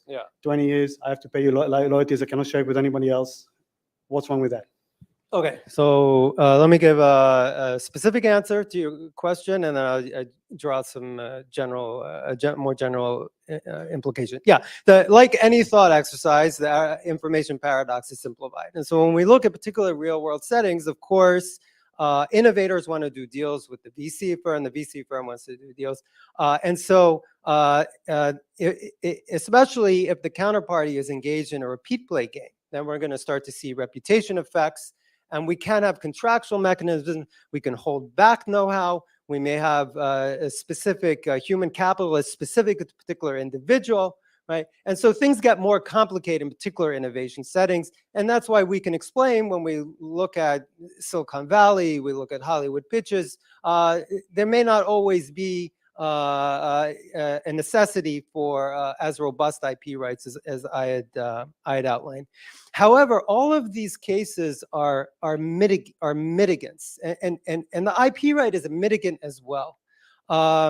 And so certainly in some cases, the information paradox applies more strongly, meaning that the disclosure of the know-how is necessary and other mechanisms don't substitute as well. But even when there are those other mechanisms, and this is the general point, we want the market to be able to choose from the full set of tools in order to enable all of these transactions. So outside of the life sciences, we can often find business models that can monetize intellectual assets without intellectual property rights. But we can, in the absence of strong intellectual property rights, we can never be confident that the market has chosen the most efficient way to monetize that particular innovation. With IP rights on the table, we have a business model agnostic innovation system that allows the market to create any set of combinations of IP rights, contract technology in order to monetize that technology. Absolutely. So I'm not against IP rights. IP rights are very important. I'm just saying with the USPTO, we outsource the kind of specific form of this IP to the USPTO to essentially standardize to some extent. But IP rights exist. I don't need a patent for that. Like if I own something, I can write a contract for its use. Yeah. And this contract is going to be protected in the US by the legal system. So so the distinction is not whether we have IP rights or not, but whether patents are better or not than individual contracts. That's kind of how I think about it. But thank you. Yeah, well, let me just follow up very quickly. All right. So even if you can identify and devise, and there are formal models, and there's some real world examples of contractual mitigants to the information paradox, they generally are only going to resolve the expropriation problem that exists in that particular transaction between the innovator disclosing the innovation to a counterparty. But what contracts that are unanchored in a property right it's very difficult for them to achieve is a licensing ecosystem that involves hundreds, if not thousands of licensees. Now, there are, in certain software contexts, there are technological substitutes, but something like we see in the semiconductor industry or much of the consumer electronics industry, where we have pools of patents that are licensed to hundreds of entities around the world, I think it would be difficult to achieve that solely through contract. Okay. All right, so maybe just Patrick and then we'll wrap up. Thanks, Julie. Thanks, Jonathan. Very, very interesting. When you talked about, conventional views of IP, I was waiting for you to go to the narrative. Rob Atkinson started talking about narratives, and the narrative that even those of us in the IP community seem to embrace is this idea of incentive and reward, that your patent or your copyright is an incentive to do innovation and creativity versus the incentive of doing something innovative. When you buy a car, you don't think of your title to your car as a reward. It's just a legal recognition of your right. Yeah. You purchased this value. If you made the car yourself, you created the value. Why do we differentiate in terms of intangibles? And doesn't that prevent us, as Sharon was saying, you can utilize an intellectual tool through contractual terms. What's the special role of a property right in enabling you to turn that tool into an asset and leveraging it? Yeah. So this is why it's important, I think, to move away from the concept of intellectual property right as a reward, and to move closer to the concept that it is not identical to, but is closely akin to the property rights that we're familiar with in everyday life. Because only the reason it's important is that this explains why an intellectual property system, patents or copyrights, are fundamentally different and are fundamentally better at generating economic value than a prize or a grant system, right? And let me Julie, I'll end here, and I'm going to just illustrate this with an example, not in the tech space, okay? So I'll take something from the entertainment area, since I'm based in LA. Okay.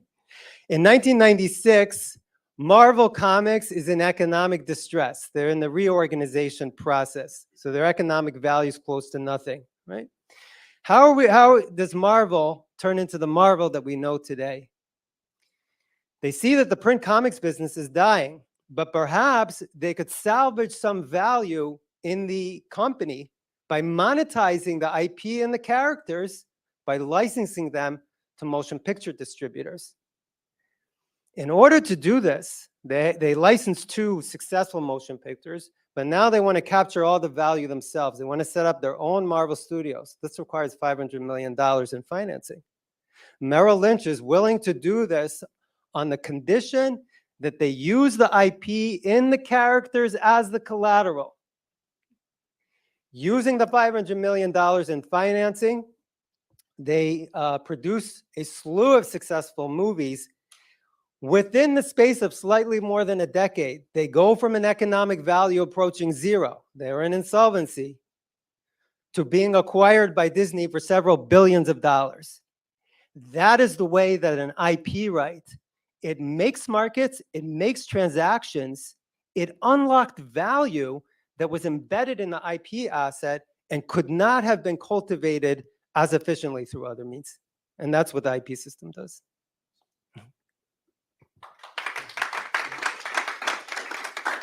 Thank you. Thanks, Jonathan. You make a nice transition to our next session. That choice may have been intentional. So we're going to shift gears a bit from what we were talking about this morning, which was sort of the role of public versus private in the innovation ecosystem, and look at the role of firm size, which Jonathan's already previewed a little bit for us. And also Rob this morning also, I think, previewed a little bit, right? That there's this increasing rhetoric, right? Especially among neo-Brandeisians, but more generally, that big is bad. But as you know, Jonathan highlighted that there is a need for both large and small firms for a healthy innovation ecosystem. But there seems to be some disagreement about sort of what are the right policy levers to pull to allow both small and large companies to thrive in this ecosystem.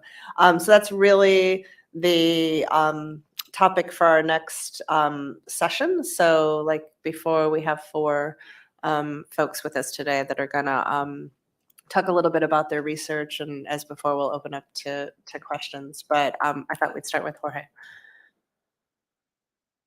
Well, thank you, everybody, for having me here. So I interpreted the guidance a little bit more focused on entrepreneurship in the economy, and I prepared my remarks a little bit broader than just just my papers, and so I'll approach it that way if that's okay. So I'll first talk about the role of startups in the economy. Then I'll talk a little bit about how they relate to kind of larger corporations. Then I'll jump a little bit, if I have time, to talk to you about the U.S. entrepreneurship ecosystem. There I had the privilege of working with the National Science Foundation in the Regional Innovation Engines program. And so I can tell you a little bit about that and how to think about that at the regional level. Okay, so in terms of role of startups in the economy, you can really approach it from 3 different kind of angles, right? You can take the facts-based angle, more the theoretical kind of understanding of what they matter, and a little bit you can also take a social angle. And so if you look at the facts, starting with the facts, startups look pretty important, right? So work by John Haltiwanger shows that in terms of net job creation, the startups basically do most of the employment creation in the United States. And if you look at gross job creation, they still take, if I remember the number correctly, about 40%.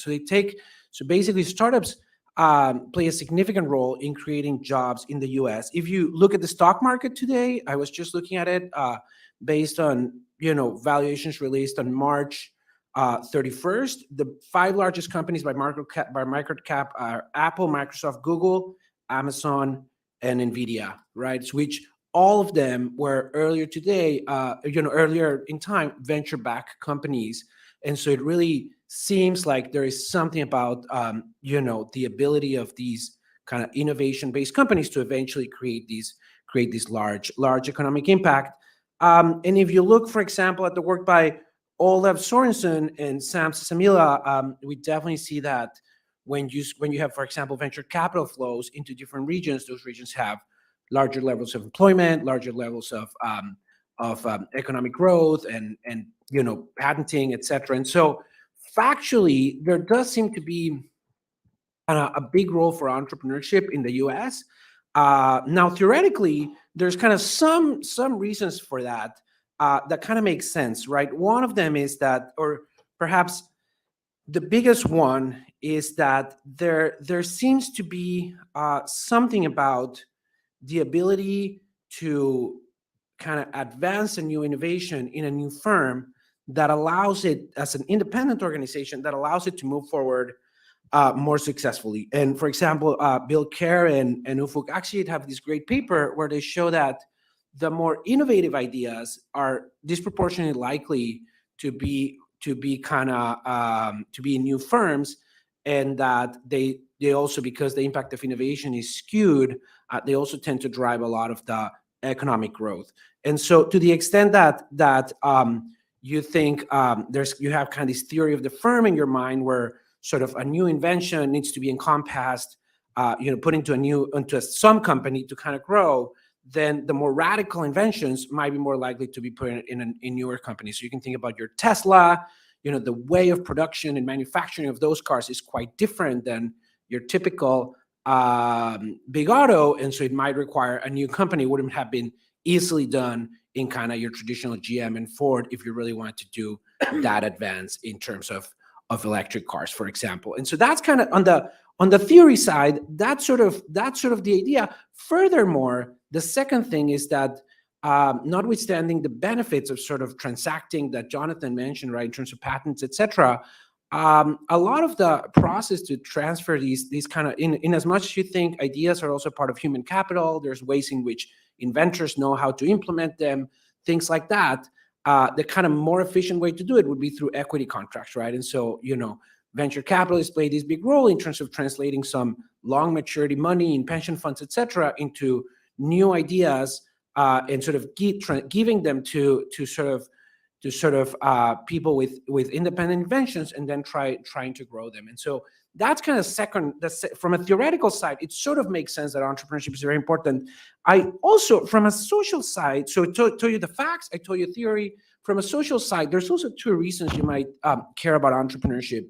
The first one is that not everybody, but at least for some, entrepreneurship seems to be a way to, especially those that have a lot of talent, but not the same opportunities where they're starting out. Entrepreneurship seems to be a way to sort of allow them to create more wealth. For example, I had one of my students has this paper on formerly incarcerated individuals, and for formerly incarcerated individuals, especially those that score highly on sort of IQ tests early on, or that go to prison early on where they don't get the formal education. Actually doing things like entrepreneurship allows them to sort of, Jonathan mentioned this, the market to prove their value when they cannot get it through the credentials. And so to the extent that matters, it's important. The other version on the social side is that by and large today, and I'll come to that again when we talk about the regional innovation engines, is that it seems like the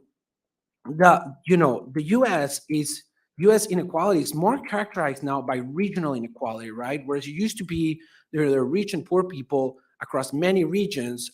There's more divergence, between regions, right? So there's regions and those regions also seem to be characterized by a divergence in terms of how they're faring in this kind of entrepreneurship and innovation economy. And so, you see big wealth increases in Boston and Silicon Valley, et cetera, and they seem to be sort of doing very well in the entrepreneurship economy, and then sort of wages are going up, and the contrast can be said about other locations. And so to the extent, and that was really kind of the one of the reasons for these regional innovations and innovation engines, where it was this sense that if U.S. inequality is now more characterized by regional differences to the extent that you can bring regions into the innovation economy, it can make a difference in sort of inequality overall. Okay, so that's the role of startups in the economy. Role of large corporations. Now, this is consistent with Julie's view. So those of us in research actually see a lot of important roles for corporations. Of course, there's certain sense where everybody was small ones, and so I mentioned 5 large companies. But we do, there are many things that matter for startups in what you might call an open innovation paradigm, which is where a lot of these ideas of young companies end up being commercialized, as Jonathan mentioned, by larger ones. So for example, even with venture-backed startups, we see that 8 out of 10 successes to come out as acquisitions rather than IPO or a kind of integrated company commercializing their products. When we looked at Israeli companies, Sharon is in here, but and we looked at what do they get, for example, when they come to the US that they don't get in Israel. This is work that I did with Ana Maria Conti. We found that actually a lot of the benefits that they get are not about inventing more things while they're in the US, but it's really this access to markets, and part of it was the market for acquisitions. And so if you're an Israeli startup coming to the US, you get a lot. You sort of have a much higher expected value of your company, but it is not because your underlying invention changed per se, but it is because we can access more customers, maybe more capital, and certainly a lot more targets for acquisition that really change that. And so these things seem to integrate quite positively, actually, in terms of role of corporates making the innovation ecosystem work. And so really thinking that ecosystems view, that's where there's this third piece let me check my time. That's where there's this third piece where we work with, it was me and Scott Stern and Heidi Williams who work with the National Science Foundation on their new Technology Innovation and Partnerships program in the Regional Innovation Engines program. And this was a really interesting program. What they were trying to do is actually quite different, right? So NSF typically, they think about technological categories and they fund technology directly, right? So you have there are certain inventions, or certain science that needs to be done, and they have a call and they have panels and they fund that. And to the extent that there's regional spillovers, they're kind of an afterthought. You expect they would happen, but you don't directly invest into that. Now, oftentimes that could mean that a lot of the money is going again to these regions that I mentioned, right? Your California and your Boston and other ones. And so actually the TIP initiative and especially this RIE program is instead much more focused on enabling regional ecosystems, right? And enabling the functioning of those. And so that's one reason I'm excited. I'm really excited about what ITIF does, because, it did seem to be, one sort of, when you think about the logic of it, I always think about this Ben Jones and Larry Summers paper that shows that basically they did this estimate of the social return to innovation, and it showed that for every dollar that goes into the innovation system, there seems to be at least a 4x return, right? And so there's just seem to be like, in as much as you can, right? And we mentioned the numbers, they're kind of pretty big. So if you can but that's kind of heterogeneous across different places. But in as much as you can change the return to innovation in a specific location, you actually can make quite a difference. And sort of you would change that by enabling kind of this ecosystem to work better, and sort of like, entrepreneurs connecting to corporations, as we mentioned, also to capital and government and academia. And so, eventually trying to get to a little bit of a competitive advantage. During dinner yesterday, we talked about industrial policy.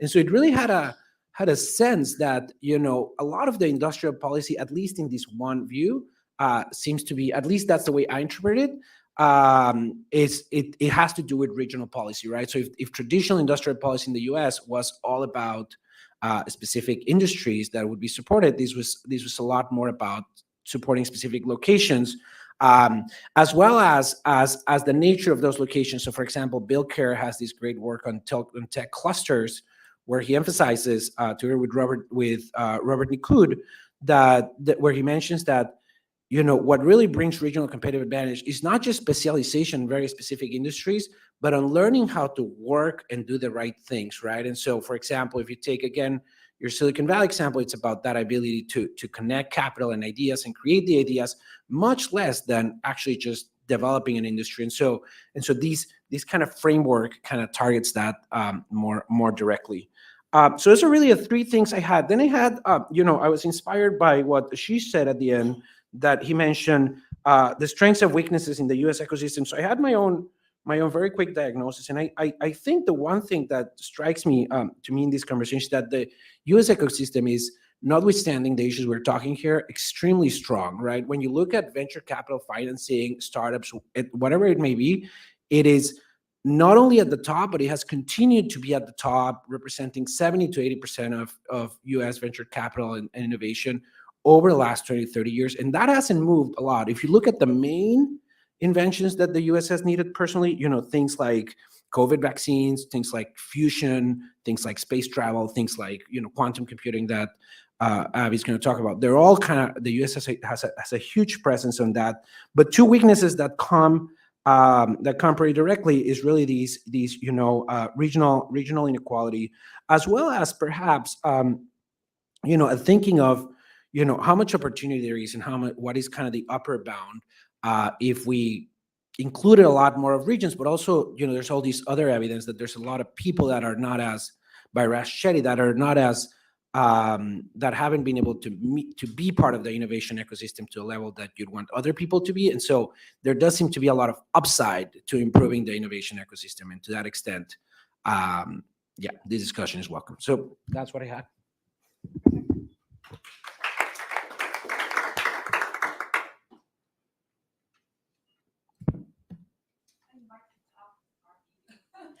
Use the mic.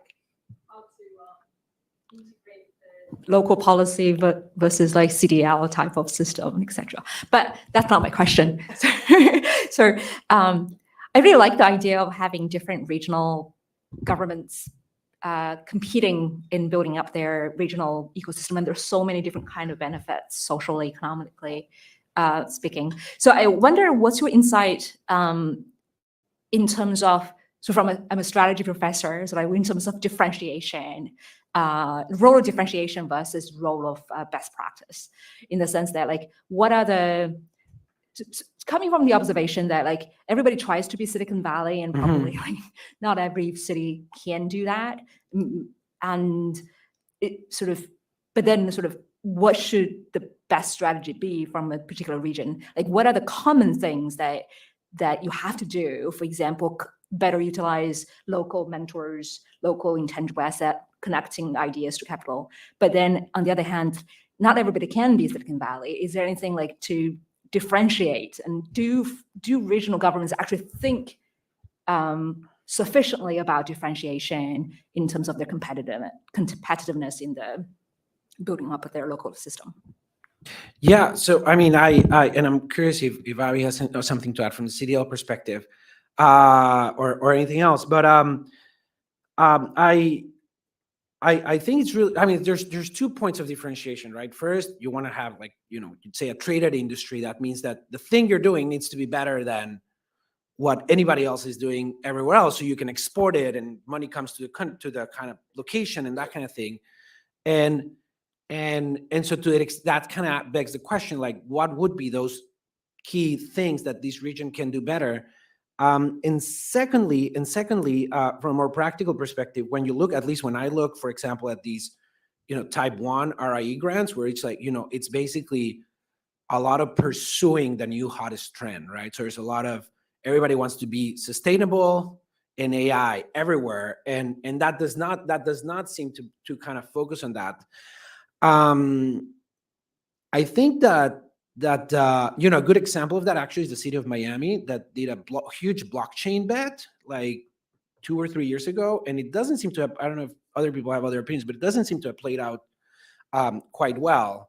And I think in part is because it didn't have the underlying assets. So I don't have a big answer in terms of what exactly should governments do, but definitely I think part of it seems to be like a lot of focusing on the hottest trend rather than an inherent advantage that they can build from. I don't know, Avi. Okay, I've been referenced a couple of times, so just so that you know the context here. So I help run a program for science-based startups to commercialize deep technology called the Creative Destruction Lab. Alberta's part of it. Hong has been part of it, and Sharon's brother's been a big part of it, actually. And what we started in Toronto in 2012, and by luck, in that first cohort, there was an AI company, which turned out to be a technology that grew and became a big deal.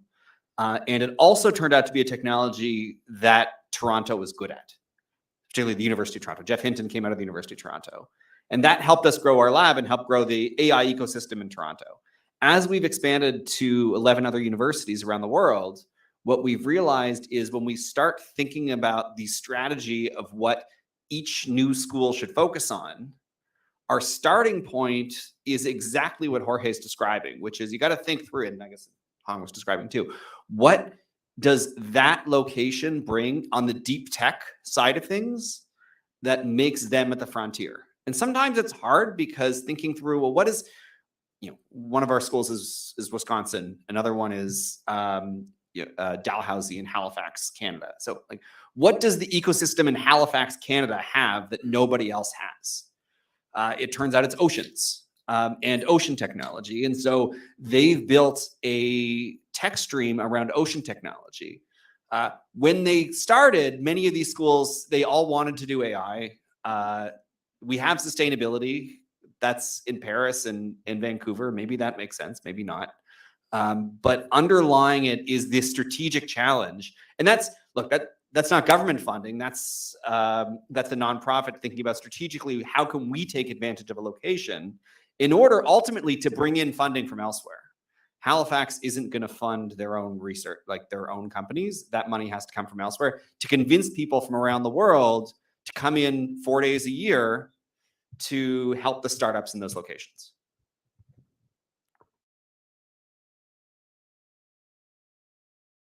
Thank you, Jorge. Just putting a plug for the work of USPTO, we would agree with the weakness you identified, that the inventor base is not broad enough. And I just want to point out that PTO has pursued several initiatives to try to broaden the inventor base. The Women's Entrepreneurial Program was co-founded by Secretary of Commerce Gina Raimondo and PTO Director Kathy Vidal. We have a Black Innovation and Entrepreneurship Program that's been expanded. We are working with new educational programs at minority-serving institutions. We also have work to help first-time inventors, micro-inventors, and a pro bono program. And when we look at the participants in that, they're disproportionately women and underserved communities relative to the overall inventor base. So thank you for identifying that, and that's something PTO is trying to be part of the solution on. So I'll do a second plug for the PTO, Michael, because I was really inspired by the work of Peter Anthony Papas, where they did I'm now trying, I don't know if somebody knows this paper better than me, but they did what data USPTO was provide advice to pro se inventors, and there for, I'm sure everybody's familiar, but in case somebody isn't, it's people that are just applying for a patent by themselves rather than through a lawyer. And what they found was that advice was particularly helpful for minorities, as you mentioned. And it's a really interesting work. And I think the other thing that the PTO is at the frontier is their willingness, because it was sort of a somewhat small experiment, but their willingness to do, this, we talk about experimentation in policy, and the willingness to do that there actually made a difference. And so, to the extent that other policy experiments that can be learned from and scaled, I thought that was a really good experience to learn from. So just to follow up on that a bit, I'm wondering if you could come up with some suggestions for local governments on how to promote innovation. We don't have, again, I hate to use the China comparison favorably. Somebody said I'm in a panda hugging mode today, but I don't think so. Local patent offices exist in every province has one, every major municipality has one, as well as a local trademark office, and usually a local plan. I know San Jose has a chief technology officer. I don't know how much that contributes to what goes on in San Jose, or maybe it's important signaling, even if it doesn't contribute that much. I know you mentioned Miami made a bad bet on blockchain. I think probably the worst thing for a local government to do is to presume it understands the totality of the national or international innovation ecosystem and say, they might as well go to the horse races and bet on a horse because they just don't have the capacity to absorb that. Most of them, I mean, there may be some that do, but most of them do not have that information. So what's the message here in terms of creating innovation in the US in terms of government structures and policies? Right. So that's, from a NSF, let me start from what was different from an NSF standpoint in the way we're thinking about it, which builds a lot on what we've said, which is, and Miami is a good example of what not to do, in the sense that for a regional perspective, it's really hard to believe that somebody that knows the city well, like a mayor, would also be able to pick the right trending technology, right? But it's also a missed opportunity because there's a lot of people that know a lot more in the region, right? There are people that are more local. There are people that have the expertise. The obvious example has two things, right? It has a great organization that brings people together and actually change the conversation in Toronto in terms of how technology becomes success. And so that is a real thing a government could presumably something similar could do, right? But secondly, it had latent capital that was, and kind of intellectual capital that was interested in growing. So I think identifying that, bringing it together and providing the kind of fertile ground where it can grow would make a big difference. And that's kind of the point we make, and we sort of go into more detail, and these are the different stakeholders you would think about. But it's really, I think the one thing the government can do is make sure people are at the table and make sure there's a kind of shared understanding of a new kind of set of goals, but really what exact ideas and companies should grow. I think there's a lot of people with a lot more information of that where we can let, we talk about the market, working it out. I think, my feeling is that would be better done that way. Does that answer your question? Somewhat. It does, but it wasn't the answer I was looking for. Which is fine. AI. I had a question that might take us in a little bit different direction. And so you had mentioned, unfortunately, when Sharon was out of the room, about how all the Israeli startups want to come here so that they can access our market and be acquired. It just made me think about, there's this sort of pushback against acquisitions of startups in the antitrust community right now. Mostly, I think, because there's this confusion between what you called radical inventions and what I think of as like more incremental inventions, right? Within was not going to displace Meta. But it just got me thinking, like, should we be concerned at all that this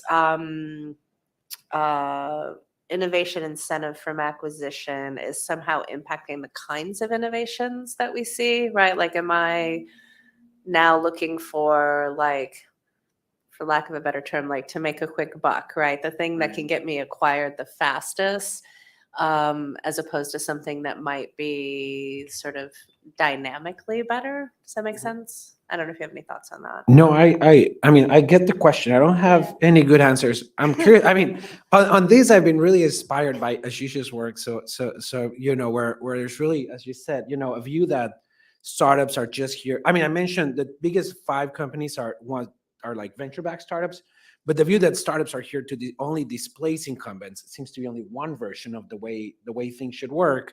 And of course, on the other hand, we have markets for technologies and ideas, but I'm not sure where the right balance is. I don't know if somebody else would have any thoughts on that. I feel like Adam has a thought.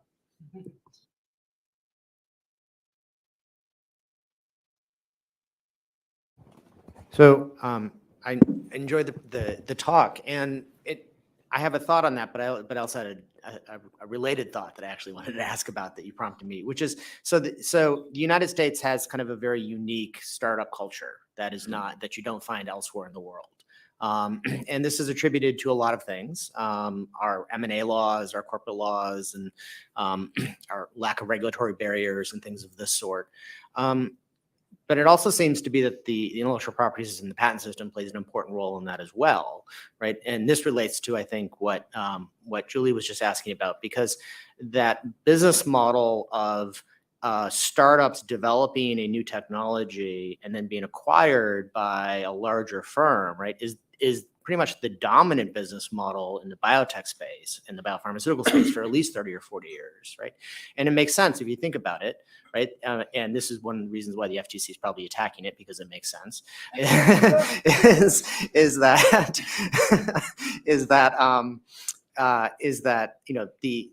that the startup has the patent, right? So they have what I would call loosely the innovation capital, right? They can be nimble. Their property right gets them the venture capital financing, and they can kind of do the early stage development and research, right? And then when they reach the point where they now need to do downstream, more capital intensive final development, stage 3 testing, FDA, and also scale quickly on manufacturing and commercial distribution, well, that takes advantage of large firms that have that capital, right? So in this sense, to what degree are patents actually contributing to this really important kind of startup culture that we have? Because other economists have also identified the importance of patents to startups. So I'm thinking of the Ferrar-Mensa and Hegde paper on what is the worth of a patent. And to what extent is it relate to some of the things that Mike and you talked about too, in the sense of the democratization of invention, as Serena Khan has called it, right? Because as a property right, anyone can access it. It doesn't ask where you're from or who you are. And in fact, that has been kind of an important aspect of the United States as well, that you don't see elsewhere in the country, that we have low patenting fees, the accessibility of the patent database and things of this sort. So, you know, it is a very heterogeneous situation of all these different influences, but one often doesn't see the patents talked about as much as I think one would hope to see. So what do you, I don't know if you have any thoughts on that. I mean, And it relates to your question too, my- because yeah. then patents play a key role in that startup model of wanting to be acquired. No, my own take on that is that, you know, patents definitely play an important role. We mentioned earlier today BioNTech, and it's an interesting problem, the COVID vaccine, because you definitely see Moderna with a fully integrated business model competing with the incumbents, and BioNTech collaborating with so one collaborator, one competition in exactly the same market category, and you see that quite often, actually in different categories. And so I think you know, it's sort of like, you know, like Hong, I teach strategy, and we think of this as a big strategic choice for the entrepreneur. Do you compete? Do you collaborate? But it definitely opens that ability, and we definitely see a lot of kind of more collaboration-oriented strategies enabled by the IP law. Yeah, interestingly enough, it's funny you mentioned biotech and Moderna, because Pfizer originally wanted to purchase BioNTech. So that was so they originally went to BioNTech and said, "We'll purchase you." Okay. And BioNTech said, "No, we want to become like you at some point. So we'll look at enter that. into a license deal with you," which is what's facilitated by their. So in their that patent. case, that patent actually allowed less collaboration compared to the No, acquisition well, counterfactual, I like would- the right level of. I would argue more, right? Right, Because right. it allowed two separate firms, then it allowed one firm to have the choice of how to Right. collaborate, right? Do we collaborate through a merger, or do we collaborate through a licensing deal? Yep. And in fact, that's one of the most amazing things about the whole COVID pandemic as well, is that I think there are about 300 or 400 separate licensing deals between and amongst all these different firms in the biopharmaceutical sector at all different levels, where they were sharing knowledge and they were sharing manufacturing capabilities and just supply chains and things of the sort, which is how they got to 100% production levels for the vaccine so quickly. Right. Yeah. If only there was a way to get around that patent thicket.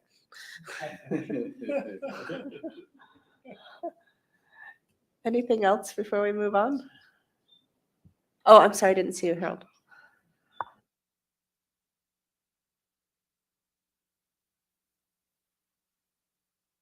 Thank you for a stimulating discussion. This topic has been around for at least 3 decades. I first heard about it in the early 1990s. Everybody wanted to imitate Silicon Valley, and every local and state government saying, how can we build our own little Silicon Valley? And it's created this cottage industry of consultants advising local governments about how to become the next whatever. That's maybe the bad news. The good news is that, in fact, this has had some positive effects in that states and local governments do focus a lot more on tax policy. They do focus a lot more on local education policy. They compete intensely to attract new businesses. If there were a simple formula to develop the next Silicon Valley, then everyone would be the next Silicon. So by definition, that doesn't work. But on the other hand, having state and local governments have more rational policy to encourage business location, whether it's taxation or land zoning or integrating educational institutions into attracting businesses, it makes a lot of sense. And they have gotten much, much better at it. A good buddy of mine is the Secretary of Commerce in South Carolina. I was visiting with him recently, and it's just astounding how much knowledge he has about what every single state in the country is doing and about every business opportunity. And they're all competing for the same businesses. And he gets really upset when Georgia gets one that he thought he should have gotten. So there is no magic solution, but everyone is, I think, getting better at it. Yeah, no, I mean, I think that's a great point. Josh Lerner had this book in 2009, which was kind of retrospective, called The Boulevard of Broken Dreams, on venture capital efforts. It was basically, 2009, you would see it. It was full of failure, kind of looking back, right? A lot of efforts and very little success. But I think between now and then, we've actually learned a lot of good things that do work, right? That are kind of more actionable. We know accelerators work. We know something about R&D credits. We know something about non-competes. We know sort of, you mentioned, infrastructure works. Alberto has a great paper on that. And so, it just seems like we have much more actionable things that we know, that we see the evidence that they have moved the needle, rather than kind of just thinking how to do that. And hopefully that'll give the opportunity to have sort of a much more success in this new wave of efforts.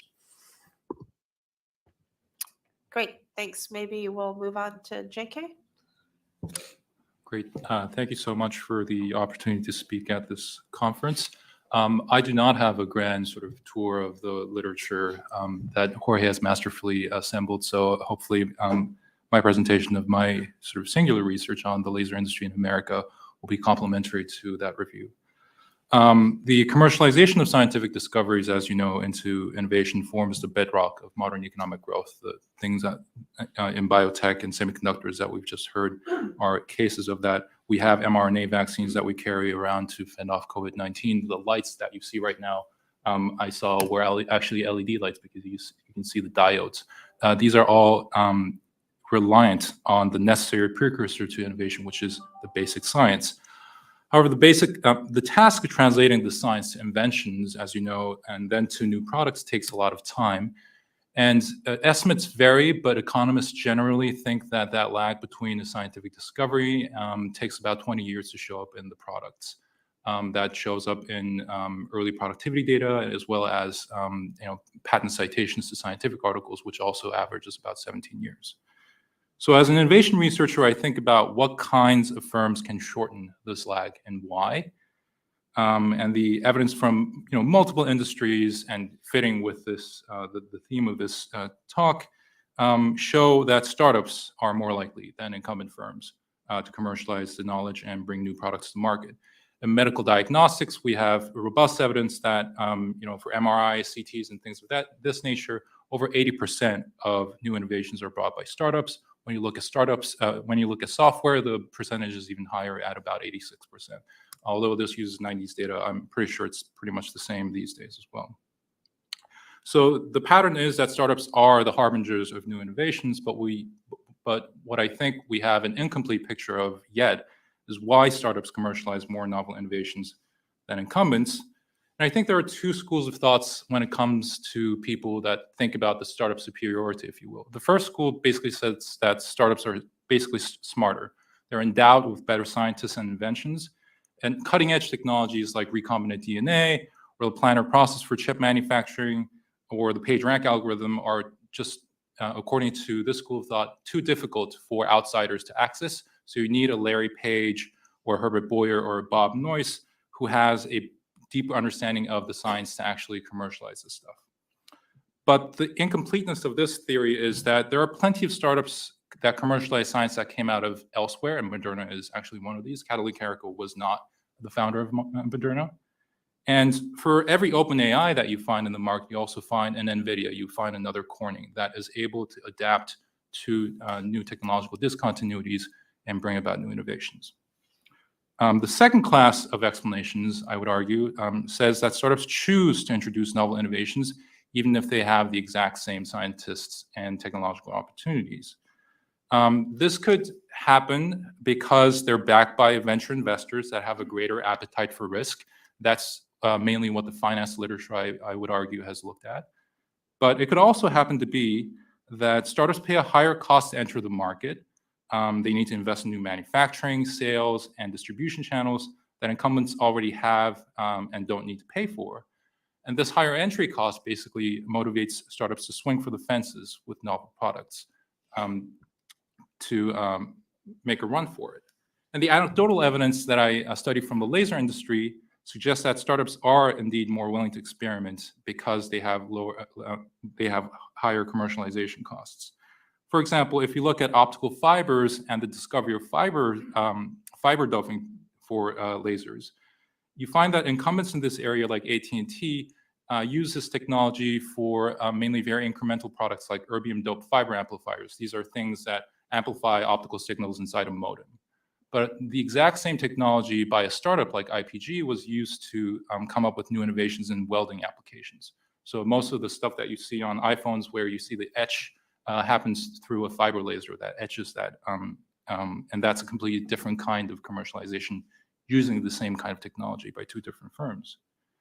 But of course, teasing the entry cost story that I just told you, apart from the startups are smarter or startups are braver or risk-loving story is a little difficult because firms do have different endowments and do have different risk preferences.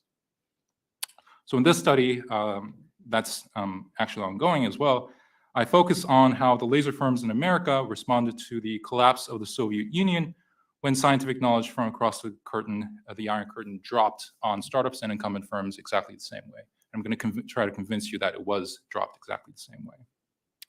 I focus on laser science from the Soviet Union because although we've heard from Mark that communists can't innovate, this was ironically an area where the Soviets were actually very excellent at.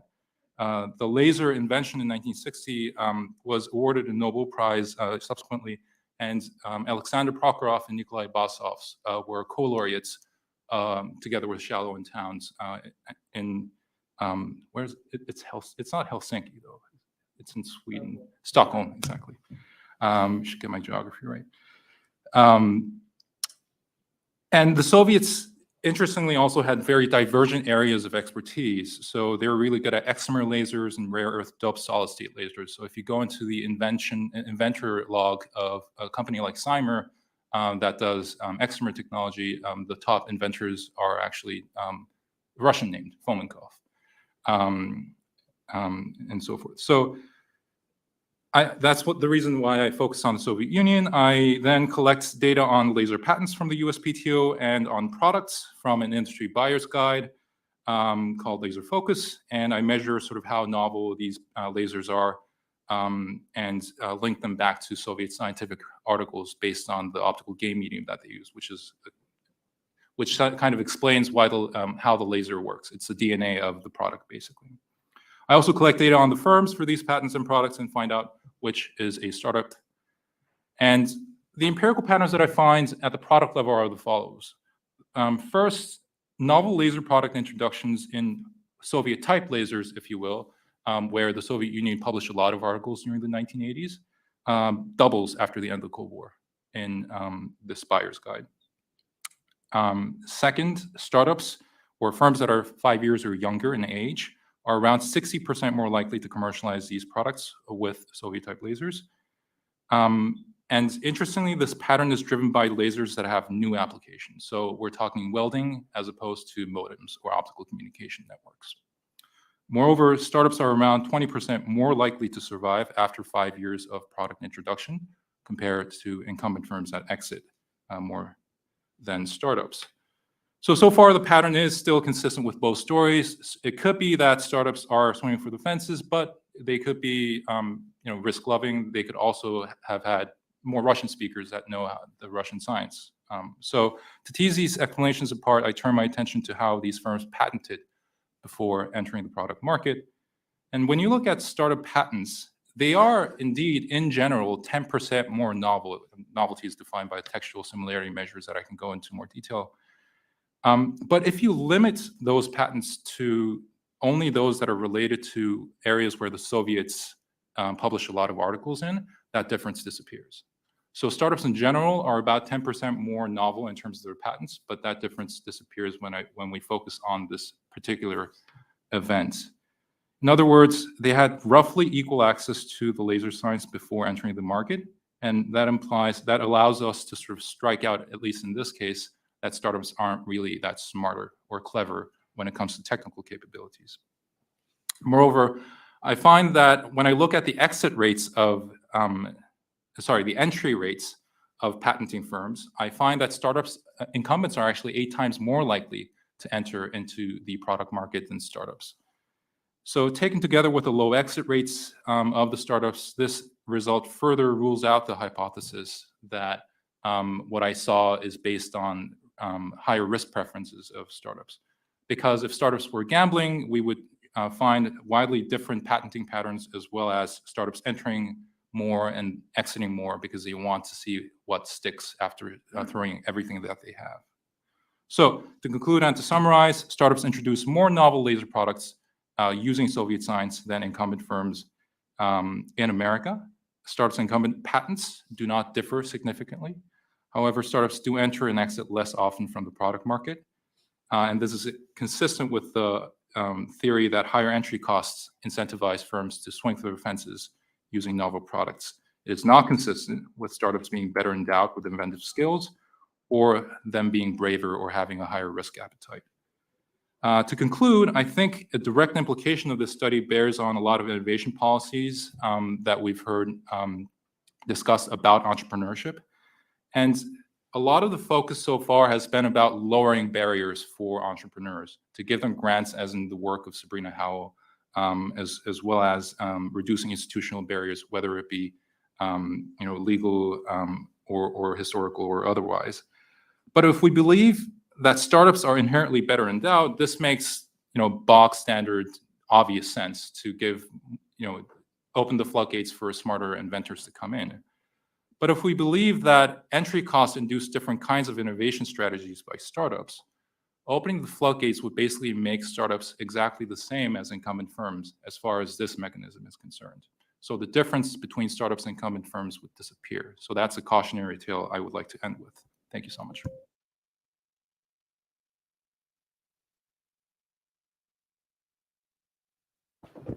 Thank you. So, JK, so the story that you tell, first of all, a really great job. The story that you tell is essentially that there is a selection mechanism which induces small firms to kind of swing to the fences. And I'd like to kind of ask you to clarify what it means. I guess if we condition the sample on small firms, we would expect to see disproportionately more Soviet inventions, no Soviet lasers. But if we essentially ask the question of which type of firms are responsible for introducing more Soviet lasers, are the big firms or small firms, I would be very surprised. At least I'm not sure that the model that you have in mind can explain why small firms dominate the market.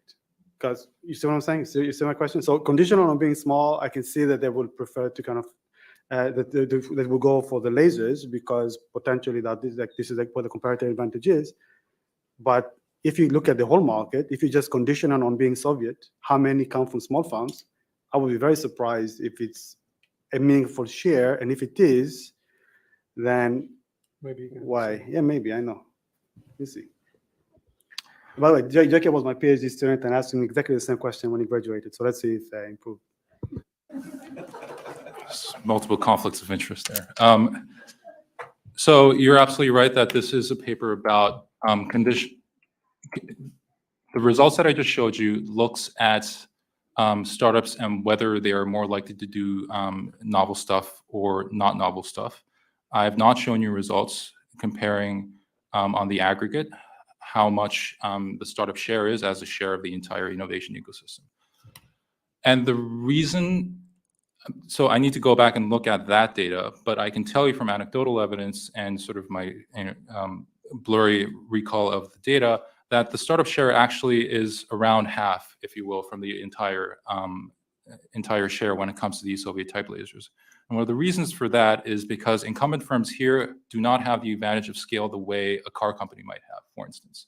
So even if you have the complementary assets and the manufacturing capabilities, it carries only so far as your Klepperian sort of cost decreases that you can achieve.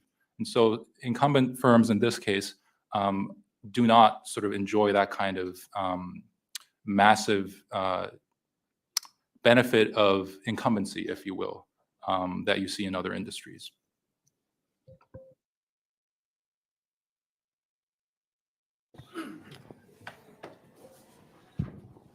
You have a really interesting study. Thank you. Just one small data question, actually just a comment, and then just a broader question. Where you see incumbents entering the market, I wonder if there's data telling you whether they entered the market through acquisitions because, for example, Google, when it enters markets, it often does so through cluster acquisitions. The entire G Workplace suite was done that way. That's just a comment. The question is to what extent is the swinging for the fences hypothesis, to what extent is that related to the Williamson's high-powered incentives idea? Because to my knowledge, one of the explanations that you see in the econ literature for why small firms outperform on radical, non-incremental innovation is that the entrepreneur can capture more of the upside in the case of success. And the other part of that explanation, which is after Williamson, is that the compensation norms at large corporations are not equipped to set a compensation schedule that can adequately compensate the entrepreneur for the high risk return reward. And you actually see some hybrid transactional forms in the CVC space and Cisco trying to achieve this through hybrid transactions, but the most common way is just the entrepreneur leaves the firm and starts a startup so he can get more of the upside, and the employees who are sort of stuck inside the firm just don't have the same motivation because most of the gain is going to their employer. Right. So for two great questions, and if you don't mind, I'll take them in reverse order. I think the Williamsonian sort of idea, or more accurate, I'd say the property rights view from Aghion and Tirole, you're absolutely right. If there is a lot of uncertainty in the technology, it's better to give the residual rights to the research unit rather than keep it inside the contracting unit, such that the residual unit, like the research unit, will exert the most effort because they're going to claim the residual, the upside of that technology. Now, if that were the case, and this is sort of a defensive point, and then I'll make a general point later. If that was the case, I think I would discover that the startup patents would be significantly different from the incumbents, which I actually don't observe. I think partly one of the reasons for that is because the incumbents themselves have ways to sort of complement their lack of, if you will, incentives by giving these long sort of guaranteed employment, which is what Corning does, for instance, and firms like IBM and AT&T used to do, a university-like environment where you're not penalized for going for crazy ideas. As you'll know, the seminal sort of semiconductor diode laser achievements happen actually in AT&T and RCA, which were large firms. So I think there are countervailing incentive schemes that large firms can presumably come up with that the theory does not capture. On a general point on the data side, I would say that I'm not able to observe the sort of employment contracts, if you will, so I can't really answer this on a data level. So that's my sort of way to wiggle out of that question. The second, the first question that you gave was about the entry. Yes, about entry through acquisitions. I observe them. When I do, I code them as the entry by the incumbent rather than by the startup that got acquired. So that's how I code it. It's manageable because there are about 400 or 500 firms, so I just Googled all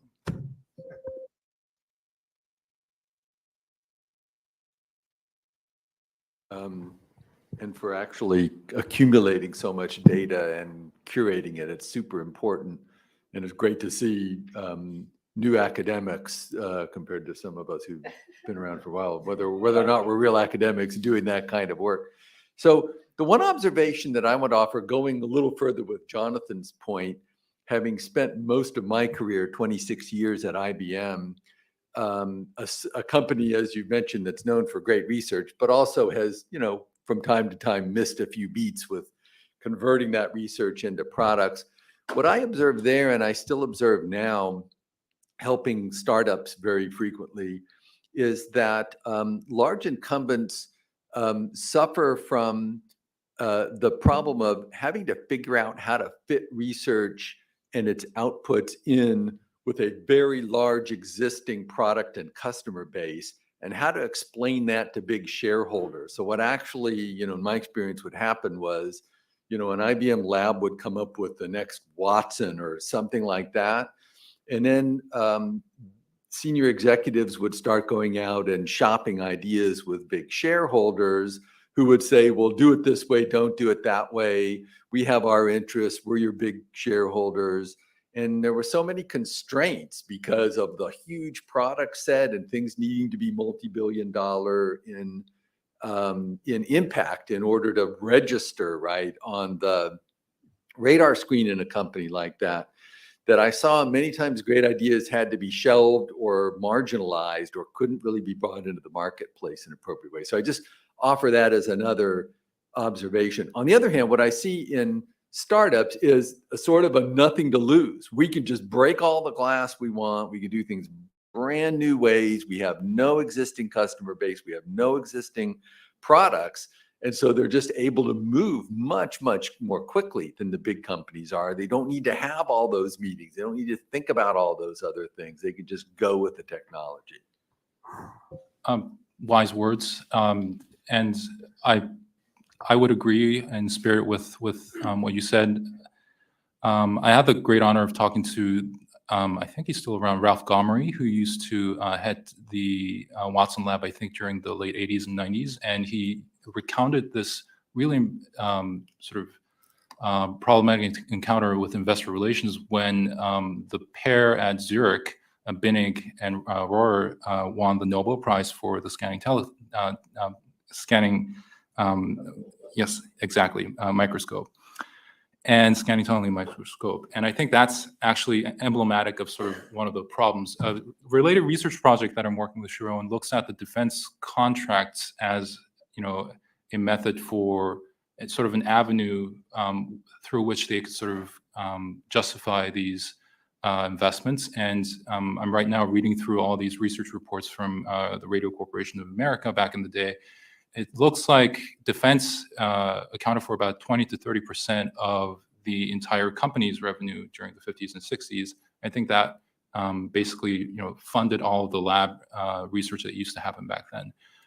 These days, I'm not sure what the numbers are, but I'm willing to bet that it's probably lower than what it used to be during the Sputnik era. So that there may actually be a separate case to be made for defense funding for research in that respect as well.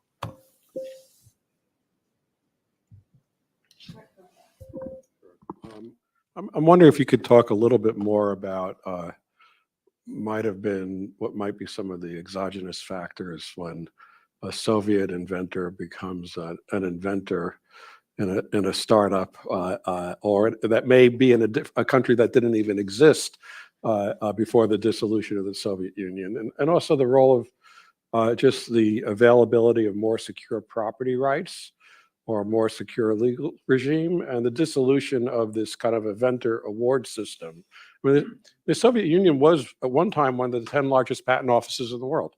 It was about, if I recall, 20 or 30 years ago. But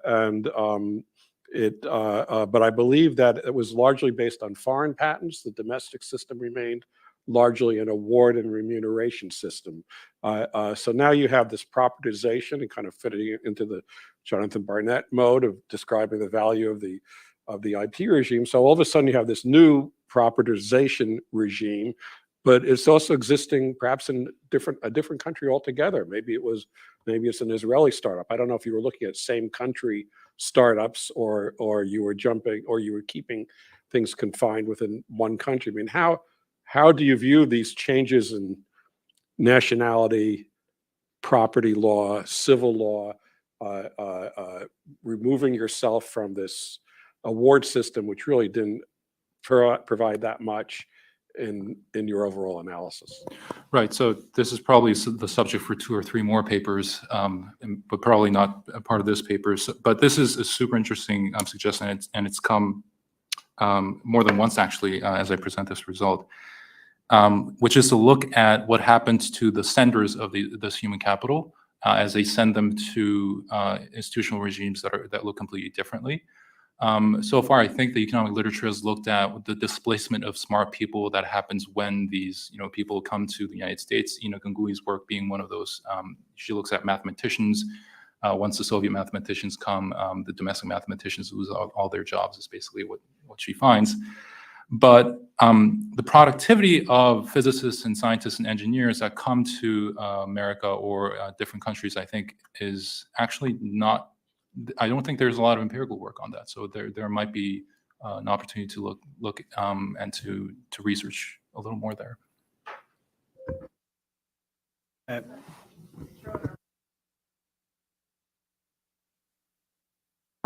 So I think my comments is sort of inspired by David's comment about sort of the constraints large corporations face, and also like very much relate to the sort of work Philippi Sazar's modeling, which traces intellectual foundation to Sun Stigler's polarchy versus hierarchy in terms of decision making when under uncertainty, right? So the basic idea is that when you have uncertainty, there are type 1, type 2 errors, and in different contexts, the relative cost of type 1 versus type 2 errors is very different. And large firms actually, counter to what you claim in terms of entry cost being lower, actually the opportunity cost of failure is actually much larger for larger firms. So it's consistent with what David says about like the kind of constraints, not to make mistakes, that kind of thing. So then sort of the theory would dictate saying, oh, you use higher threshold in selecting projects, which gets to the hierarchical selection mechanism, which more likely to lead to incremental innovation, versus when you have like lower opportunity cost of failure relative to gains from success, you may have the other way around. And just relatedly, also reminds me of what Joel Fogel's paper about like lower barriers to entry when you can't really predict the quality of the idea ex ante. Actually, lower barriers to entry actually correlate with greater sort of upper tail of invention. So these two sets of studies just a little bit counter to what the frame that you have proposed in terms of the selection mechanism of higher barriers to entry lead to greater innovation, et cetera. So there's something to think about. Yeah, no, those are, I mean, spot on, I think, and that's, both were actually the first one I definitely thought about a lot. So correct me if I got this right. Incumbent firms will incur just as much entry cost when it comes to, or just as much or more entry cost because failure it has a much higher penalty, and therefore, they should be, startups will not necessarily have higher entry costs compared to incumbents because of all these other factors. I think so I agree that is a problem for the modeling standpoint. The empirical answer to that is that the patterns are what I observe, and the startups in my setting do more novel inventions, and they are less likely to enter, which seems to tell me that, which I use to deduce that startups do have higher entry costs. And this is a sort of fancy way of saying that this seems to have a conservative bias, this story, because if you're saying that incumbents are more like startups, then why are we seeing these results to start with? The second point, I absolutely agree. In the paper, the model basically assumes that the innovator has some idea of there really isn't that much anti-uncertainty when it comes to the choice between a novel option and a not novel option.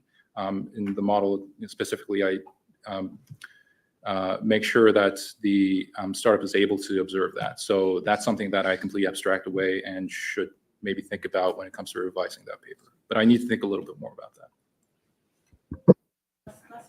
that. So actually, questions for David, if you don't mind. So you mentioned IBM. So a big firm has an option, essentially, if size is a limitation, a big firm can also become small. Like if we think about Google, reorganization as Alphabet, essentially organizing the different research units, the risky units as separate firms, IBM has not done the same. So what do you think, why do you think we don't see like big firms engaging? If IBM, for instance, wants to go into a risky business and there are like lots of barriers associated with being big, what prevents this kind of company to kind of spin off, have a subsidiary that does the risky stuff like Alphabet did? So we see some companies do that, some companies don't. Any thoughts? Yeah, that's a great question. My observation when I was there was there was a desire, and an understandable one on the part of the senior most leadership, to keep the company together and to keep it focused on sort of its main things: services for banks, services for insurance companies, service for airlines, things like that, and to not get distracted. I was an advocate, though, of the approach of let's figure out ways to spin off some of these great technologies to keep the company in the game in some way, the way other companies have done much more successfully. But there just wasn't an appetite for it at the time. So it's a kind of a culture leadership thing.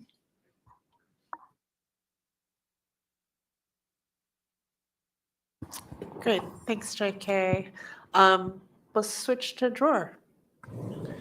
Okay, thank you all for having me. So today I'm going to discuss two papers that I've worked on in the last 5 years as a PhD student at Duke. First, a co-authored paper with Ashish and Sharon and Matt Marks, who is currently at Cornell, and the second one is my own solo work. So the first work, we asked, I guess, a very basic question: do patents actually work? The premise is that patents provide an incentive to innovate. But do we see an incentive? Do we have evidence that patents are able to do that? So there's a lot of literature about this, especially in the general economy and how patents shape the innovation ecosystem. But what about within the firm, an innovating firm? Is having patents driving subsequent innovation for that specific firm? And there are several works on this. Alberto has a great paper looking into subsequent inventions. We decided to look at subsequent scientific research. So given a firm is doing scientific research, is having patents, strong patents, an incentive to continue and invest in that area of work? The challenge is that if we look at two research trajectories within the firm, one has patents and the other one doesn't, it's hard to compare them. It's not something that we can infer the way that patents are influencing the firm's decisions. So we need a more elaborate setup to look at that. And so what we did is we found pairs of papers, scientific papers, matched to patents. And then we built on work by Hongi here next to me that we found cases where patents, the de facto strength of the patent was weakened after the patent was already granted in an unexpected way. And so once this happens, how does the firm respond? Does it continue to do research in the same area, or would it shift to other areas of inquiry? And what we found is that, well, happily, patents do provide incentives for firms to conduct scientific research, and a reduction in the strength reduces the firm's subsequent investments in the same science. We also looked at who are the ones that are benefiting, when is patents are more important, and we found suggestive evidence that patents seem to be more important for firms that lack commercialization capabilities. They substitute for commercialization capabilities. So firms, especially, for example, younger firms or smaller firms that need the time to develop these capabilities or be able to license the technology to others to commercialize, benefit more from these patents. And this also speaks to earlier discussions about the division of innovative labor and how patents shape the way that the ecosystem is designed today. Moving to the second paper, the project that I'm working on now, I'm going to flip the point of view and look at another, I guess, a basic question that bothered our group. Why do firms invest in scientific research? Why do they conduct science? Why do they disclose their findings in scientific publications? Especially given that we see that they have to go through all the trouble of protecting this science with patents and making sure others are not imitating them, and all the risks of knowledge spillovers to rivals.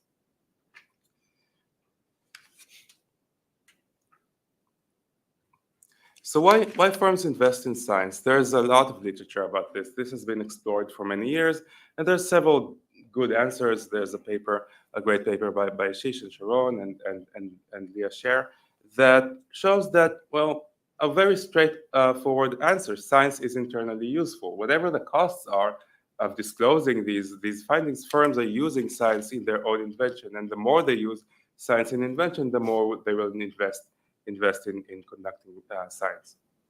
There's also the view that external science that already exists is not something that can easily be tapped into. Firms have to invest in their own science to be able to absorb and assimilate stuff that's out there.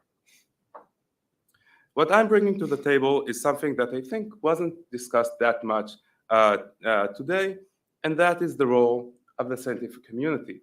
I think it has an important part if we're discussing the innovation economy over there on the board. What is the role of science coming out of universities in the ecosystem? So Megan discussed PhDs as human capital that is feeding the ecosystem, but what about the science itself? And specifically, what is the firm's ability to influence what the scientific community is doing? It's one thing to be able to absorb what's already been created and use it in your own invention, but what if some firms have the ability to shape the direction of what academics are working on in ways that can eventually be privately useful? This is what I was after in this project. So to give you a couple of examples, UDC is a company that has a leading company in technology of OLED displays. So whenever we buy a cell phone or all these displays, we pay them a little bit for licensing their technologies, and they regularly publish the scientific publications with the findings that they are working on. I look at these publications published by the firm, and then look at scientists outside the firm, completely unrelated, citing their papers. I see this group at Hong Kong University, unrelated to the firm, suggesting a way to improve the performance of OLED displays.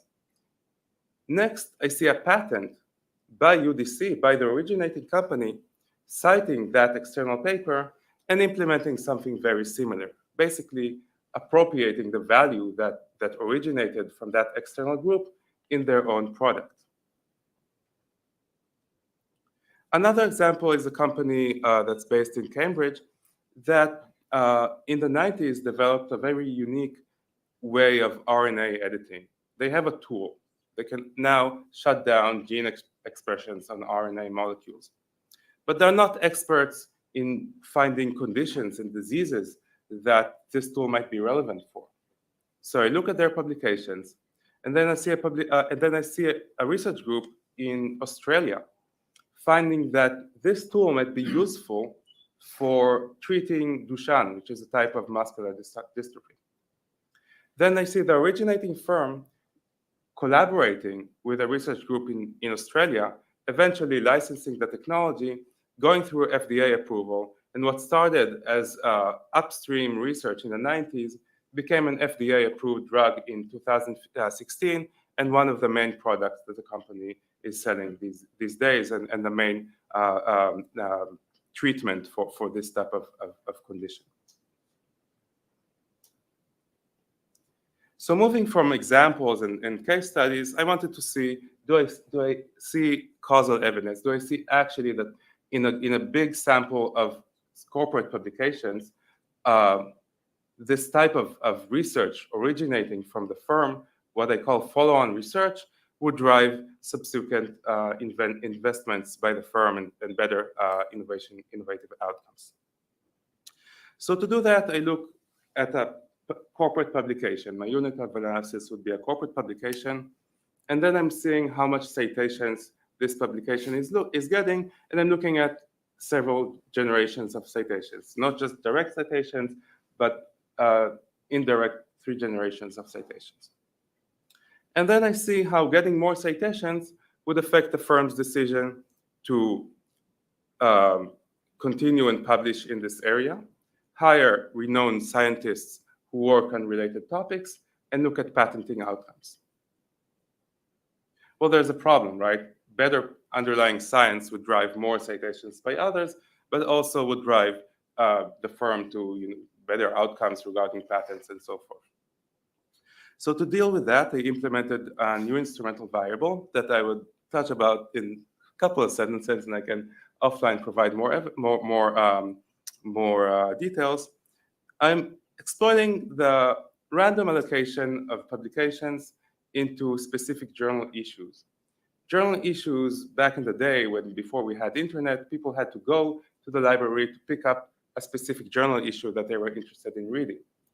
Turns out that in journal issues that had prominent authors got more attention compared to other issues of the same journal.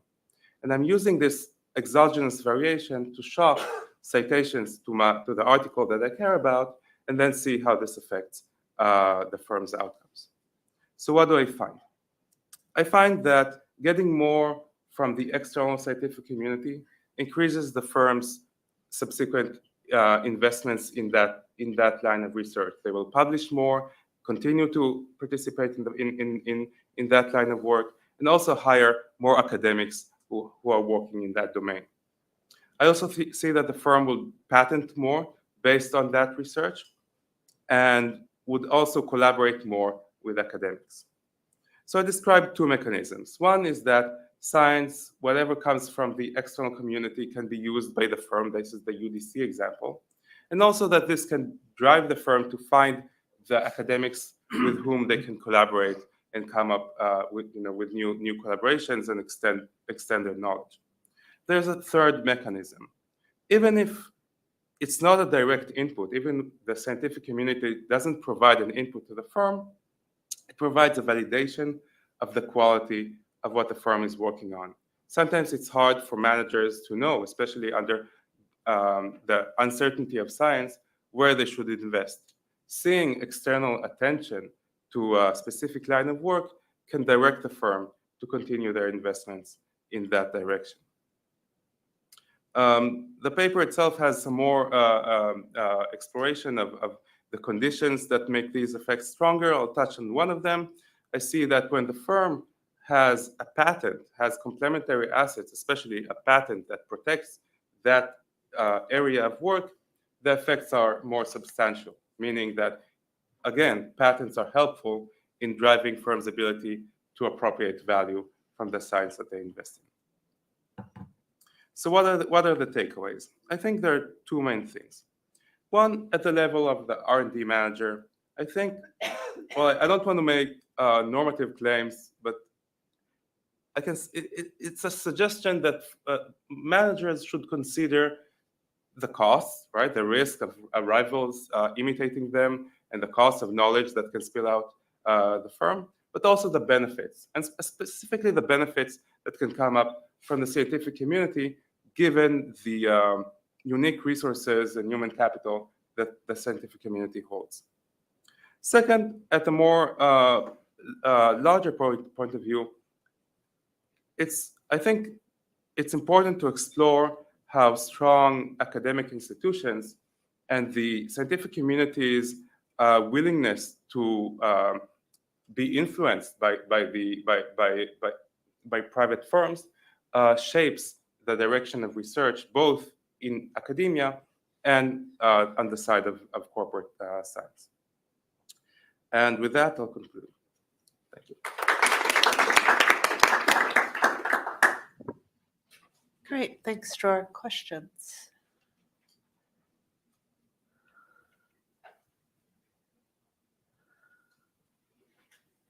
Go ahead, Jonathan. Yeah, this is more in two observations, not really questions. Just one small point. I wonder if you've considered whether the publication policies of some of the companies are driven by an effort to attract academic researchers. So they're giving up on some secrecy in order to create a quasi-university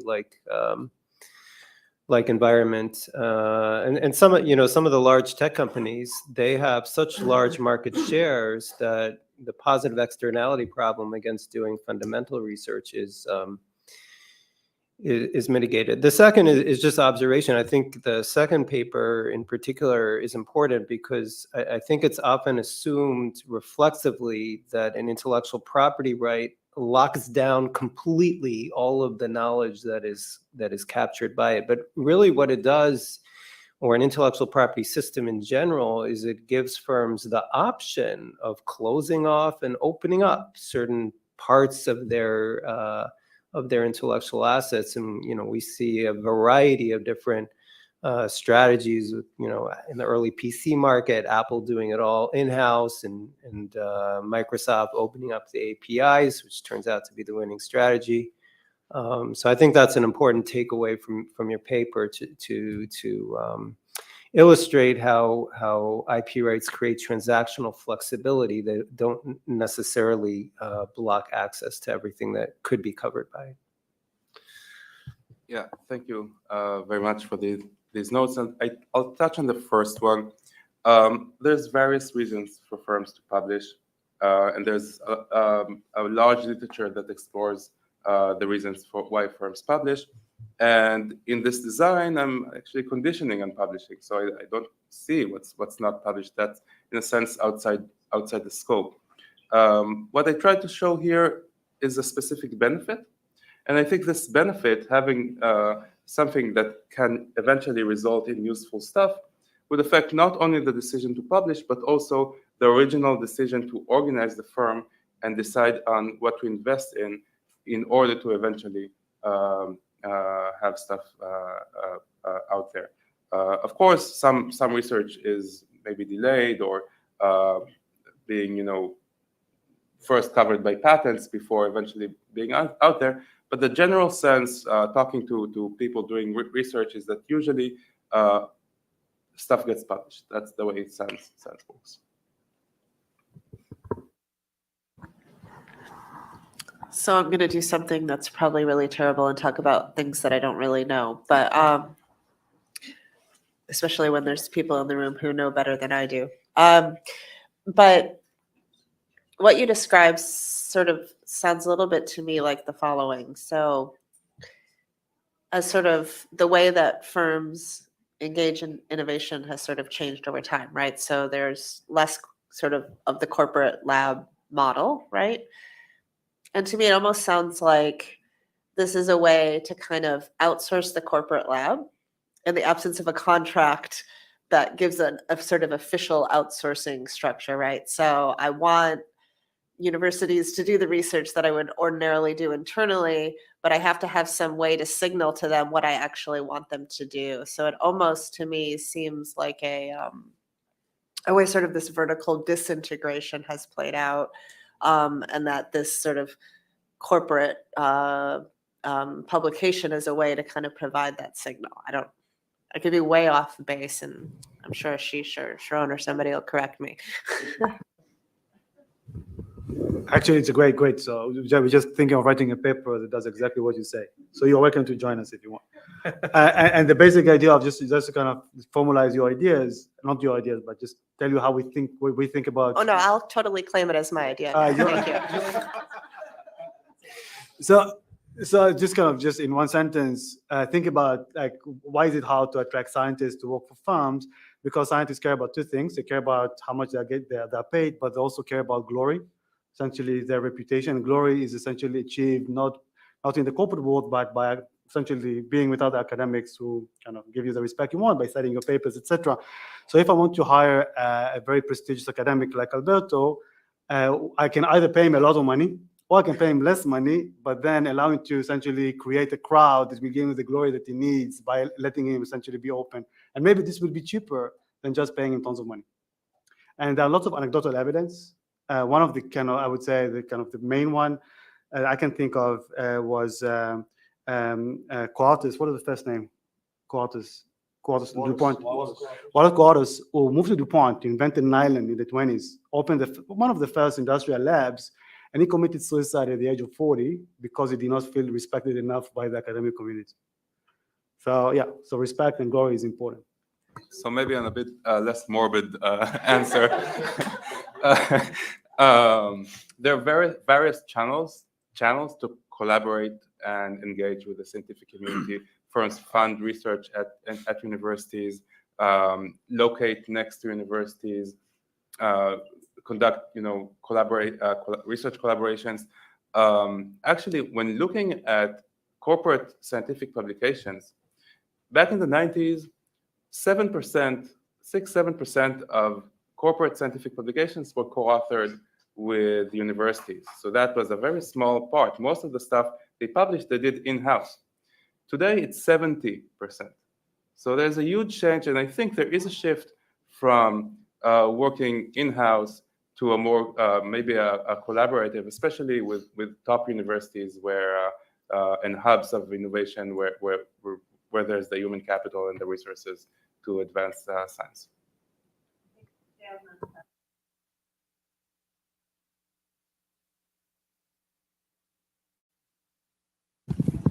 So, yeah, I don't know if this makes a difference. Money, sure, lots of people care about money. Glory, I don't know from glory. A lot of areas of science. I mean, it seems I did a little laboratory science in my misspent youth, and it seems to me there's a lot of consumption going on in addition to compensation. And I'm wondering about research latitude as a dimension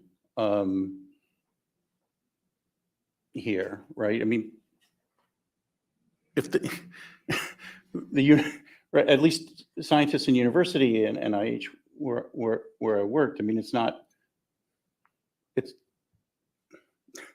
there's people really want to choose what they're doing. At least the the brightest people. I don't know. This is maybe just a distraction. I don't know that it matters.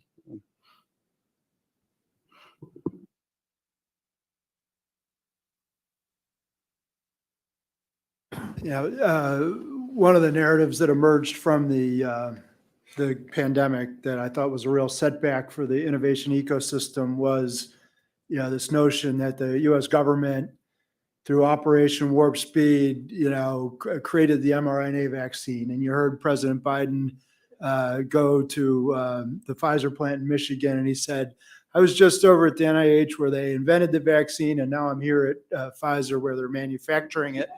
And I think your research sort of really highlights how important the symbiotic relationships between all the individuals and institutions in the ecosystem are. And, at the institutional level, they all rely on each other. Let's set aside scale for a moment in terms of, the amount of investment, because I think there's some really important points about who's investing what. And the government's not making the lion's share of the investment. But setting that aside, government's role is important, the role of universities, startups, research universities, hospitals, blah, on and on and on. And at the individual level, it's even more fluid, right? You have individuals moving from many times throughout their career from one of these institutional stakeholders we can do as a community to highlight those aspects. It sounds like your paper does this very well. I think that's really important from a public policy perspective.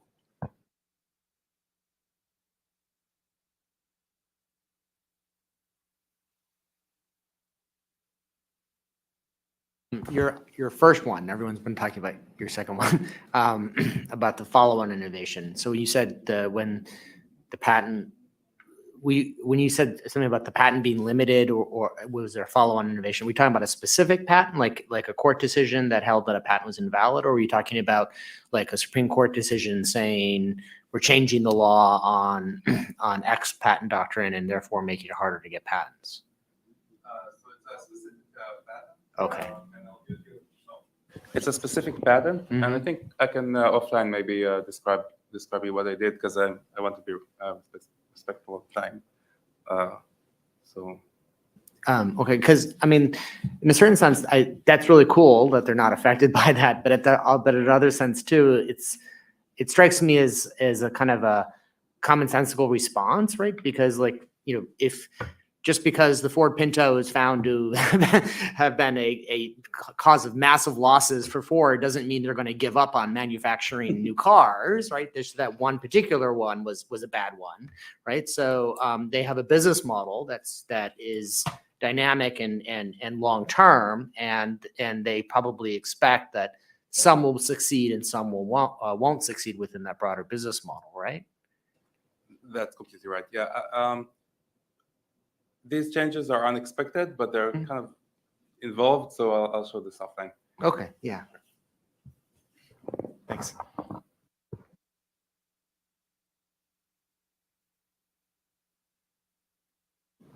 All right, Avi, to you. Okay, I'm gonna try to give you a very short history of quantum computing. It's gonna draw on some work that I've done with Ferenta Tudoritis and Gina Liu from USC, and also a little bit from some prior work with Francesco Bova and Roger Malco, who worked with me at the CDL. So what's really interesting about quantum computing from an innovation economics perspective is we observed day one. In 1982, Richard Feynman wrote a paper that said, maybe we can simulate physics with quantum computers. Okay. And before that paper, this was something that was not conceived. And when that, or at least no one knew about it. And then after that paper, it was out there. The original idea was quite different from how we might think about quantum computing now, to the extent that we think about it. It was that quantum systems cannot be simulated on classical computers because our computers are digital, they're zeros and ones, and they're discrete, and quantum phenomena are inherently probabilistic. And so if we had a computer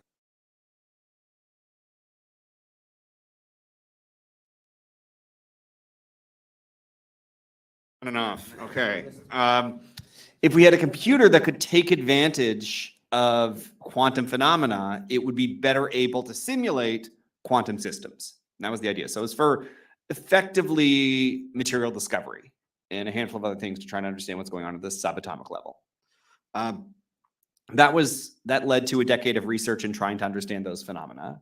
In 1994, Peter Shor discovered an algorithm that enabled factoring large numbers efficiently through a quantum computer. And at that point, people realized that this idea might be useful for more than simulating physics. We had a proof that if we could create such a computer, we could do a very useful mathematical calculation. Okay, you may, I don't know, why are factoring large numbers a useful mathematical calculation? That underlies almost all of modern encryption. And so it created a very clear use case, and in many ways a terrifying use case, because essentially anything that had been encrypted up until recently, once quantum computers are available and work at scale, we can read all that stuff. Okay. So this was all theoretical. The computers did not exist. It wasn't even clear that we could build a prototype. That continued pretty much for another 15 years. So Shor's algorithm generated research and research funds in quantum computers to try to build those computers to enable decryption from a national security point of view. And more generally, once we realized factoring large numbers might be possible, there were hypotheses and a handful of proofs that other applications would be feasible with quantum computers. All of this is happening in the academic realm. Okay. In 2011, a startup called D-Wave sold a computer to Lockheed Martin, or I shouldn't call it a computer, sold a quantum machine to Lockheed Martin, and they housed it at USC. That sale led to a bunch of commercial discussion about quantum computing. And so in 2011, prior to 2011, if you look at the quantum computing patents, they're overwhelmingly IBM and D-Wave. There's a handful of others. And D-Wave is arguably not even a quantum computer. In 8 minutes, I won't get into that detail. Okay. But nevertheless, in 2011, that changed the commercial attention to quantum computing in the sense that starting in 2011, we see a lot more patenting in academic institutions and in corporations. And interestingly, in 2011, we also see a lot more corporate publications in quantum computing. And this pushes against, in some ways, Ashish and Sharon and Junkyu's recent paper that says, generally, we've seen a decline in the corporate basic research lab and an increase in the academic role for basic research comes out of academia, clear division of labor, and applied research patents comes out of corporations. In quantum computing, up until 2011, it looked like that.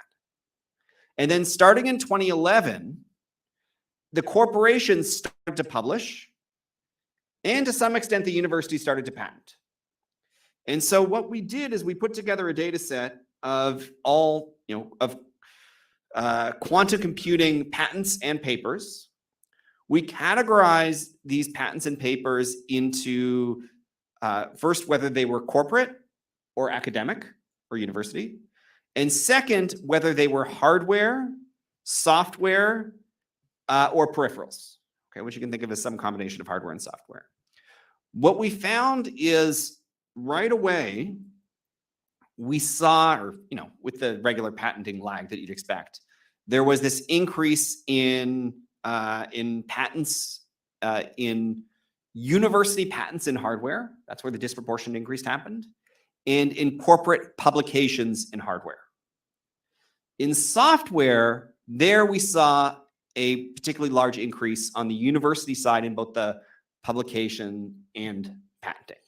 So what's going on between hardware and software? This is a different kind of division of labor, which is that building an entirely new type of computer is incredibly resource intensive. And so we saw the patenting happen in the corporate sector. And we also saw a lot of that basic innovation, which would have been a core real complement, a real necessary condition for understanding how to build the machine, also happening in the corporate sector. And in the academic sector, it was very much about the less expensive innovation on the software side. So those were that. Since 2011, we saw another thing happen in 2017, 16, 17, where IBM and then others started to put their hardware, make their hardware available through the cloud.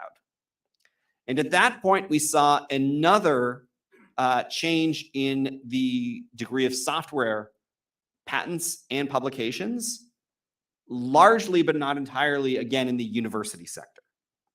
So that's kind of it. Oh, and then the last piece of the history is that we still do not have quantum computers that work and are useful at scale. So it's interesting, there's lots of public money, and as much, if not much more private money going into this industry, because there's a sense that the pie is really big, but we have not yet built a quantum computer that is useful, and there is still ambiguity about whether that is even possible. Yeah. Just ask for a remedial clarification of the constraints on classical computers. Is this sorry, constraints 101. So is this some general property of binary machine language, something about assembly language, something about the machines that are built to be general? Okay, so so you got to sort of classify the sets of algorithms that we know or hypothesize are going to be faster on a quantum machine. Okay. So first category is simulating quantum systems, right? That original Feynman paper. That is a function of the way classical computers are built, because they are it's inherently discrete. Okay, and so since it's inherently discrete, it does not simulate probabilistic systems well. And a quantum machine in principle could do that. Shor's algorithm, so starting in the 1990s and then Grover's as well, said something else, which is there's a class of problems that if you can, quantum computers allow a different set of algorithms. So not a better set of algorithms, just a different set of algorithms that for very particular problems turn out to be exponentially faster or quadratically faster, depending. There aren't that many algorithms that we have proved work better, like are faster on a quantum machine, but factoring large numbers is one of them. And then there's a handful of these combinatorial calculations that you can think of like the variations of the traveling salesman problem are quadratically faster, which is faster, but not, it's different from exponentially. Yeah. And then there's this class of problems that are hypothesized to be faster on quantum machines, but we don't really know if that's true because there's no mathematical proof of it and the machines don't exist yet. And so then it gets really, so then there's a handful of these software companies that claim to be able to do calculations faster than a classical machine for certain applications. Multiverse computing, they're doing sort of some financial arbitrage calculations. So Multiverse is using a D-Wave machine, which can create simulated distributions efficiently, or at least it can create simulated distributions. Now, if you talk to, there's different points of view in the quantum community about first, whether that's really quantum. And second, no one argues that Multiverse has shown a speed up relative to what everybody was doing before. The argument is whether that has anything to do with the quantum computer or the fact that they're just brilliant and they figured out all sorts of other ways. And there's this layer of quantum that they think that the Multiverse people, this is a software company, think is the reason it's faster, but maybe it's not. It could be all sorts of other things. And so the state of the art right now is for simulating physics, that seems to work. For for certain applications, like it really seems to work on the machines that we have now, the small scale machines. For Shor's and Grover's, these algorithms, and a handful of other very obscure mathematical calculations, that even seems to work on the machines we have now. Not Shor's now, but some of these other ones. And we expect if the computers can be built, that it will be wonderful. And then there's a third, much bigger category that there's reasons to think it'll be faster, but there's no core proof for it. Yeah. No. No.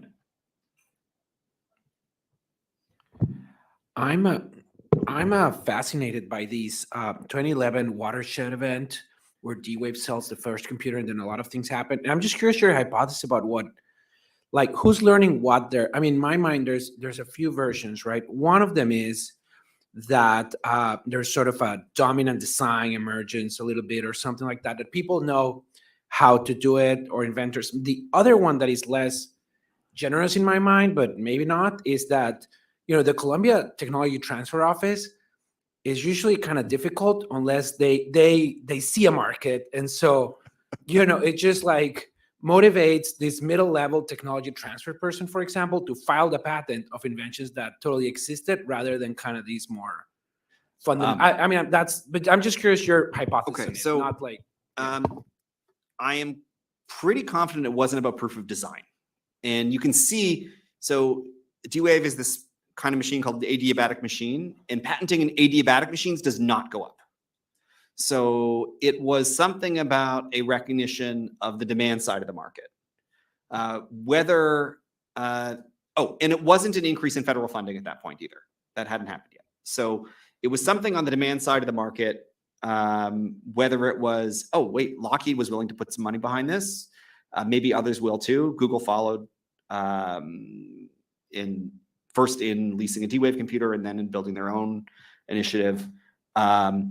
Some of it was surely we didn't bother to patent the quantum stuff, but now we are, at least in the university side. But that's not what was going on when Google and Amazon and Microsoft suddenly started investing in quantum and they weren't before. So it's a lot of both, but I'm confident it's not, like, we still don't know what the right technology is. So I'm pretty confident it wasn't that we knew the right technology.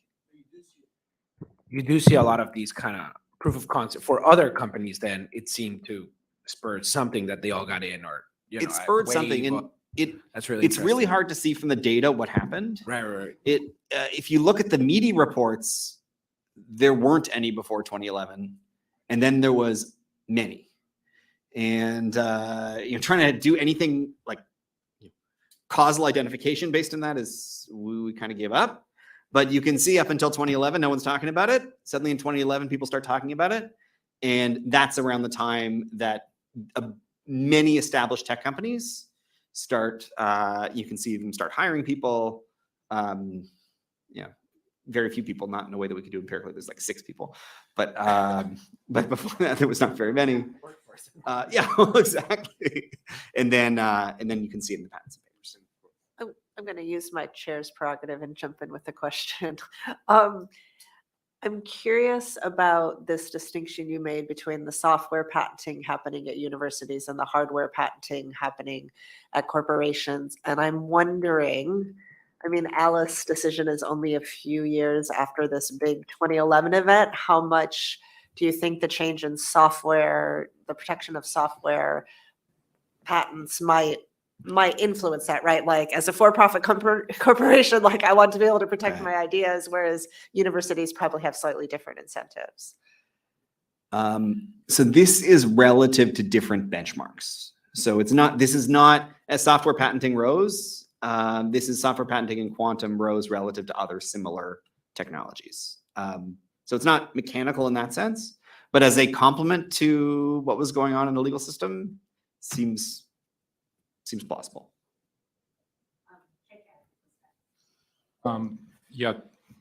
So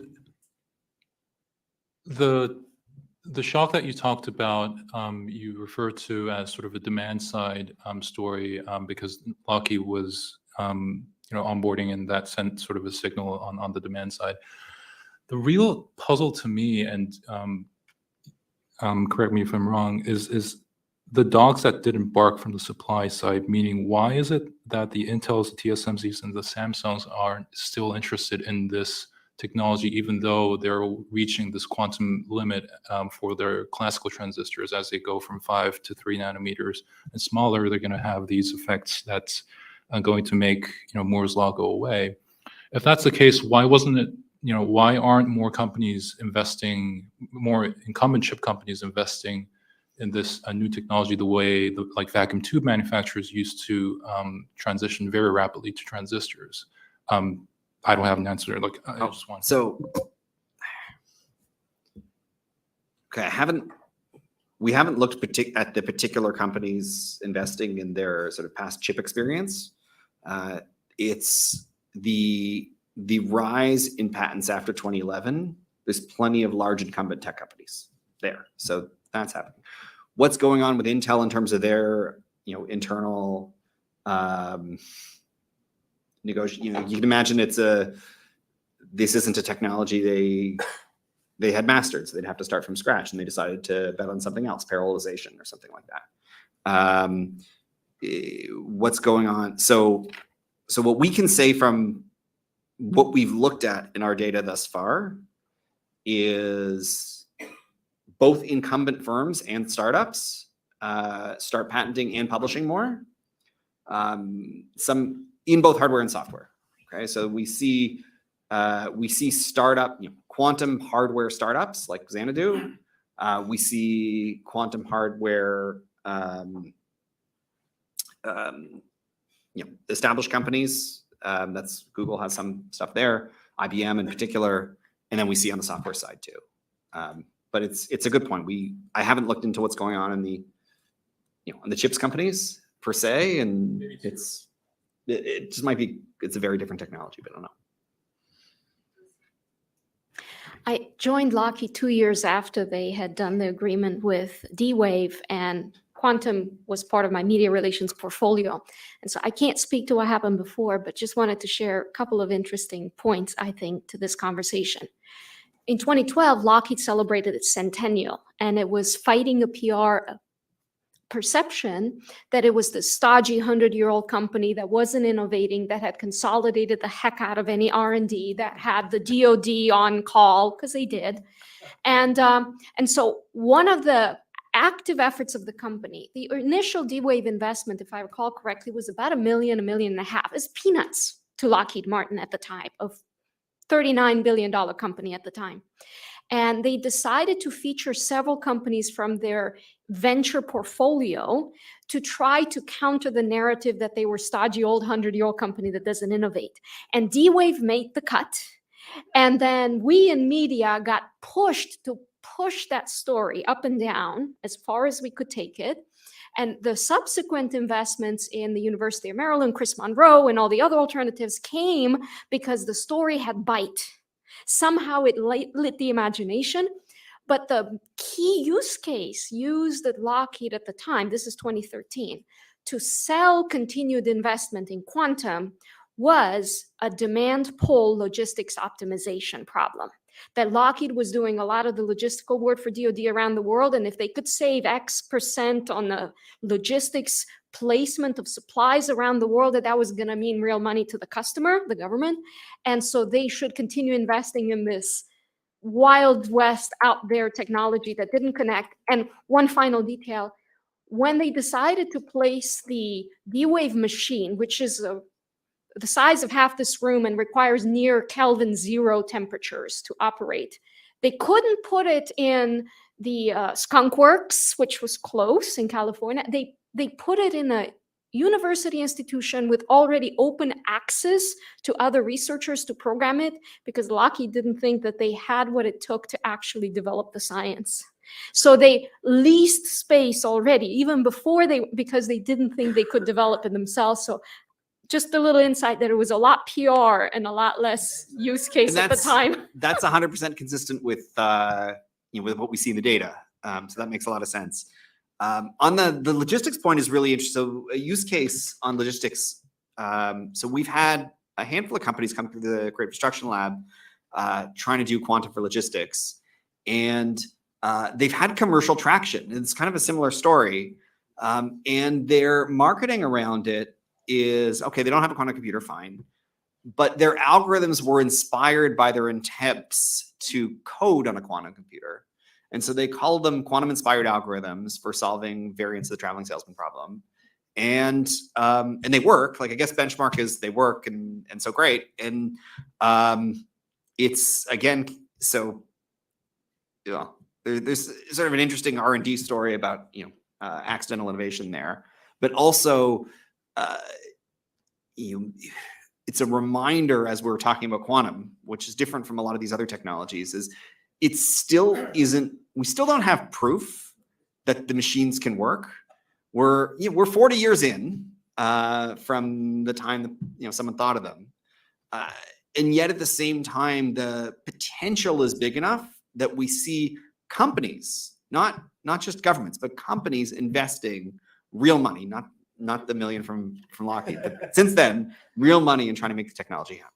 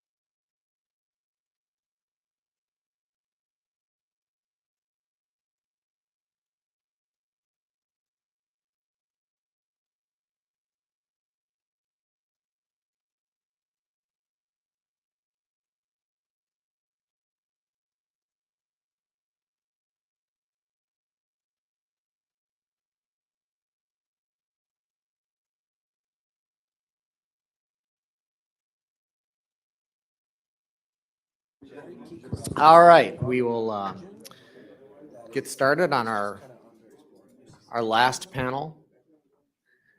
We saved the best for last.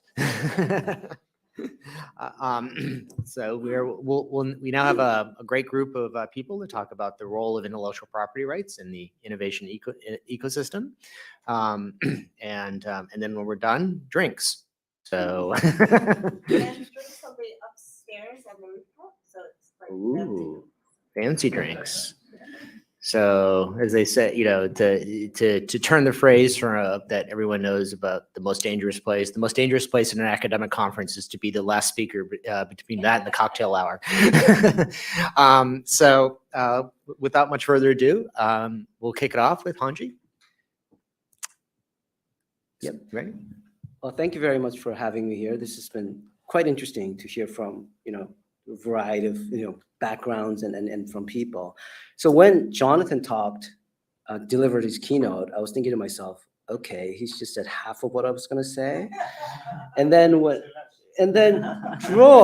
Dror talked about his first paper, and I was thinking to myself, okay, that's the other half. So now what do I do, right? So cocktails now. No, there's 2 more papers after me, so don't worry. All right, so we're going to skip Hanji, just move on to Alberto. So hopefully we can get something out of the findings. I don't think they have the results from me, so I'll give you the results anyway. So I don't think I have to convince anybody at this point that inventive activity is a risky process, right? I mean, and without the expectation of profits in some way, it's hard to incentivize people to innovate. And licensing is a channel that, is a great channel for these inventors to partly at least externalize the risk that, that comes with an innovation process, right? But licensing also poses problems like Jonathan was talking about, notably expropriation risk, where you got to expose and you got to tell the potential licensees what your invention is. And there's no telling that they're going to steal your ideas or invention, and beat you to the market or be a second enter and then they, take the market, right? So that becomes an issue. And so given this, I look at how patent either helps or hurts this process.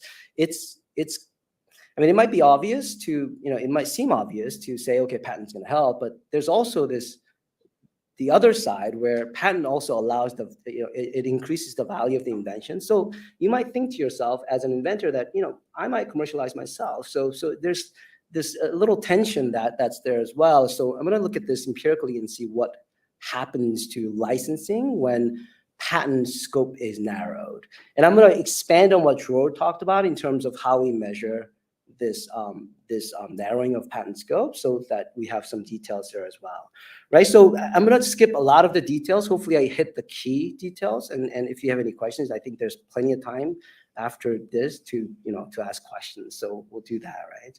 So the question that I asked in the first paper, there's a couple of studies or analyses that I'm going to talk about. So I'm just going to do it sequentially. So I'll tell you what the questions are for these, right? So the first one is, how does patent scope affect licensing propensity of inventions, right? So it's a question of whether, okay, if patent scope increases or decreases, does it help or hurt licensing, right? So to examine that question, I tap into a few data sources. First, I use the patent licensing data from KTMine, which collects publicly available licensing agreements along with patents that are involved in those licensing agreements. So I use that data to construct a dependent variable, which tells me whether a patent was licensed in a given year. And of course, I use USPTO's patent data set. So I take 2 key pieces of information from USPTO's patent data set, priority date and the earliest publication date, because between these 2 dates is the window of secrecy, which I'll use to construct the treatment that I'll use in this study. I also use textual similarity data to compare the patent claims of patents to see which patents are similar to which, right? So I'm gonna explain how I use those shortly. So in this study, I employ difference in differences analysis, which means I need a treatment group and a control group. So the treatment is exogenous narrowing of patent scope, which I think Dror pointed out before, similar to that, right? And how I construct this, I'm going to give you a quick scenario instead of going into the technical details, I think it'd be clearer, right? So there are cases where the focal inventor files for a patent on an invention without knowing that there was another inventor who has already filed for a patent on another different invention that's quite similar to the focal inventor's invention. And this similarity is where I use that textual similarity data, right? So I see which patents are similar and which patents are filed in similar time frame. And the focal inventor does not know about this prior invention because it's in the secrecy window, the prior invention. So it's being examined, right? But at sooner or later, the USPTO discloses the existence and the details of this prior invention. And it's a surprising event for the focal inventor, right? So importantly, as well, the ability of the focal inventors to enforce his or her patent rights is effectively diminished, at least to the extent that these patents are similar, right? So that's the treatment that I use. And the question is, what happens to licensing before and after this happens, the treatment?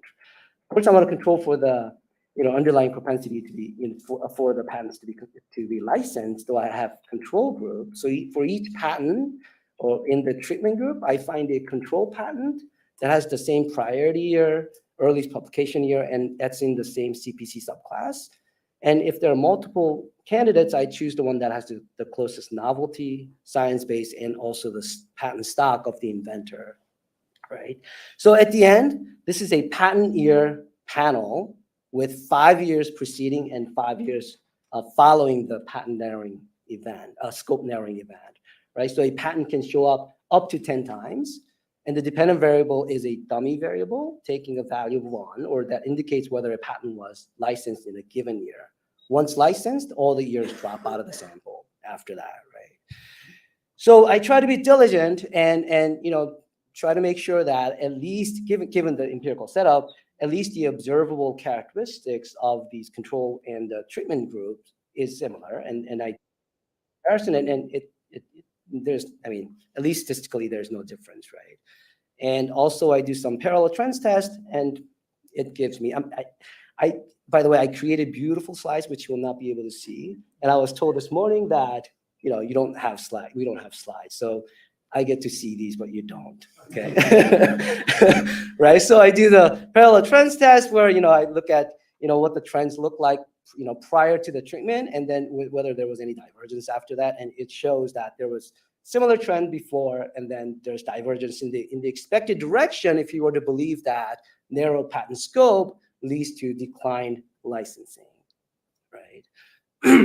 So I'm going to give you what the finding is. I think that's the important part and what that might mean in terms of, perhaps policy, right? So on average, I find that a patent with narrow scope is 1.5 times less likely to be licensed.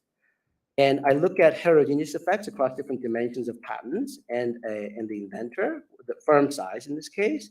And it shows that this effect is about 2.8 times stronger for high quality inventions and 6 times stronger for science-based inventions and 3.6 times stronger for novel inventions and about 4 times stronger for inventions produced by small firms, right? I mean, some of these are obvious, and I'll briefly talk about the second analysis that I've done recently with Sharon and Ashish, and we can.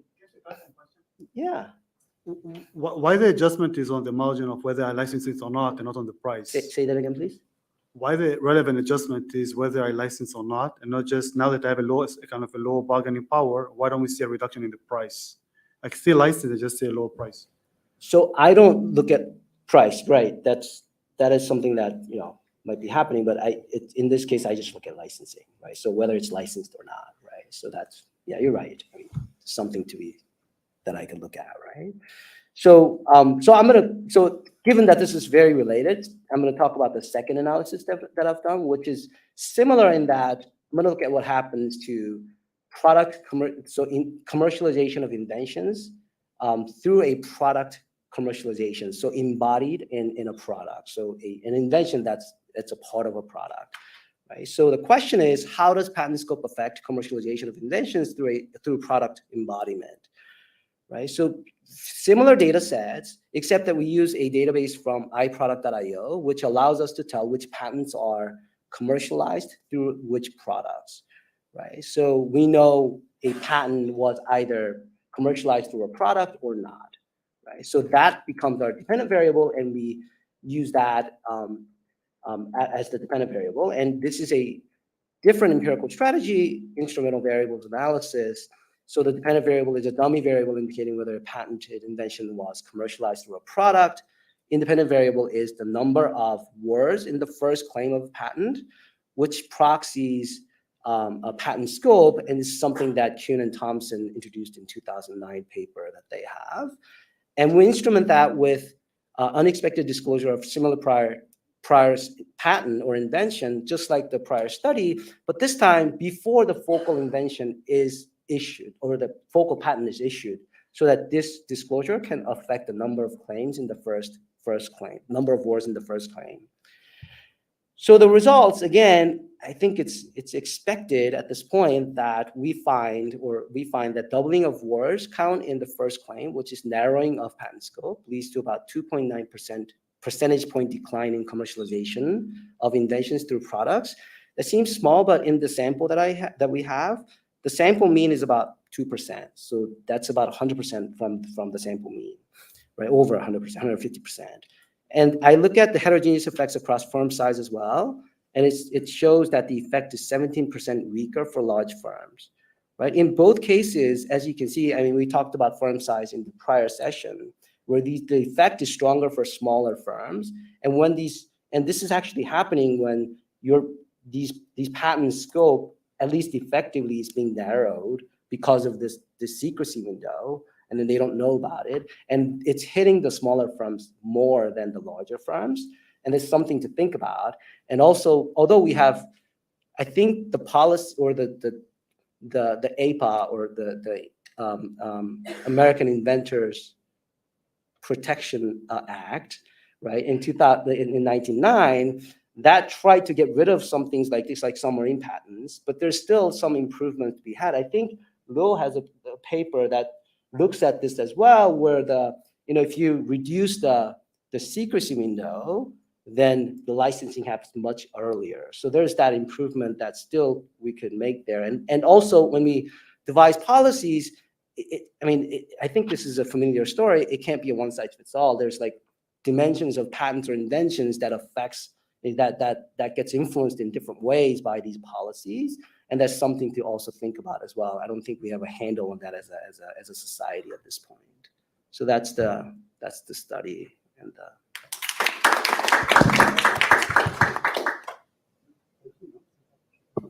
so does anyone want to jump in or yes, Han? So sort of the empirical result seems quite clear, but I want to get a sense about like sort of theoretically, how should I think about it, and what are the explanations? So on the one hand, it's very intuitive. So, like patent scope narrowed, the patents are less valuable, therefore is less likely to be licensed. But then on the other hand, I can imagine sort of at least qualitatively, I don't know how important they are, economics speaking, there are potential reasons to actually have the opposite effect, right? You can have, when you have better scope, I can imagine there may be better, more precise matching between buyers and sellers of technology. Or if I have like narrow scope, then it's possible that the competition among different suppliers of technology can be better differentiated. And again, like strategy, I teach strategy, and it seems like it may actually help you more likely to be a monopoly in your narrow scope, therefore easier to attract downstream buyer in some sense. Or when you have narrow scope, the likelihood of being targeted in terms of invalidation lawsuits is likely to be lower as well. So I'm just thinking through, like conceptually, it's not entirely clear. Right. So I think the literature is a little bit mixed in terms of what should happen when the patent scope is narrowed or strengthened, right? And there's empirical evidence on both sides, right? Some show that once the scope is narrow, there's more or less. And you can do some comparative statics in the sense like theoretically under what conditions you would observe sort of different results. Right. So just to be clear, for the direct effect of patent scope on licensing, I take it as an empirical exercise because of the theoretical tension that's there. And for the heterogeneous effects, right? That's where I try to look at, okay, if there's a larger gap in terms of your ability to commercialize these inventions versus someone else's ability, which increases the value of licensing, the scope should matter more. Because if you think about it, like, I think, I don't know what the percentage is, but the literature talks about how most of the patents are junk, like, they don't get commercialized in some way, or a lot of the patents, right? Those, it really doesn't matter what the patent scope is, because you don't care about them. I mean, you're not going to license them anyway. It's just the top of the distribution that matters. So that's for the quality side, right? In terms of novel and science-based, inventions that I talk about in the paper and the study is that it's hard to internalize that outcome often because it's novel to the world oftentimes. And if you're a small company, it's like the Nelson argument where, if you're a big company doing a lot of things and you have a novel invention, you have a better chance of using that internally versus externally, right? So these are some of the things that are supposed to talk to that, right? I just want to follow up very quickly in the sense that, like, the reason I asked that is it seems that your heterogeneous effects all is about like whether the negative effect is bigger or smaller. So there's not particular sort of situation, at least they empirically show that it's actually positive effect. The reason I ask that is that I imagine, like I remember hearing about the PTO's policy, there are trade-offs between narrow scope, like, at least in terms of social gains, right? So in that sense, like, should we think about, at least in terms of the Jonathan's view, like in terms of licensing perspective, is this all like trade-off that we have to? Hong, can I just respond? Yes. After you finish, sorry. Yes. I forgot what I want to say. I'm sorry. So I just want to clarify. Because you're confusing, you were mentioning two things, and I want to make sure people understand what Hongi did. So there's this work by Alberto and Mark that essentially look at what happens when you remove IP completely once the inventions have been already invented. And here the logic is that patents create some frictions in transactions in markets. This is a separate argument about patents as incentivizing. So essentially, when you ask a policy question, whether patents should be narrow or broad ex ante, it's not what these guys have done. They've done ex post. Do we find evidence that broad patents get in the way of transaction? And if yes, it's evidence of market frictions or patent tickets. But these guys did not try, and correct me if I'm wrong, to make any statement about the ex ante policy implications of broad versus narrow patents. Yeah, but I totally get it. But that's the point. The point is that ex ante, when I am a policymaker, I'm designing policies. I need to anticipate the conditional on things, whether licensing market considerations all negative or there's some consideration. Okay. I do remember, the last thing I want to say is that I know sort of your unit of analysis may be on the individual patent level. Okay. Your unit of analysis seems to be on the individual patent level. What do you have a sense about what is general equilibrium effect, in the sense that what is the potential outcome on the overall market? Is there, like, individually each patent is likely to be less likely to be licensed, but overall, because sort of narrow scope allows for more patents in total, you actually have an overall market more vibrant? I don't know, like. Yeah, so I don't have a sense of that. I don't look at the demand side when I look at this, and so it's hard to say anything about what the equilibrium might be. But it is just looking at the supply side, where if the scope is narrowed, what happens to it, and then of course I would have to look at the demand side to know more about that. I'm sorry. Yeah, exactly. All right. We have now a queue. We have. And I believe in disclosure first, so me first, then Alberto, then Mike, and then Jonathan. All right, so Hong, I had two reactions, which is how you're counting, how you're counting scope, because I think that there's two aspects to the way you're looking at scope in terms of counting words in the claim that doesn't fully capture it. First is you can have multiple claims in a patent. One with a few words, one with a lot of words. And they, and so sometimes, and very oftentimes, it's claim 1 or claim 5, that's the valuable claim. That could be a lot of words, right? Claim, 10, which is a few words, right? So you have a heterogeneity there. Yeah, sorry, I should have clarified. It's just the first claim of a patent, right? Yeah, but the first claim is not always the claim that claims the invention. So for instance, in Alexander Graham Bell, the most important claim in that claim was claim 5. And in fact, he actually had a huge dispute with his lawyers because he thought it was claim 1. And his lawyers said, no, it's claim 5. And he has all these letters saying, my lawyers are destroying my patent and stuff. And they win at the Supreme Court on claim 5, not claim 1. So I will have to look at that again. yeah, Yes. that's the telephone. That's the Thank telephone you very cases. The other one, then there's a more fundamental issue, which is I don't think words actually works, right? So there are some very short claims that are massively broad and the most kind of the biggest. I'm sorry. There are some very few words, right? That are very broad. Narrow.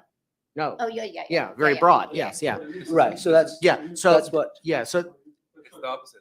It's the opposite. You could have very few words and you would say, oh, that would be very broad because there's not a whole lot of So words so there. exactly. So in this study, so we assume that what we think that's the fewer words are broader. Right. And what we're saying is nope.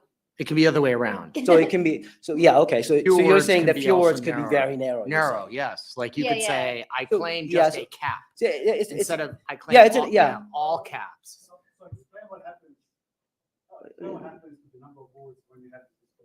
What's that? Hongi also finds that when you have this disclosure, Yeah. actually, because sometimes the disclosure, unexpected disclosure happens before the patent is granted. So he looks at the same patent with before and after the disclosure, and what he finds is that after there is this kind of unexpected disclosure, the number of patents actually The increases. number of words go up. Increases. Right. So when there's So in the first stage, I just passed through it really quickly. When there's a disclosure, there's a increase in the number of words, meaning that if I'm what I'm assuming is right, it becomes a narrower in scope, right? So the first stage analysis is pretty strong in terms of F-stats. So it's like 77 or something of that sort. I mean, I understand what you're saying, in terms of maybe, it's a but good you can point. actually add words. Like, so if you filed it and you say, I have a bench made of wood, and then you look out and there's disclosure and you're like, and metal and plastic and all of a sudden now your claim is much broader and many more words after disclosure. Sorry. Right. So I get your point. I see your point, and it is completely possible. It's completely possible, what you're saying, is Can I just- right. The question is what is, so we're talking about averages, right? So I just want to understand your concern because I'm trying to think if it's you're proving by counterexample or you're just saying words have no information. So if you think words have no information, number of words have no information, he has evidence to suggest they might. Exactly. So if it were the case, the first stage should not be working, right? So if that is your concern, that words mean nothing, then I have either I have a problem or I did No, this wrong. I think actually you are witnessing an observation about words, not scope. So you're right. Disclosure changes the number of words in a patent, but I don't know that words equal scope. So I'm not saying you're not observing a phenomenon that words are added. I'm saying that I'm not sure that scope and words equal the same thing. So empirically, if that were true, the second stage is also questionable, which it's in the direction that we would expect. So there's something else going on that. Another thing you can do, talk about what happens to the market response. What do you mean? You've done it. It's your PhD. Like he Come just on. throws out words and he's like, so I'm supposed to know what he means, like what he. You look at how the market responds to the disclosure. Remember, you've done. Yeah, but that's a different. That's a different. But just paper. explain what you did. That's a different paper. All right, So fine. we're talking about words. That's a completely Come on, different all right, thing. Yeah. So I see your concern there, but I mean, I can do double checking on this, but empirically, it stands to suggest that it might be working. And there's also like Thompson and Kuhn and Thompson in their paper, they do a little more. They have a little more details there. Right. So. I'll just simply make an observation. This is the danger of presenting in front of your advisors. and your advisors never stop being your advisors. Yeah, just be quiet. No. But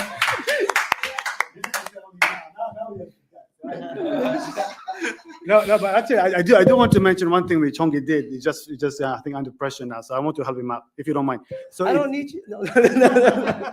relax. Give me a second. So, because this is a really important point. So, suppose what you're saying is essentially like the increase in the number of wards represents like broadness or something which is good to the invention. So, I guess the example you said, wood and metal, and other, if I guess it's good for the invention, right? Because now more wards represent more quality. You can have broader licensing opportunities now. Because we do agree that there is, right? I'm not saying patents are good or bad. I'm saying scope is narrow or broad.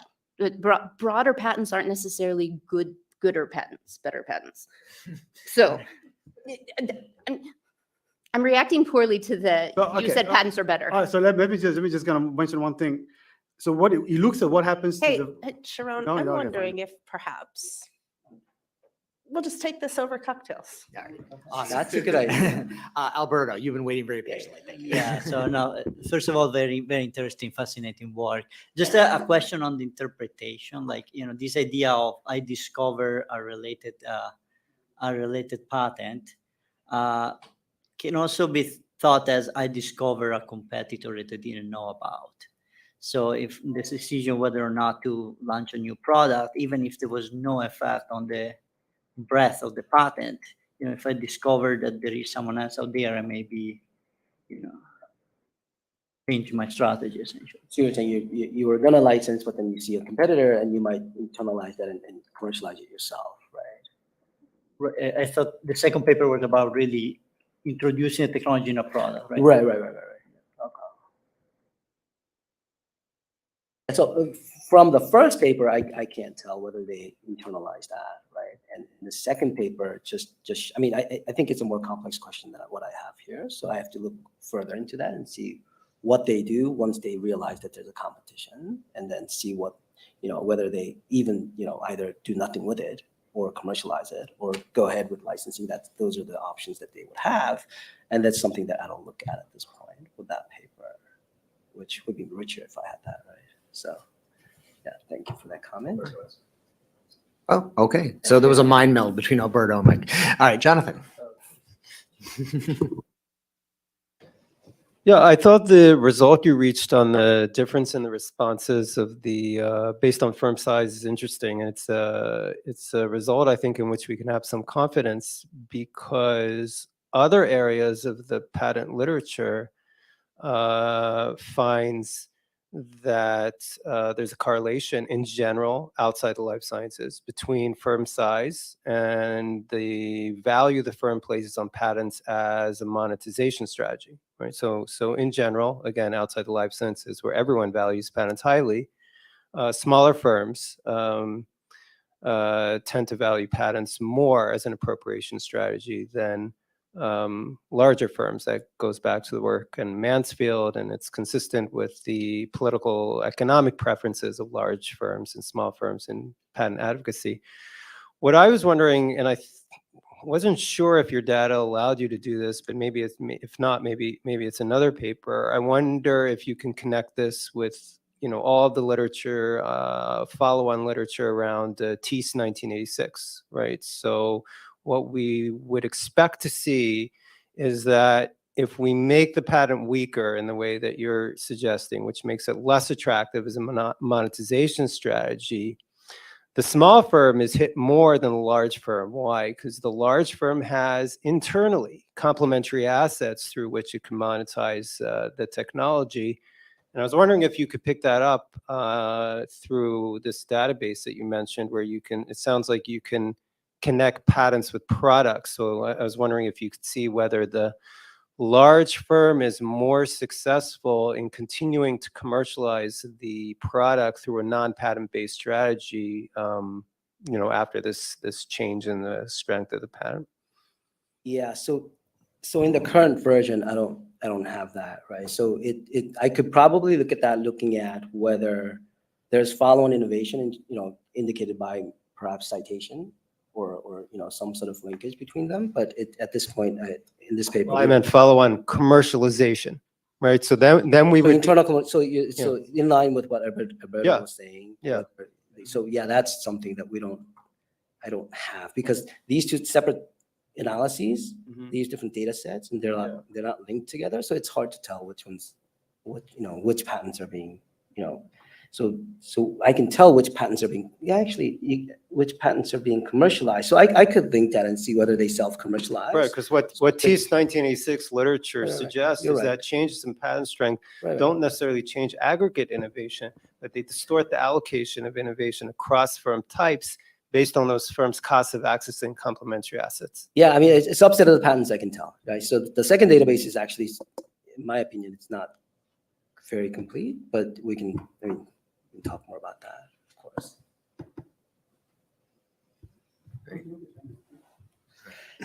Stop.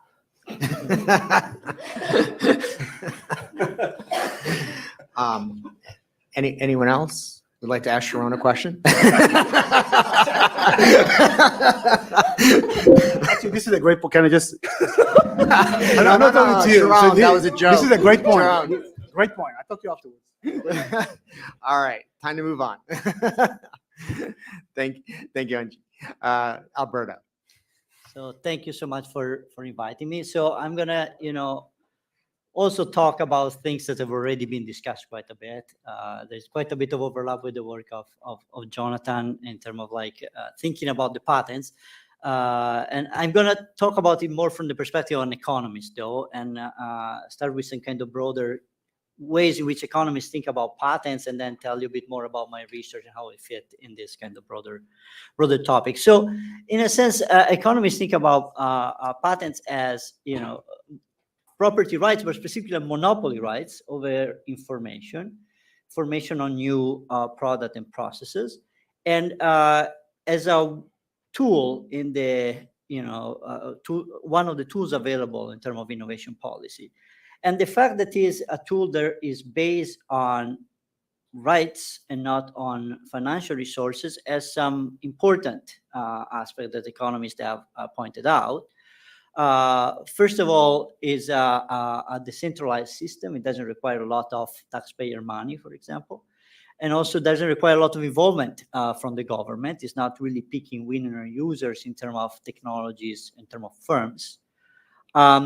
What is needed in order to have an effective IP system is two things. One is some kind of ex-ante screening, so a patent office that works well in screening technology with some broad kind of standard for patentability, but also something that economists not often have noticed. You also need a good court system, since you can have the best patent office in the world, but if then patents are worth nothing if you don't have a court system that enforces them, that also fixes possible mistakes by the patent office and so on. Now, one important aspect that economists have noticed for a long time is that relative to other type of innovation policy, the patent system links very strongly the reward that you give to innovators to markets. Initially, the first kind of things that's been noticed is really this link with the product market. It was noticed by John Stuart Mill in one of the very first books in economics, that the idea that if you develop a product that nobody likes, your patent is worth little, but if you develop something that is very valuable, your patent is worth a lot.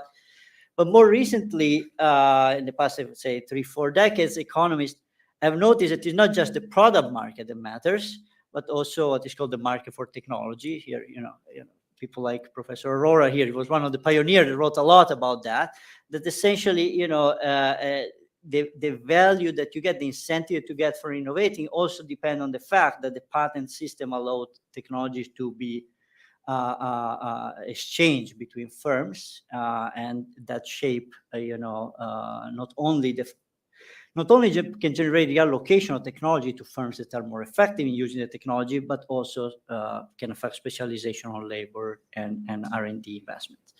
So now that we talk about that, in terms of my research, I spent quite a bit of time thinking about these two links, the link with the product market and links for the market for technology, to understand some of the concern that people have about the functioning of patents, and try to understand whether this is a really big issue in terms of IP policy or not. So let me start with the idea of the problem that typically are raised, thinking about the interaction between patent and product markets. Here, there are two kind of issues that are typically raised. One is the fact that, because these are monopoly rights, they can generate what economists call a deathway loss. So you sell product at prices that are higher than the cost of production. But there's also the other aspect, that is, because the reward is linked to market outcome, can be the very valuable technology are not developed because the reward is not big enough. And now, whether or not these are serious problems, like in economics, you typically say it really depends, especially this idea of distortion, it really depends on the characteristics of the product or the market and the technology, but also depends a lot on the social value generated by the technology. We may not care much that the new generation of video game console is sold at a price that is much higher than the marginal cost, but for some pharmaceutical product or medical devices, we may worry about. In terms instead of the other problem that the market may not provide enough reward to generate innovation, there, with work that I've done with colleagues at Toronto, in particular, Matthew Mitchell and Gabor Virac, we've really been thinking about how do you, can you solve this problem complementing the patent system with additional tools of innovation policy. Things like innovation prizes, advanced market commitment, or buyouts. And one of the insights for our research is that, for example, when you design a prize, an innovation prize, you have to really think carefully about what would happen in the absence of the prize. You want to make sure you're not subsidizing or giving rewards for innovation that would be developed anyway with the patent system. To really try to understand when is that this kind of policy are required. In most of the cases, is not require any change in IP policy. It's more like a complement to IP for this particular situation in which the market reward is not large enough. In terms of the market and the interaction between patent and the role in the market for technology, we have heard from Hoggy, and there's a lot of positive effect the patent may have. Economists also look at potential friction that can emerge in the market for technology. Particular, one goes, technically called transaction costs. So the idea that, to write a licensing contract can require resources in terms of lawyers' money, in terms of effort in writing this contract and monitoring the contract and so on. There are also the way to address this type of transaction cost, especially, in cases in which you need a lot of patents to operate in a particular environment, that is through the formation of patent pools. In a recent paper that I worked with Mark Shankerman at the LSE, we look at the effect of the institution of a pool called the Medicine Patent Pool. This is a pool that is specialized in licensing life-saving drugs for developing countries, drugs related to HIV, tuberculosis, and other type of similar diseases. There was a very strong view between especially global health experts that patent transactions were really creating problems in this type of access to these drugs. But our analysis showed that the creation of the pool actually increased a lot licensing of these patents. But if you look at the actual effect on commercialization of these drugs, the commercialization went up, but not as much as the increase in licensing. So I think here, from the policy perspective, I think that study is also an important implication to make sure that sometimes people think that the problems are really IP problems when there is a broader issue related to commercialization of particular technologies, and fixing too much on IP may actually not, you can facilitate licensing a lot. You have a lot of more people now saying that, yes, I have a license, I can sell this particular drug in Morocco, Libya, or Algeria. But if there are other friction that are not related to IP, then the IP, fixing the IP doesn't really change much. Another type of issue that sometimes are raised when people talk about the market for technology related to what is called asymmetric information or uncertainty. It is when you kind of, by nature, when you transact over a new technology, there is a lot of things that you don't know. But in my research, I also point out that there is also uncertainty sometimes related to the fact that, you are, getting a license over a patent, and there may be uncertainty about how strong the patent protection is. Can be that you don't really know whether, for example, a court is going to invalidate your patent or not, or there may be, a lot of uncertainty on that perspective. And there, again, we worked with Mark Shankerman. We did an analysis of the institution of the Court of Appeal for the Federal Circuit in the 80s. And we showed that policy like that, institution of that course, things that create much more clarity and homogeneity in the patent law and the application of patent law can be really beneficial. We saw, for example, a huge decrease in the amount of time that was required to settle a patent case before and after the implementation. And I'm saying that because tomorrow is the first day of operation in Europe of the new European Unitary Patent Court. So that is also, if what we have observed for the Federal Circuit takes place in Europe too, that is kind of good news, I think, for the functioning of the market for technology. So a final, remark, since it was also discussed before, I've also a couple of papers with Mark Shankerman in which we look at the effect of invalidation of patents by the Federal Circuits. We have 30 years of data on patent invalidation on the Federal Circuit to see whether or not, when a patent is invalidated, such a broad removal of IP right, you see some big reaction in the technology field.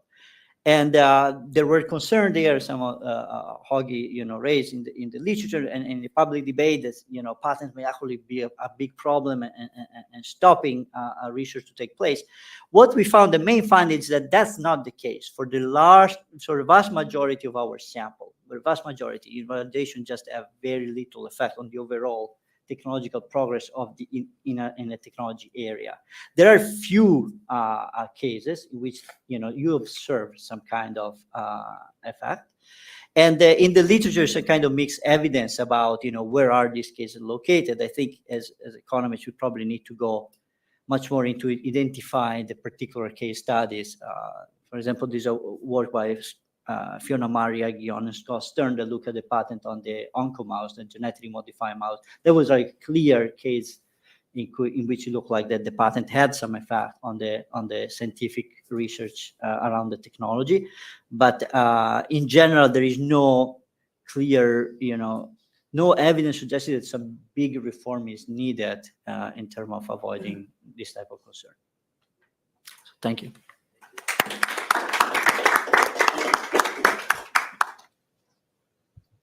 Questions? Yeah, Hong?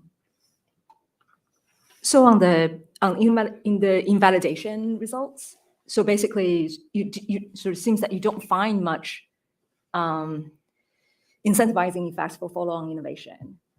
And so we find very heterogeneous. So for there is an average effect, but if you look at the heterogeneous effect, this is driven by a very small.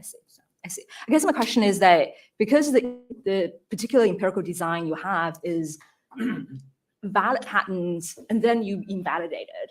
So I wonder whether at that point in time, the firms who have valid patents already have built up a lot of other kind of barriers to entry, such that even if you invalidate the patent, it's just the potential entry costs for other people come in because of other kind of barriers to entry is rather limited.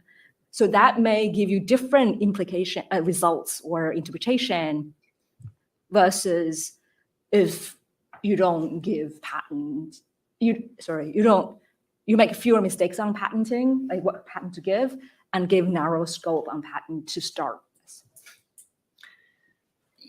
Yeah, so in a sense, it's true. If patents are used to protect your technology, there are also other strategies that you can use. So not necessarily, patent is a unique thing.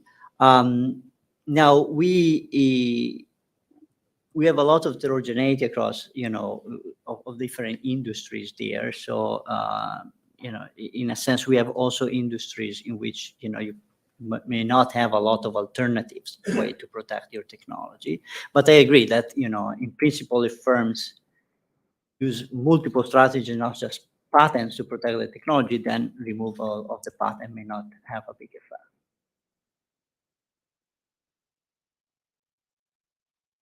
Ashish?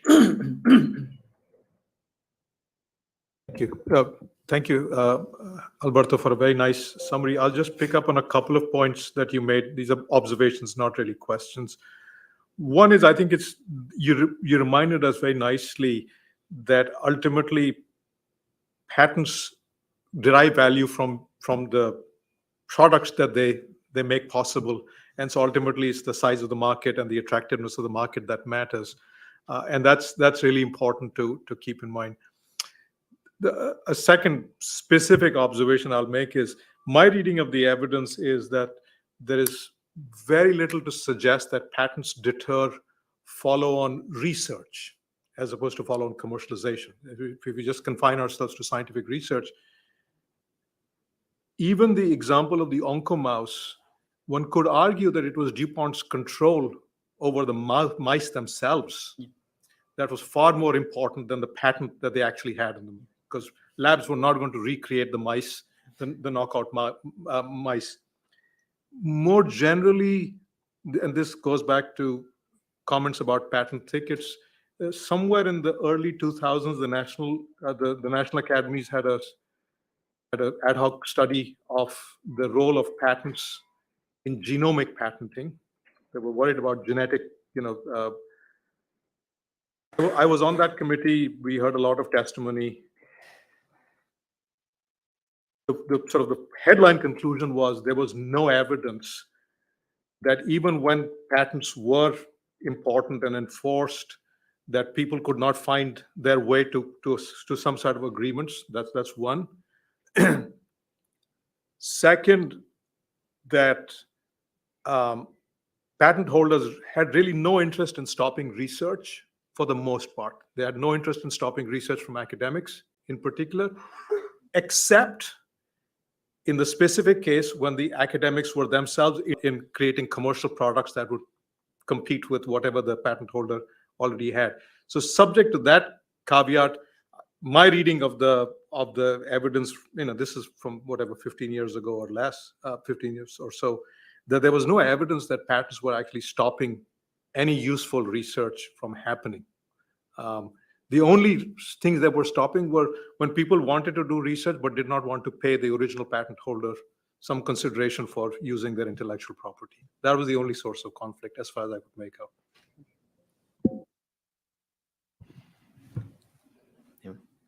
I'll add just an observation too. An example that I always like to give is how the AIDS virus was patented by the French scientists who discovered it in 1984, or I should say, isolated it, and they explicitly got a patent on it to permit research. So what they said is that we're getting the patent on it so that we then can say anyone can research on it. However, if you develop a commercial product out of this, a treatment, then you have to pay us a license fee. Just to piggyback on that, the human genome sequencing by Ventnor, Craig Ventnor.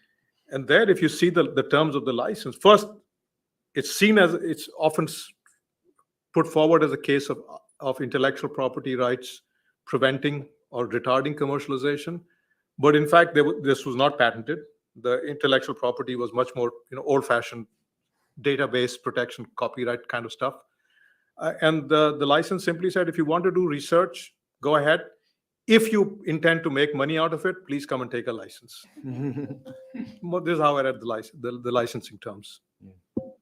I mean, I kind of, so if I can add the comment, like I really like your observation about DuPont. And this is that we think a lot about IP and the idea of patents, but we forget that, there is a company that has an IP strategy and that manages that patent. So somehow, the very same patent, all by different company, may end up in very different type of outcomes and behavior. Well, and the Harvard oncomouse was actually invented at Harvard, and they licensed it under the Bayh-Dole regime. So that's another example of how then the licensing fees went back to the university to fund more research and to fund other educational facilities.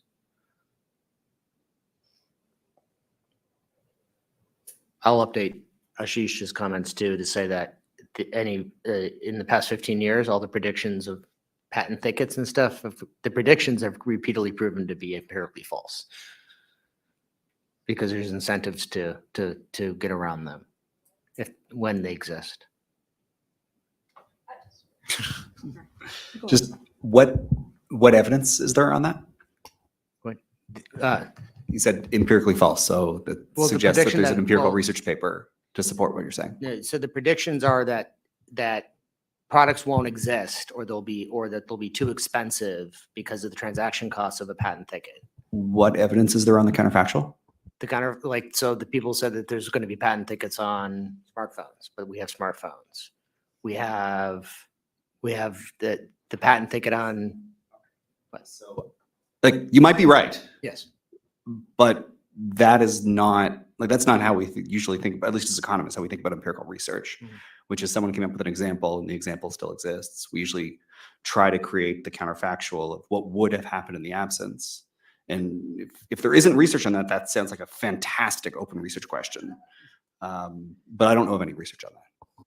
Jonathan. Yeah, I'll just jump in here. Yeah, the patent thicket thesis dates back to a 5-page policy paper in Nature by Heller and Eisenberg in 1998. There's a 2001 paper by Shapiro, which has a little bit more of an intermediate position because he anticipates that the market could mitigate it through contractual and self-help mechanisms. But if you look at the bulk of the literature, the empirical literature afterwards, and the key studies are a series of studies by John Walsh and co-authors, which are survey studies. Now, they're not perfect, like all survey studies, because they suffer from subjective evaluations of the survey members. But it is interesting that these survey studies consistently find that the introduction of patenting into the biomedical area, because that was the focus of Heller and Eisenberg. Of course, it introduces frictions that wouldn't exist otherwise, but they do not seem to halt research projects, and they do not seem to impose appreciable delays. It's not a perfect answer, but I wanted to just make 2 observations on the basis of that. And this actually goes back to a comment that Rob made right at the beginning this morning, which is that we have an empirical literature where the bulk of the literature is telling us that patent thickets are not a big problem. If you count citations of the various contributions to the literature, Heller and Eisenberg and Shapiro are cited far more often than any of the other studies which carefully try and test out the thesis, not through conjecture, but through various methods. The Onco mouse study is the one exception. I still don't know of the studies you're talking about that have convincingly shown. It sounds like this is a fantastic hypothesis and we need to know the answer, and the answer doesn't exist yet. What you said is there's some survey results. That doesn't sound convincing to me. It sounds like this is a big open question. That's really great for us. It might not be so great for you, but it sounds like we don't know.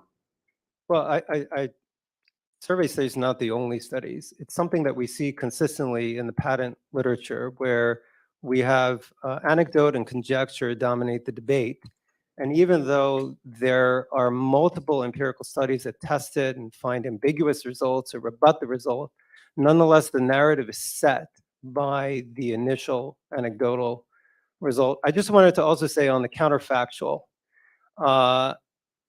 in the economics literature, and this permeates the legal literature as well, there tends to be a tendency to count the entire rent that is earned by the patent owner as a social cost. That is not credible because the counterfactual is another imperfect. Can you tell me the example of a paper where you think that happens? Well, we just heard it right now. Economists assume in most formal models that the rent earned by the patent owner is a monopoly rent, and they count that entire social cost as a cost attributable to the patent system. The reason that I do not believe that that is intellectually credible is that the counterfactual market in which we can sustain a comparable flow of innovation will be another imperfectly competitive market. And that's because, as we know, at least since Arrow, perfectly competitive markets are unable to sustain rational incentives for innovation. So we can't assume that every counterfactual market where we remove the patent system or we weaken it is going to be, or we're going to get the same flow of innovation at a lower social cost. In fact, exactly the opposite could be the case.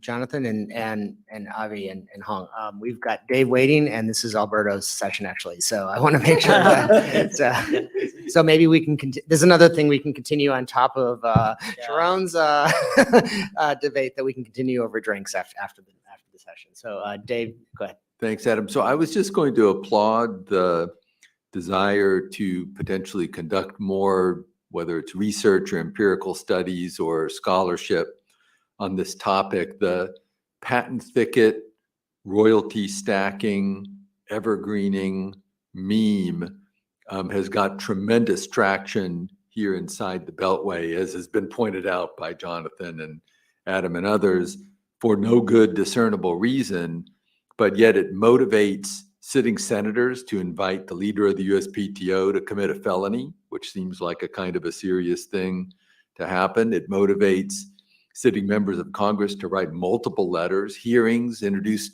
legislative proposals. Those are all going on literally right now on the basis of a narrative that patent thickets and evergreening are the dominant problems that are causing drug prices to be as high as they are. I'd love to see more scholarship exploring that topic and more papers. And while, you know, they may apply similar ground, I think there's more work to be done, and there's a lot of good opportunity there, and they can give the rest of us in the policy space the backing to do a lot of advocacy and try and turn this fact-free discussion around. Alberto, do you want to? It's totally fine if we move to the new speakers. Yeah. Patrick, you look like, okay. It's always the dangerous thing in the law school class. The student looks at you. Like, you. I assume it's the same in economics classes too, in business school. All right, well, then we can move on to our next presenter. Hong, you're all fired up to talk anyway. So if you want to take a minute to respond to Jonathan and No. answer. Okay. Okay. I'm ready to switch the topic. So I've switched the topic to private copyright enforcement. So what I'm going to talk about is based on a series of research. Julie Mortimer from University of Virginia and I have collaborated with a stock photo agency in the last many years. So it's about private enforcement of copyright, infringing use of copyrighted images. And the typical context is to think of firm, large and small, use images on their website without licensing. And sort of this particular context, even though particular, but shares some kind of common characteristics of many digital copyright products. One is just the obligation to license seems not very clear. So it's just a myth of everything on the internet you can find should be free. And second is search engine, like general search engine and social media just make it incredibly easy for any one of us to find copyrighted products, music, images, anything. But at the same time, legal licensing options seem to lag behind in terms of ease of use or just how to actually do it quickly in timely manner. So in this kind of context, it's probably not surprising that what I'm going to say as our first major finding is that we find evidence suggesting like much of the infringing incidents in this kind of world in which like the infringers are firms that use their images on their website. I think it's reasonable to say they are sort of inadvertent in the sense that either misinformation about like whether they should have licensed it or not. Many of them are through third-party designers, not the firms, without the firm's knowledge, or it's just like some intern or in the marketing department use an image without knowing better, or just induced in some sense by just how easy it is to right-click and download and do something about it, use it. So in that sense, sort of to back this up with empirical data, the claim that much of it is inadvertent is that if you look at the size distribution of the infringing firm in my sample is exactly the same as the distribution of firm size of the entire economy. So basically it means that it includes lots and lots of medium and large firms, which absolutely have no reason to infringe on like a $400 like image. And second piece of evidence suggesting this is that what we find is that cheaper images are actually more likely to be infringed upon, which is exactly opposite to what you might have expected with a typical piracy model where like the infringer intentionally trades off between price and the likelihood of being caught. You would have expected the opposite. But it is consistent with the idea of search engine and social media being the major source of piracy because cheaper images are bought more often, with more volumes, and they show up without watermark on the internet. So when any of us search, it's more likely to show up. So the opportunity and sources of piracy is greater for cheaper images. So why is it important to sort of have this observation that so the prevalence at least of inadvertent infringement? I think it's very important because it just says that like not all infringers are price sensitive users.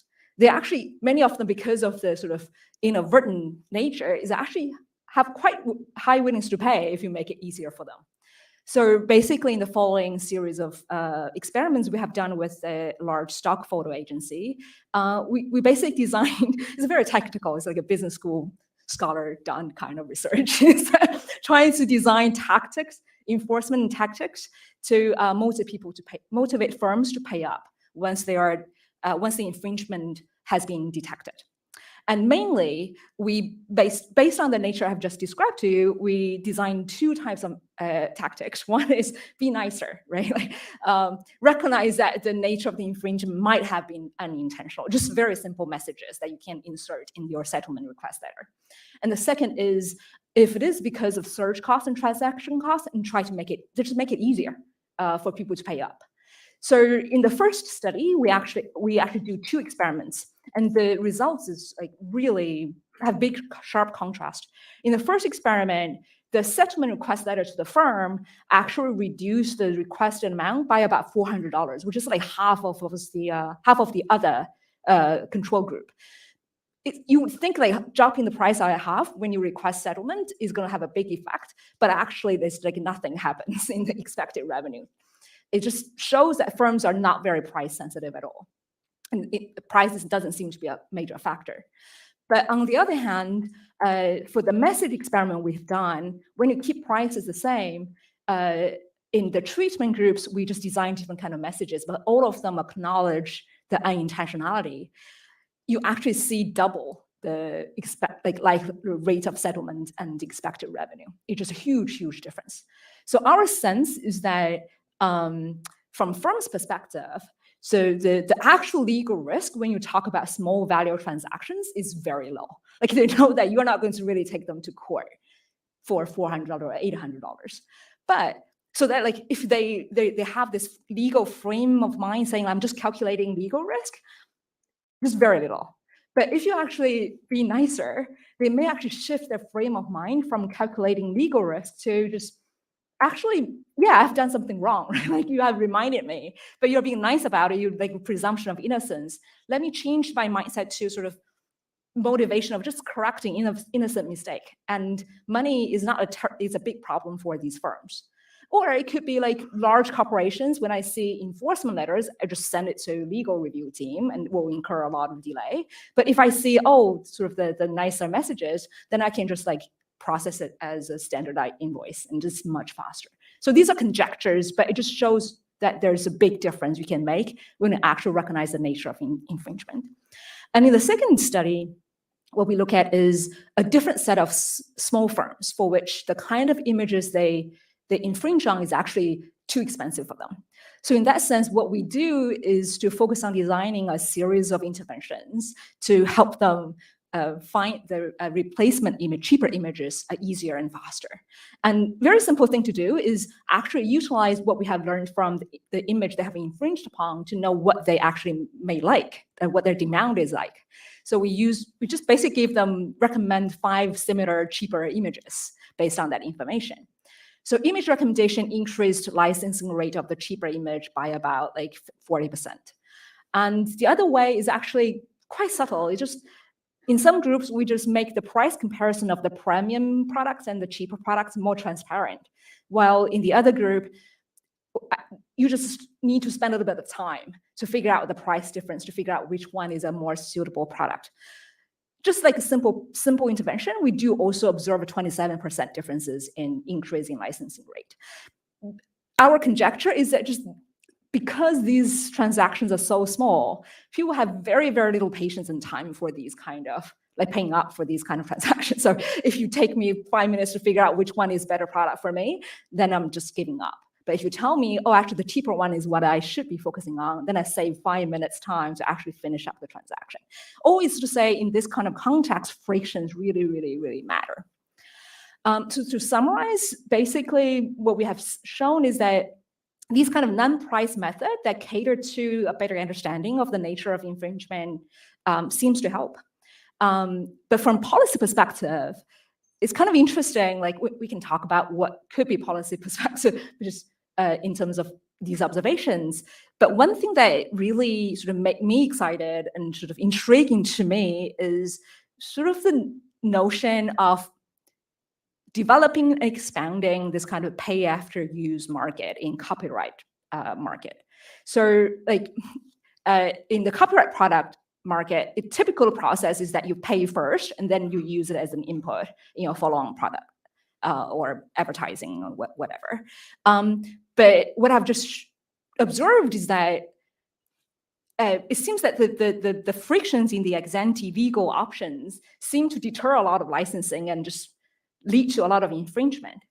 But these infringers are actually, there are lots of them, right? In some sense, if you allow people to actually find product in any way that is convenient to them without like really narrowing all of them to this like narrow legal licensing route, you may actually expand the market drastically. So this is one way, another way to say like we often think about search engine and social media as sort of sources of piracy. Yes, they are. But another way to think about that is they may be your greatest salesperson, right, out there to actually get your product out there and enlarge the market. But of course, you want to say like, wait a minute, like we have been fighting the whole NPE problem and patent troll, so-called patent troll problem in the patent setting. Why are you promoting or just entertaining the idea of an ex-post market, the pay after use market? But I think there are like potential 2 differences between copyright setting and patent setting. One is, at least in many copyright products, at least in the digital image market, whether infringement happens or not is very precise. You can actually precisely determine whether infringement happens, whether like certain things actually used as an input for the follow-on product.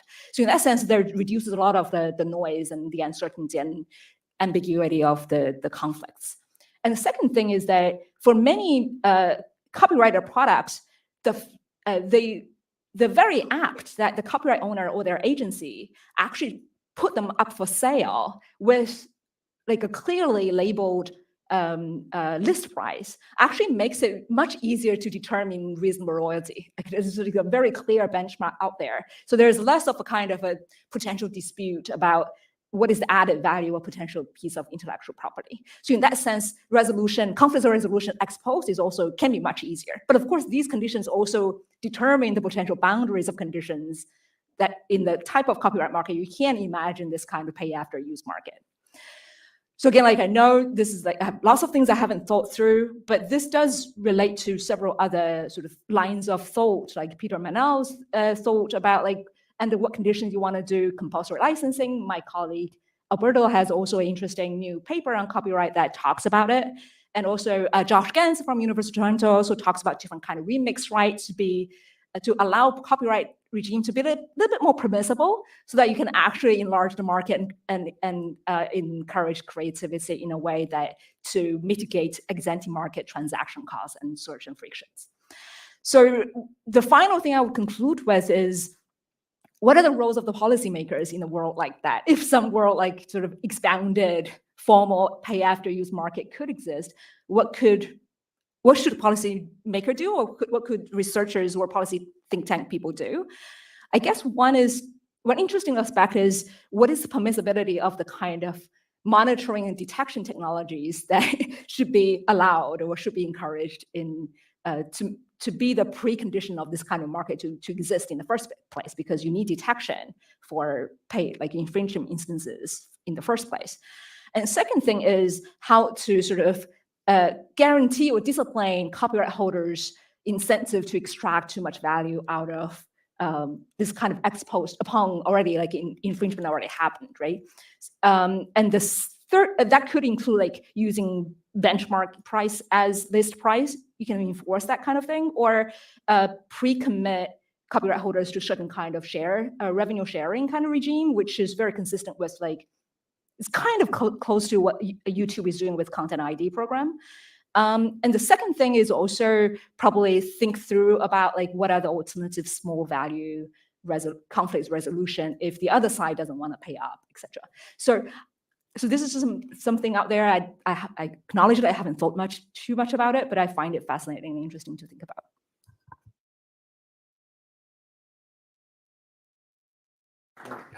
So we had Mark first, and then Jorge, and then Dave. Great presentation. I just have one observation, which I think you may want to consider in your analysis, which is that we don't have a system of apologies in our legal system as a remedy. In many countries, there is an apology system. While you were talking, I just looked up the apology rate for copyright infringements in China. It's 52%. About 3% for trademarks. It's about 11 or 12%.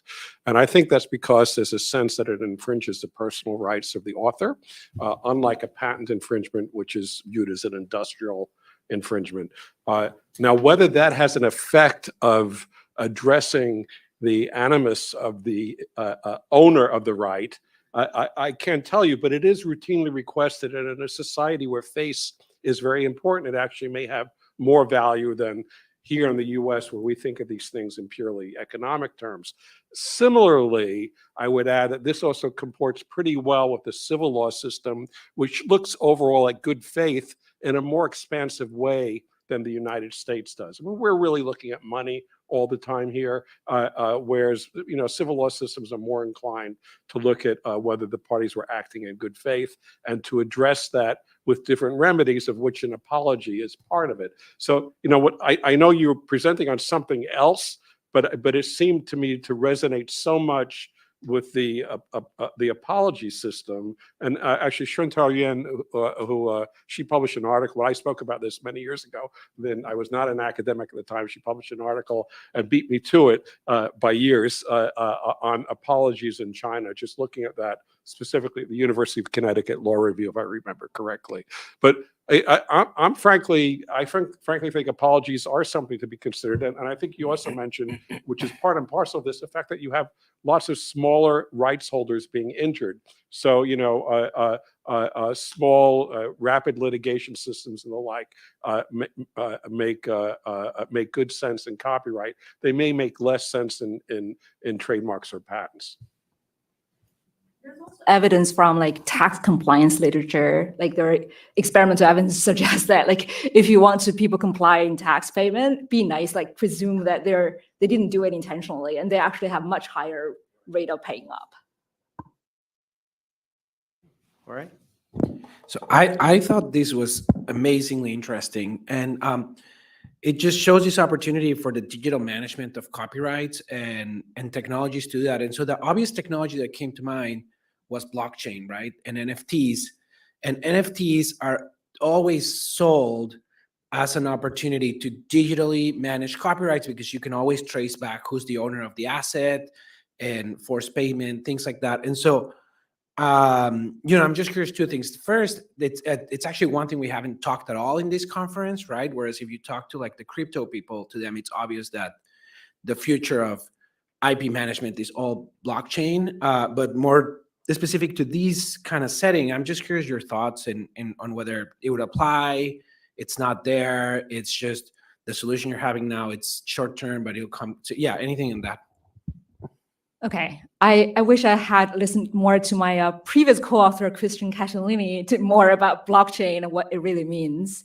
So, I mean, I can't comment too much on blockchain and whether we are at that stage in which the transaction costs or social costs of any, I don't know, puzzle solving or whatever thing, I don't know, is still too high.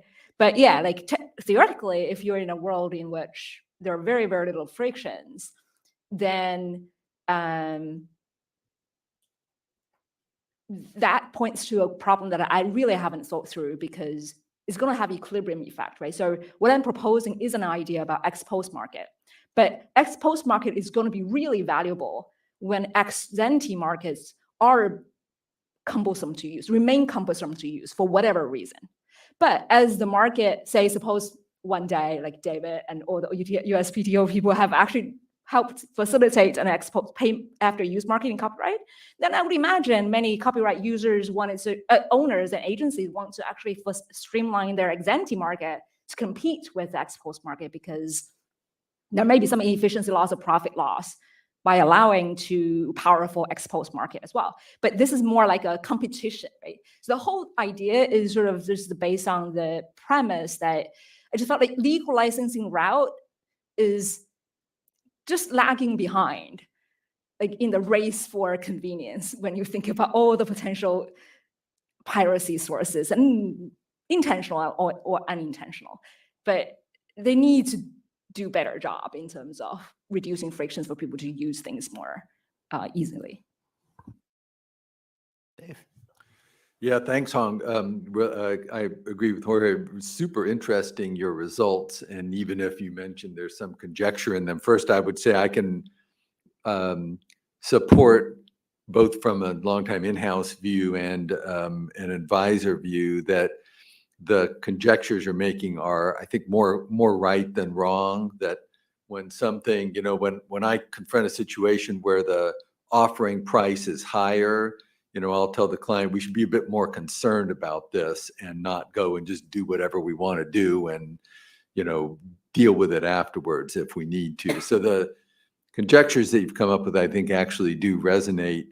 I also feel like your results are supportive of both the copyright small claims court and the notion that's been bouncing around for a number of decades, more so in recent years, of a patent small claims court, which provides an avenue for something a little bit more like, adjudicating, I'll say, semi-casual uses after the fact without all the expense, and even a role for whether it's an apology or, a no contest approach that gets through the liability phase and on to, okay, so how much do I really owe you for this? Okay, look, I'm sorry, I didn't know it was yours. I'm happy to pay, which you see so often in the real commercial world on the part of big companies and little ones, right? It's like, we don't want to get in a fight over this. We're happy to pay for it. We're, like, in many cases, totally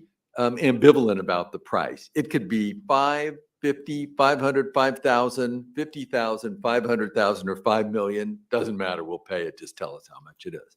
So that resonates too. The last thing I was going to say is, there's a connection here. In addition to the blockchain connection that Jorge was raising, your point about making a market by offering a license is going to become, in my view, a very, very powerful one on the back of the recent Supreme Court decision. So I have been observing the music content business in anticipation of generative AI and AI algorithms copying massive amounts of music, actually offering to license it and setting a price for it. They're not doing that just out of the goodness of their heart. They're doing that to make a market so that they've got a comparable, right? And not the Amgen decision, the Prince Warhol decision that came out last week is going right down that same line, saying if the uses are comparable and there's a market that's been created, we're going to throw out the fair use analysis. We're going to short circuit it, and we're going to require you to pay as a second party. So I think you're onto something. It hasn't yet been fully developed at all. The decision is very new and all that. But in the era of AI, creating a market for content, right? The data that AI uses is going to go a long way toward the difference between it getting taken for free under fair use doctrine and getting to actually get paid for it as a creative. Thank you. This is super helpful. So I'm going to ask for some rain check of getting back in touch with you to ask for more feedback and advice. But also I want to plug in one Alberto's recent paper on copyright infringement and compulsory licensing, which is a theory paper, but deals also very similar this issue as well. If I can build on that, I have a theoretical analysis to try to look at the optimal kind of burden of proof for courts in copyright cases, and it comes out a mechanism that is kind of similar to the one suggested by Peter Menel. That this is okay for very small infringement. You have just a system of essentially compulsory licensing. You can think about it as really an apology system, and only for the very big cases, or the cases in which there is really strong claim of independent creation, then you start using the court system. So it would help a lot in terms of transaction and also remove a bit of heavy weight from the court system. So Ashish is down there, and then Patrick and then me. I think what I wanted to say has been said. Are you sure? Yeah. All right, Patrick. Thanks, Adam. So since you mentioned NPEs, I have to ask, doesn't the logic of an aftermarket for content suggest that there should be a viable aftermarket for inventions as well and other intellectual property? I would think, yes and no, right? Yes, in the sense that at least I'm not a patent NPE expert, but the whole idea of supporting the NPE is to say that many patent infringement could be inadvertent or unaware. And if you can actually agree on what the reasonable royalty is, I think Carl Shapiro has a series of papers, and Fiona Scott Morton have a series of papers about how to think about the settlement request, the ex post licensing regime in patents. The problem is, it just seems very difficult to agree. My understanding is different parties it's very difficult for them to agree on what is the reasonable royalty, because there's a lack of fair benchmark pricing. Each situation is very different. The one party wants to maximize the value addedness of a piece of technology. The other party wants to minimize it. And in technology space, ex-ante value added could be very different before technology is used, when there were still competitors, versus after technology is used when there's not. It's de facto monopoly. Or the people here can say a lot more than I can about the potential noisy boundaries of patents. Whether infringement happens or not is a potential question subject to debate. So all I'm saying is that kind of situation makes it very difficult to actually subject the pay after use market to very clean and quick resolution and clear resolution. You just get into this sort of more messy situation. That seems like a fair distinction. The word monopoly has been in the conversation a lot, and I just want to, from a non-academic perspective, say, that doesn't seem to fit with how we generally understand monopolies and intellectual property rights. My ownership of my car is not a monopoly on automobiles. It's an exclusive right to the use of my vehicle. If you wanted to extrapolate a little bit, Hyundai's ownership of the Kia line of cars is not a monopoly on cars either, and no one would understand it as such. And yet, when we're talking about patents and copyrights, we use this term monopoly as if we were monopolizing the creation of images or, inventions, a cure for cancer. Even an mRNA vaccine for COVID is not a monopoly in any economic sense. It's a right to a very specific solution to a technical problem when there are likely an infinite number of other solutions available. So I actually, oh, go ahead, Albert. In a sense, when we think about economies, about monopoly, it all depends about how you define the market. If I define the market on something extremely narrow, I can say I'm monopolist on this very, very small market. And I agree with you that if we think about problem in terms of distortion, the problems occur if you're really monopolist over some really big market on something broad. But if you're monopoly on something really small, then it's not necessarily the case that you think about distortion. So it's not necessarily, an issue. Yeah. So I've been in the queue, so I'll just kind of go ahead, and then Rob has. A couple things. One is, as I'm curious, have you talked to like copyright owners, like studio heads and general counsel or chief of litigation policy at like Disney or Sony or any of the studios or RA or anything? Oh, I've only talked to the stock photo agency that I've been working with. Okay, but- and I can maybe put you in touch with some of them. Oh, that would be because- fabulous. Yeah, Yeah. because as a rule, you'll be very hard pressed to find them going after an individual person who's downloaded one song or two songs. In fact, their initial lawsuits were against the intermediary services, right? Were Napster, Grokster, and in fact, they got so much heat for that. Why are you attacking this neutral technology? You technophobes, you're crushing innovation. That's when they said, all right, fine. Then people say, go after the people who are downloading. So they picked people who downloaded thousands of songs. You're So absolutely right. yeah, So yeah, I just wanted to make it very clear that the firm we work with never go after individuals. First of all, individuals are also not their clients to start with. They only try to request from infringers who are firms. And second, I think in the music industry, like they have learned the lessons as exactly what they have said. I think those intermediary lawsuits were perfectly fine because the Supreme No, Court no, was no, rightly it's saying, individuals. they- But they were facilitating mass copyright infringement, and they knew it. There was substantial evidence that showed it. So those were legitimate. I think all the legitimates. What I'm trying to say is, I don't think there's lots of these small, like, I downloaded one song or 5 songs, or I used one thing, and I'm no, sorry you're about right. this. I don't And think so, yeah. that's. And, I mean, there don't might even be- think there might that. there probably are a few on the margin, but but it's always, in a universe of millions of notices that are sent. In fact, just 6 studios annually send about 20 million takedown notices, every notice and takedown notices on DMCA note. And that's just 6 studios. Yeah. Movie studios. Yeah. Can I say something? Yeah.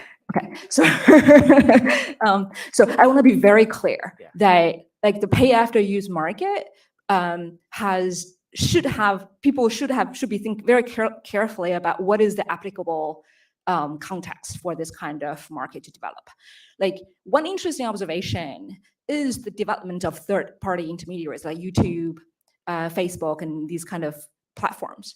What happened, what I think is really interesting is they basically changed sort of innocent individual consumption use of music as like music or anything as individual consumption use into commercial use. Think about the influencers can earn 110K for really highly viewed content, etc.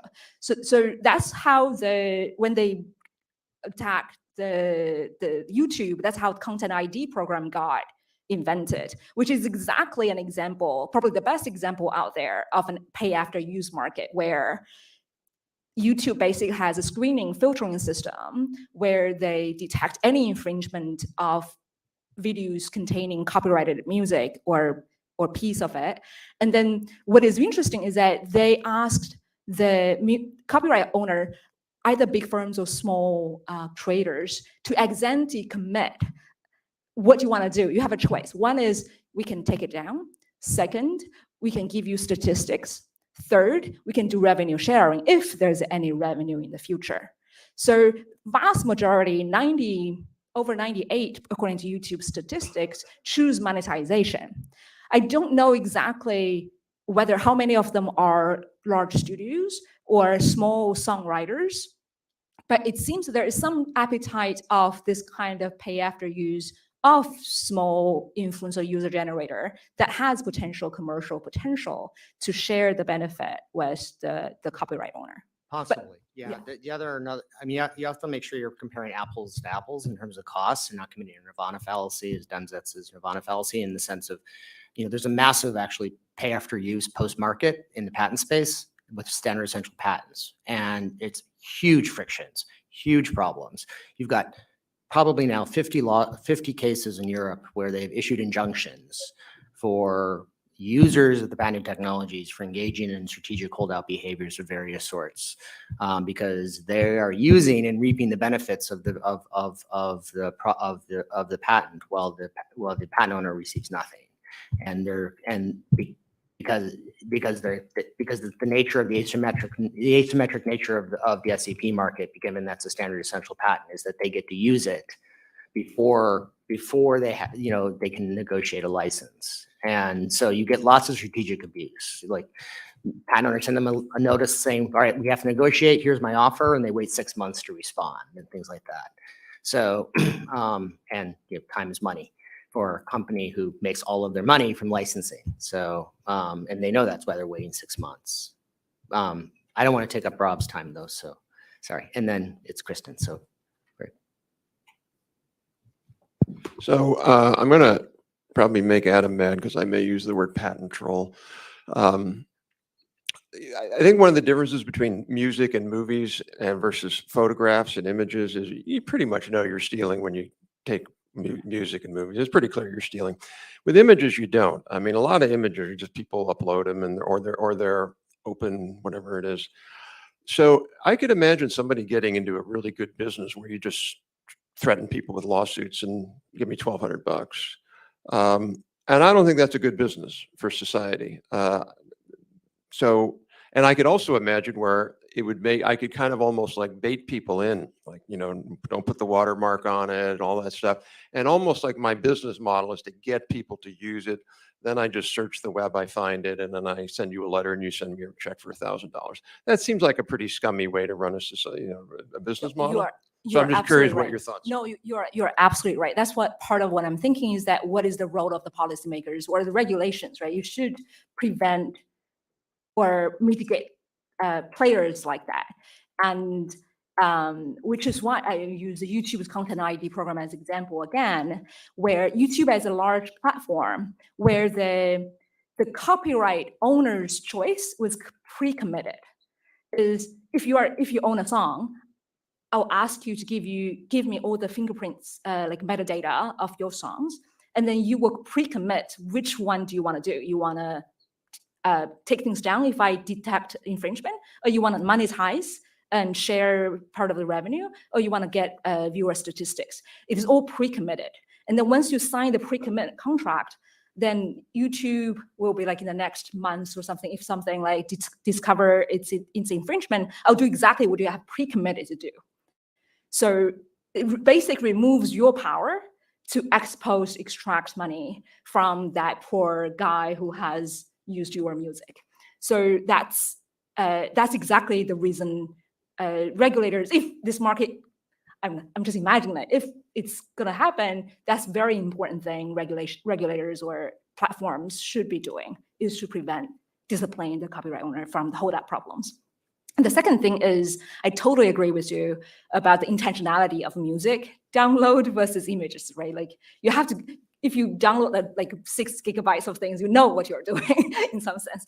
But that doesn't mean that there's no value creation of having this kind of pay after use market, in the sense that even if it is intentional, I know I need to license, but if you make it so difficult for me to license something, then I'm going to use it first.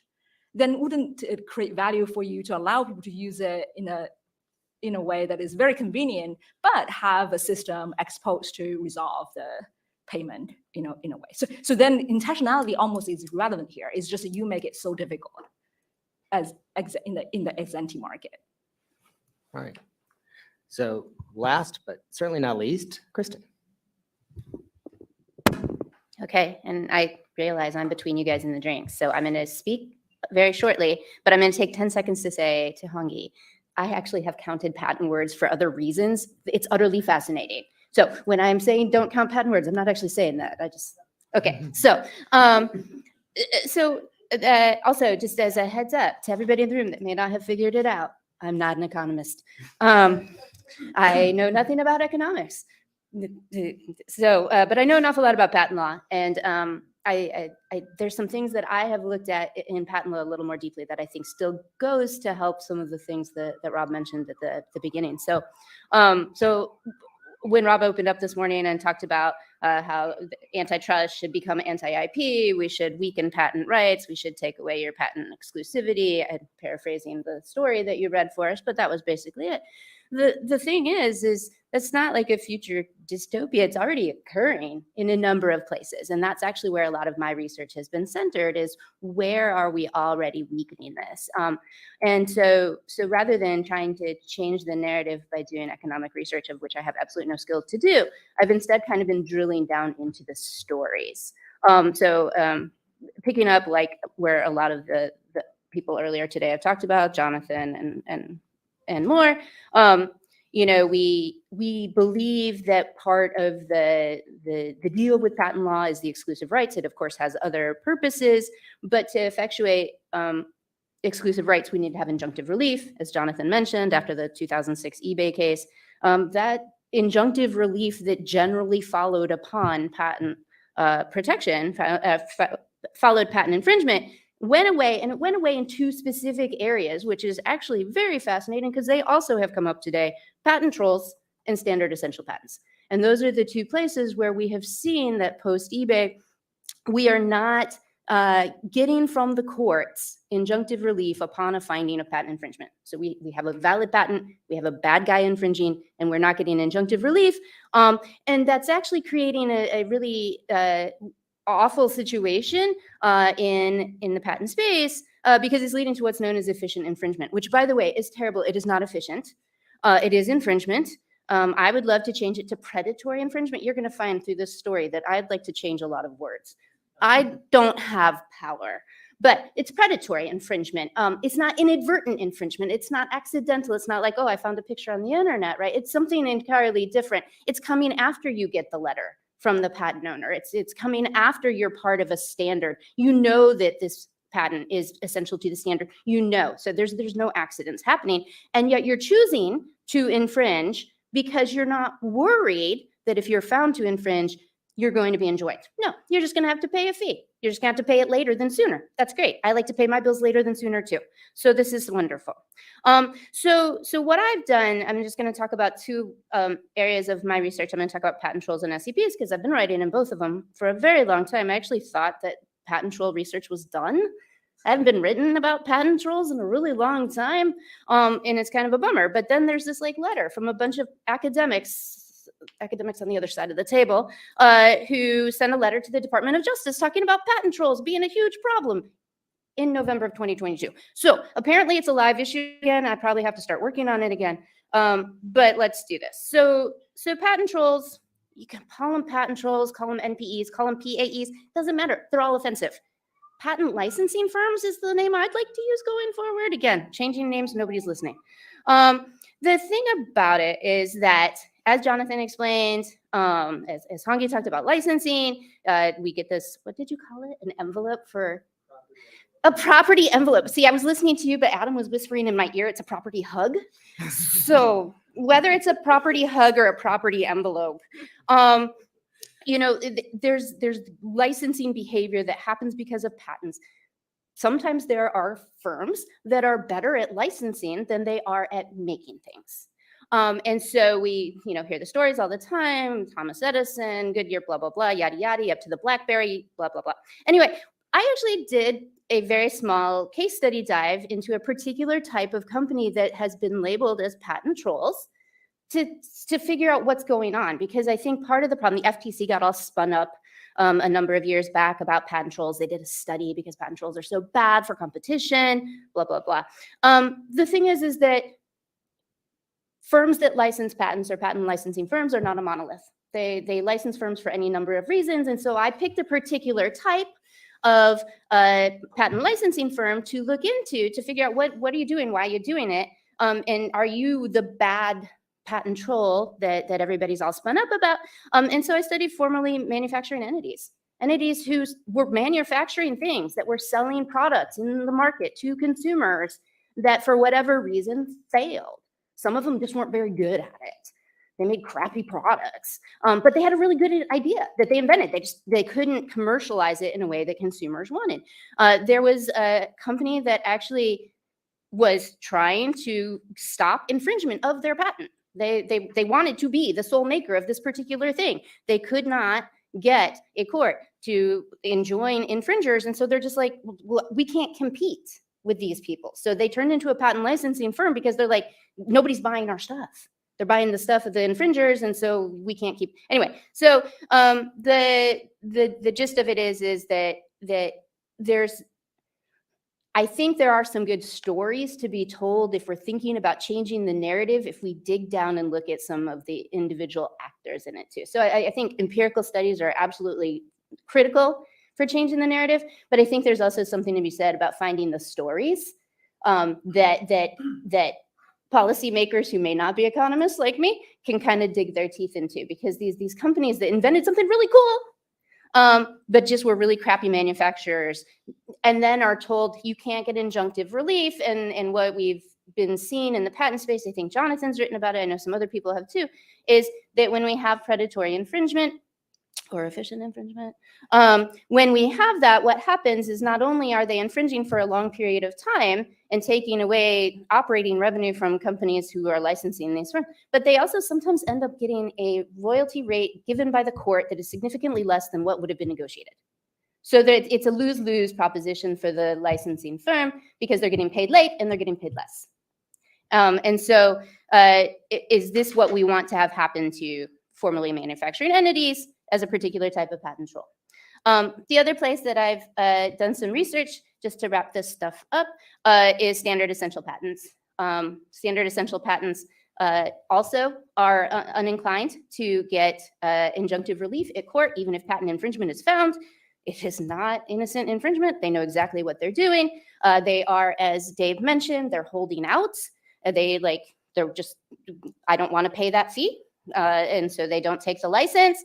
It's a lot harder to see efficient infringement there. There's some really great work being done by Urshka Petrovich and Kirti Gupta, where they've actually found some evidence of patent holdout in court cases around the globe. But one of the things I've done is I've actually looked at some of the complaint language in the United States. So rather than digging in on a particular company, I've looked at some SEP infringement suits in the United States, looking at the complaint language, and then looking at what they're doing. And one of the interesting things that we're seeing is that SEP owners who are being infringed upon are no longer even asking for injunctive relief, something they're entitled to, something that the exclusive right of patents should do. They are going into court and they're not even asking. And that's a sad story in my book, that you're going to court and not even seeking what you're entitled to. So globally, it's better on this situation. The United States really kind of crummy when it comes to SEPs. But I will just stop there, because that's kind of the big summary of the two things that I've been looking at. So.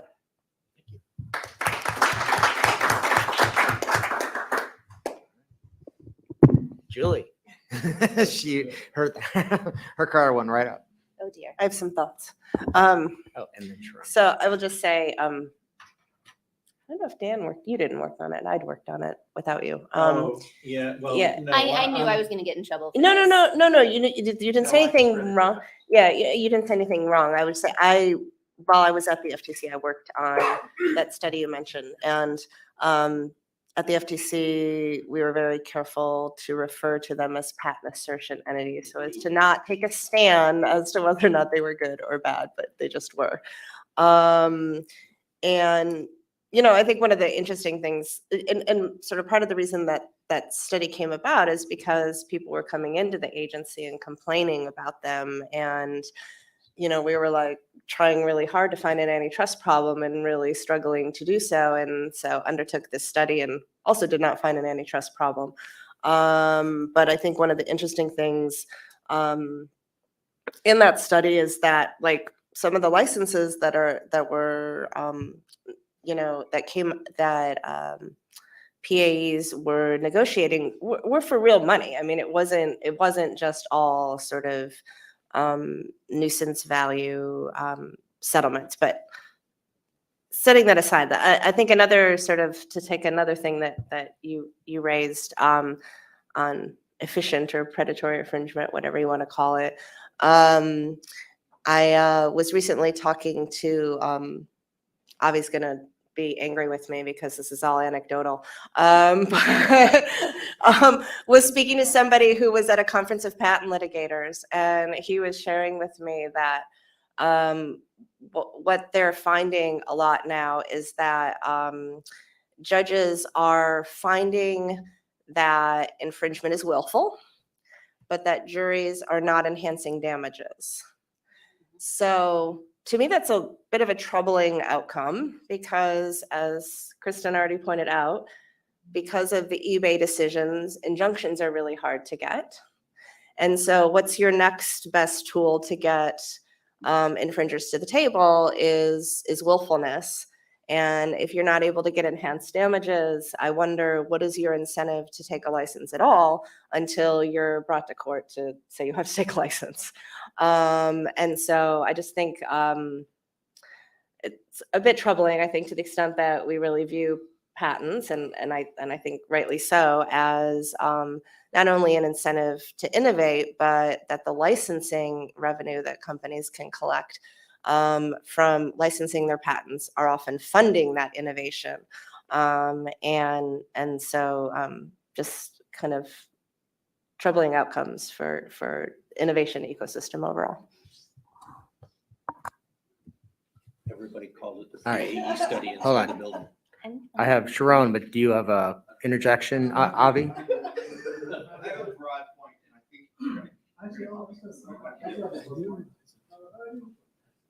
All right, Avi, I'll add you to the queue.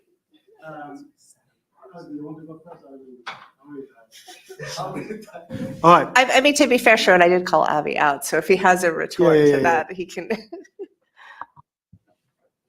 So let me just kind of make a broad point. So typically, when I listen to lawyers talking about, or legal scholars talking about whole kind of patent trolls or whatever you want to NPs, the typical idea is about holdups, right? This is kind of my understanding, this kind of transaction view. But as an economist or somebody who's kind of trained in economics, I would like to offer a different perspective. So the first thing that we kind of learn one of the first things we learn about economics is essentially thinking about creating things in terms of in kind of production functions. And to the extent, and I think the assumption that you all make is that the production function is linear. In other words, you take the R&D, the knowledge, you combine it with manufacturing, and the level of manufacturing will not affect the private value of the R&D. So it doesn't really matter who gets it. The value is something that you can separate from the manufacturing. In economics, we learned that in most cases, the production function looks differently, whereas the marginal value of one input typically depends on how much we use in the other input. In this case, ex post, trying to separate or trying to identify the value of knowledge separately from its use in manufacturing is something which is either impossible or very hard to do. And I guess this is the point I try to kind of leave on the table. I don't know if you want to think about it some more or not, but once I identified what is the best use of, again, just one example, once I've identified the best use of a piece of knowledge in manufacturing, something you did not know before, coming to me afterwards and asking for the value of your knowledge or to kind of share the value somehow is something which is really hard to do because you're also free riding on me because I just kind of told you, discovered a way to use knowledge which you did not know before. So it's really, I'm surprised that in this dense, huge literature on this issue, this kind of idea of how you derive value when you have complementarities in production has not been addressed unless I'm missing papers in this space. That's it. Thank you. Avi? Okay. I want to take on stories a little bit. So, Rob, you opened with a really inspiring opening, which was to say independent, rigorous empirical research is incredibly valuable to the policy conversation. And you expect it to confirm your priors, but until the research comes out, we don't know. And but you know, you're confident enough in how things are going to go that you're willing to invite us to come here. Okay. In my own privacy work, I think I landed firmly consistent with your priors. I don't know if you know it, that you know there's the costs of blunt privacy regulation are pretty severe. Oh, no, you're our hero. Yeah. Okay. Now, but but in other work, I think we don't know. And stories are incredibly powerful to motivate the empirical research, to tell us what we should study. And they're incredibly powerful to, you know, as you said, to convince people who don't think like economists, which I recognize is 99.99% of the world, probably more, to believe what's going on in our models. But when there's ambiguity in our models, you can always tell a story. And you also open with the people who disagree with you are telling really good stories. And so I worry if we're focused on stories, we're focused on anecdotes and surveys and things like that, that we're not going to land at a place where the policies that are better for our society are going to be better. And so just like you open with this inspiring, let's think about empirical work. And then I feel like I've spent the afternoon hearing why we shouldn't do that. I know you didn't mean that. I know you didn't mean that. You might have meant that, but maybe not. But I'm just trying to understand this disconnect between stories being the thing that we shouldn't believe because the other side has them, and stories being the thing that supports our rhetoric. So maybe your reaction to that. No, I can, just as I feel like the weird kid here, that I'm not an economist, when I'm sitting in patent law conferences, I'm also a weird kid. Because the story, we don't economist. Well, some of us do, but we do it badly. We do it wrong. Trust me, I've heard we do it wrong. I don't even try. But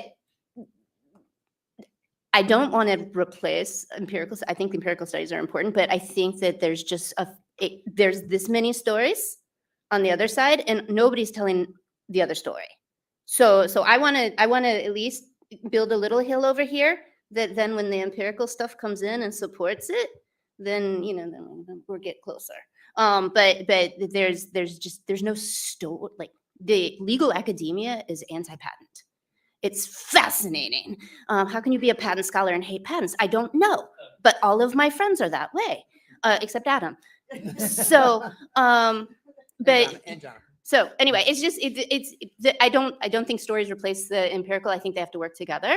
And the reason I'm really focused on stories on my side is because there are none.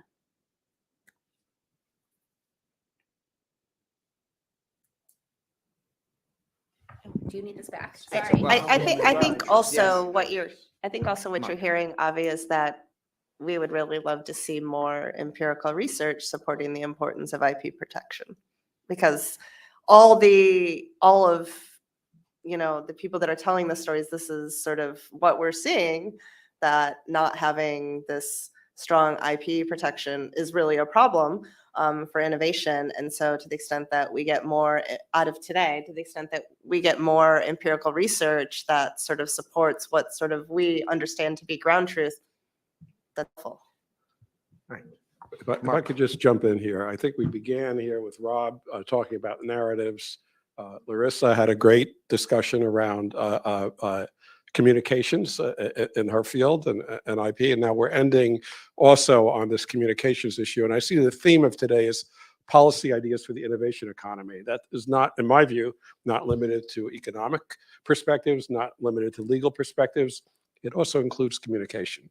And notwithstanding Avi's interesting observations, frankly, we are not rational thinkers, most of us. The human species. And usually it's the first story in Washington that's out that determines the narrative for the next 10, 20, 30 years. I'm still dealing with $800 billion of IP theft I was part of the commission that came up with that number. I resigned from it because the number was not substantiated, and it continues to exist. It will exist my whole life, and there's very little I can do about it. I don't even debate it because I know people are so grounded in it, and that was the first narrative out with Donald Trump. That's it.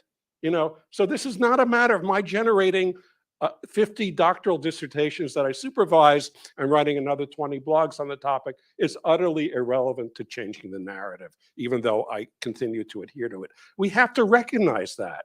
If we're talking about changing the innovation economy, we have to recognize that we're not all that rational. Stories shouldn't drive human activity that much, but they do. And what is really lacking here institutionally in the US is something we did not talk about at all. We do not have good public health journalists. We saw that in the pandemic.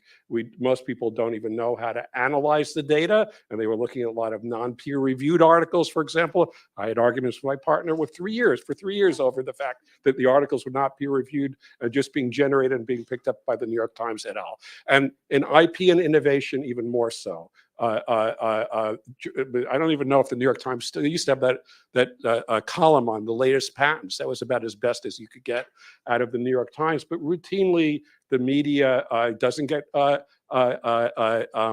piracy and counterfeiting correctly. They sometimes call a trademark a patent a copyright. That is the level of education we're dealing with. And it's not surprising we get narratives here that are totally, I have to wax into Yiddish, verblunget, screwed up.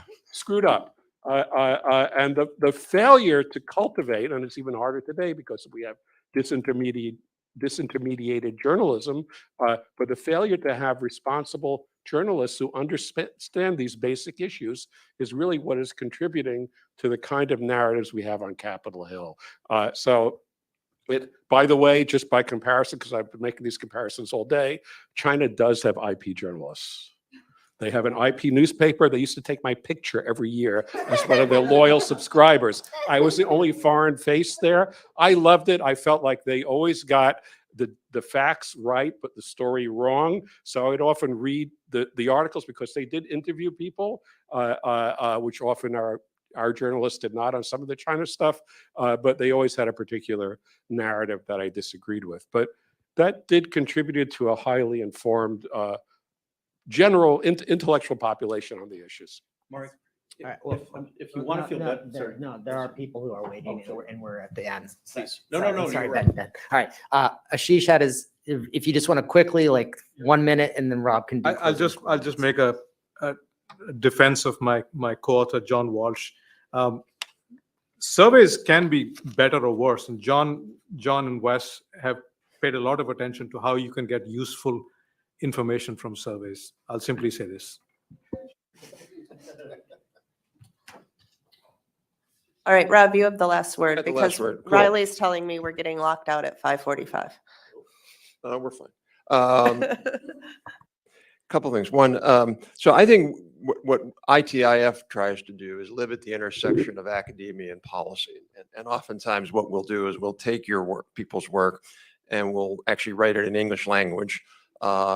Just kidding. But we'll summarize it. We'll say this is what it really means, and most importantly, this is why you should think about it and take it seriously, and this is the implication for you. So I live probably more in the Washington world, as Julie knows, but I think it's really important to understand what this debate is about. This is not a debate with sort of well-intentioned people who are trying their best to figure complicated things out. It's not. It is a battle. That's all it is. It's a battle. And as much as I refuse to fight the battle, I think I do, I hope I do, I refuse to fight the battle unfairly. I just think I'm going to resign and retire before I do that because I find that unethical. So I'll fight the battle as hard as I can, but I'm not going to intentionally lie, or I'm not going to all this other stuff. Unintentionally I might do. We all do these things. But so I think if you think about what the battle's about, there's really, to me, the main thing the battle is about are, do you put innovation and growth as your top priority, or do you put sort of redistribution and fairness and giving everybody something as your top priority? I put the former. I remember we had a conversation once with the head of policy at Doctors Without Borders. She called me to complain that one of my guys was supporting the TPP and 11, 12 years of biologics data protection or something, and that, you know, this was harmful. And I said, look, at the end of the day, I really respect what you do as an organization. You're amazing. You're bringing all this stuff.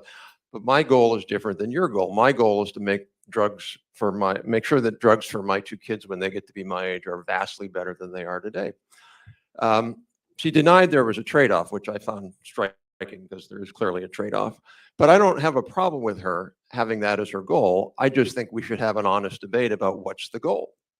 And that's what's, I think, missing in a lot of the debates. And then the second point, Mark, one of the things you said I thought was really interesting is the first out of the chute in the narrative often wins. So like, for example, there was this, I actually do read studies and I critique them. And there was this awful study by this guy on markups. Julie, you wrote about that. You know that guy I'm talking about? Everybody now cites this guy. Markups have gone up 180% or something like that. So clearly there's a monopoly problem. If you read the study, and there's a number of good academics who've just destroyed the study. It's just a fallacious, badly done study. It showed, for example, that Apple markups are the same as they were today, and GE markups are twice as high as they were back then, even though GE profit rate is half the rate. So it is a terrible study, but everybody continues to cite it. It's like, there's no downside of being wrong because there's a consumer, there's a market for bad work. So if the bad work supports what your political agenda is, you're just going to keep pushing it. So that's why I really think it's so important what you all are doing, because I'm a little more optimistic than you, Mark. I actually do think that at the end of the day, policymakers at some level can differentiate between bad and good. It takes them a while to do it. Washington's not fast, but that's sometimes its strength. So anyway, I just want to close by saying I think this has been great. Thank you so much. And also, before I do that, I really want to thank this great team, because Alex and Riley, because they spent the entire day. They made sure this was broadcast out to the universe and will be online as well. So they did a great job. Thank you. There's beer and wine up on the penthouse level, so the elevator's out here. You can just press the penthouse button. You don't need any special. With offices like this, I expected like bourbon and scotch.